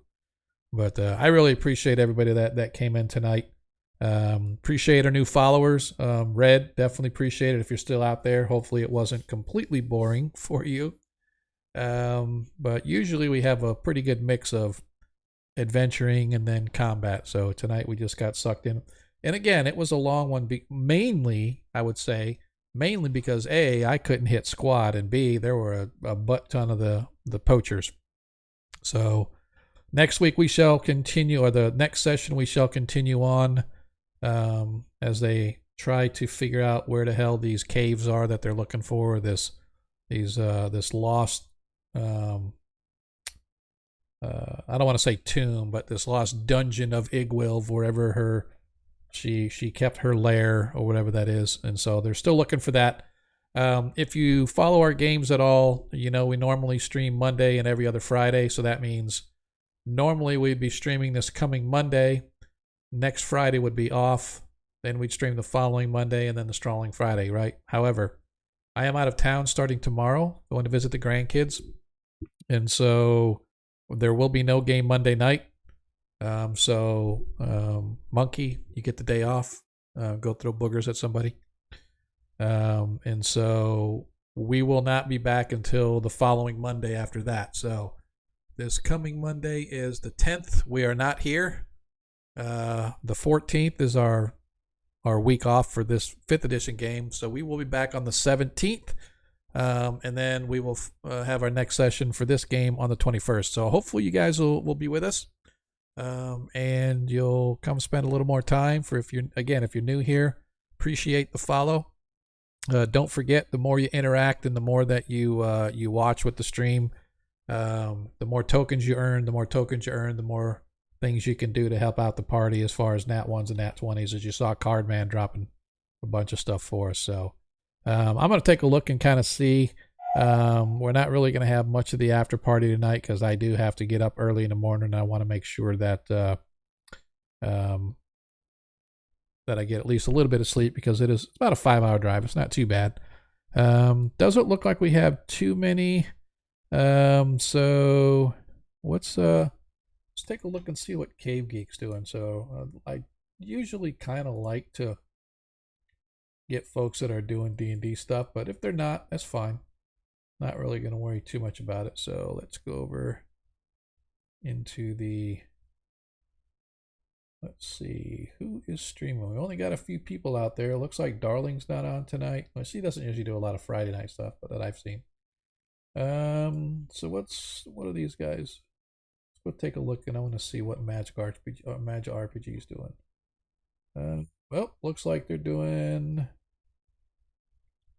D&D stuff. So we will pop on over to them. So if you guys haven't followed Magic RPG, these guys are actually a pretty good troop as well. I don't think they're anywhere near as good as us, but you know, Mandy's good. Now we're people. the best. Yeah, Mandy's good people. They just get more streamers and stuff because they got more famous people and stuff. So we're lightweights. We're just a little folks. So we have our own little niche, but we definitely appreciate it. Gosh, man, we only got a couple people to raid over there. So let's see how many we can get. We've only got like a couple of us, and I think it's just us. And we're gonna see if we can get everybody. And I think I really think it's just us, dude. I ain't lying. Who do we got? Well, you know something that's funny when I look. It looks like we got like a whole bunch of people, but there's really only about 4 or 5 of us. But we're gonna raid over to Magic RPG. They've got some D&D stuff going on. Definitely a good stream. So as I said before, I appreciate you guys hanging out with us. No game this coming Monday for first edition. Next Friday is our off week for this game, so we will be back on the 17th.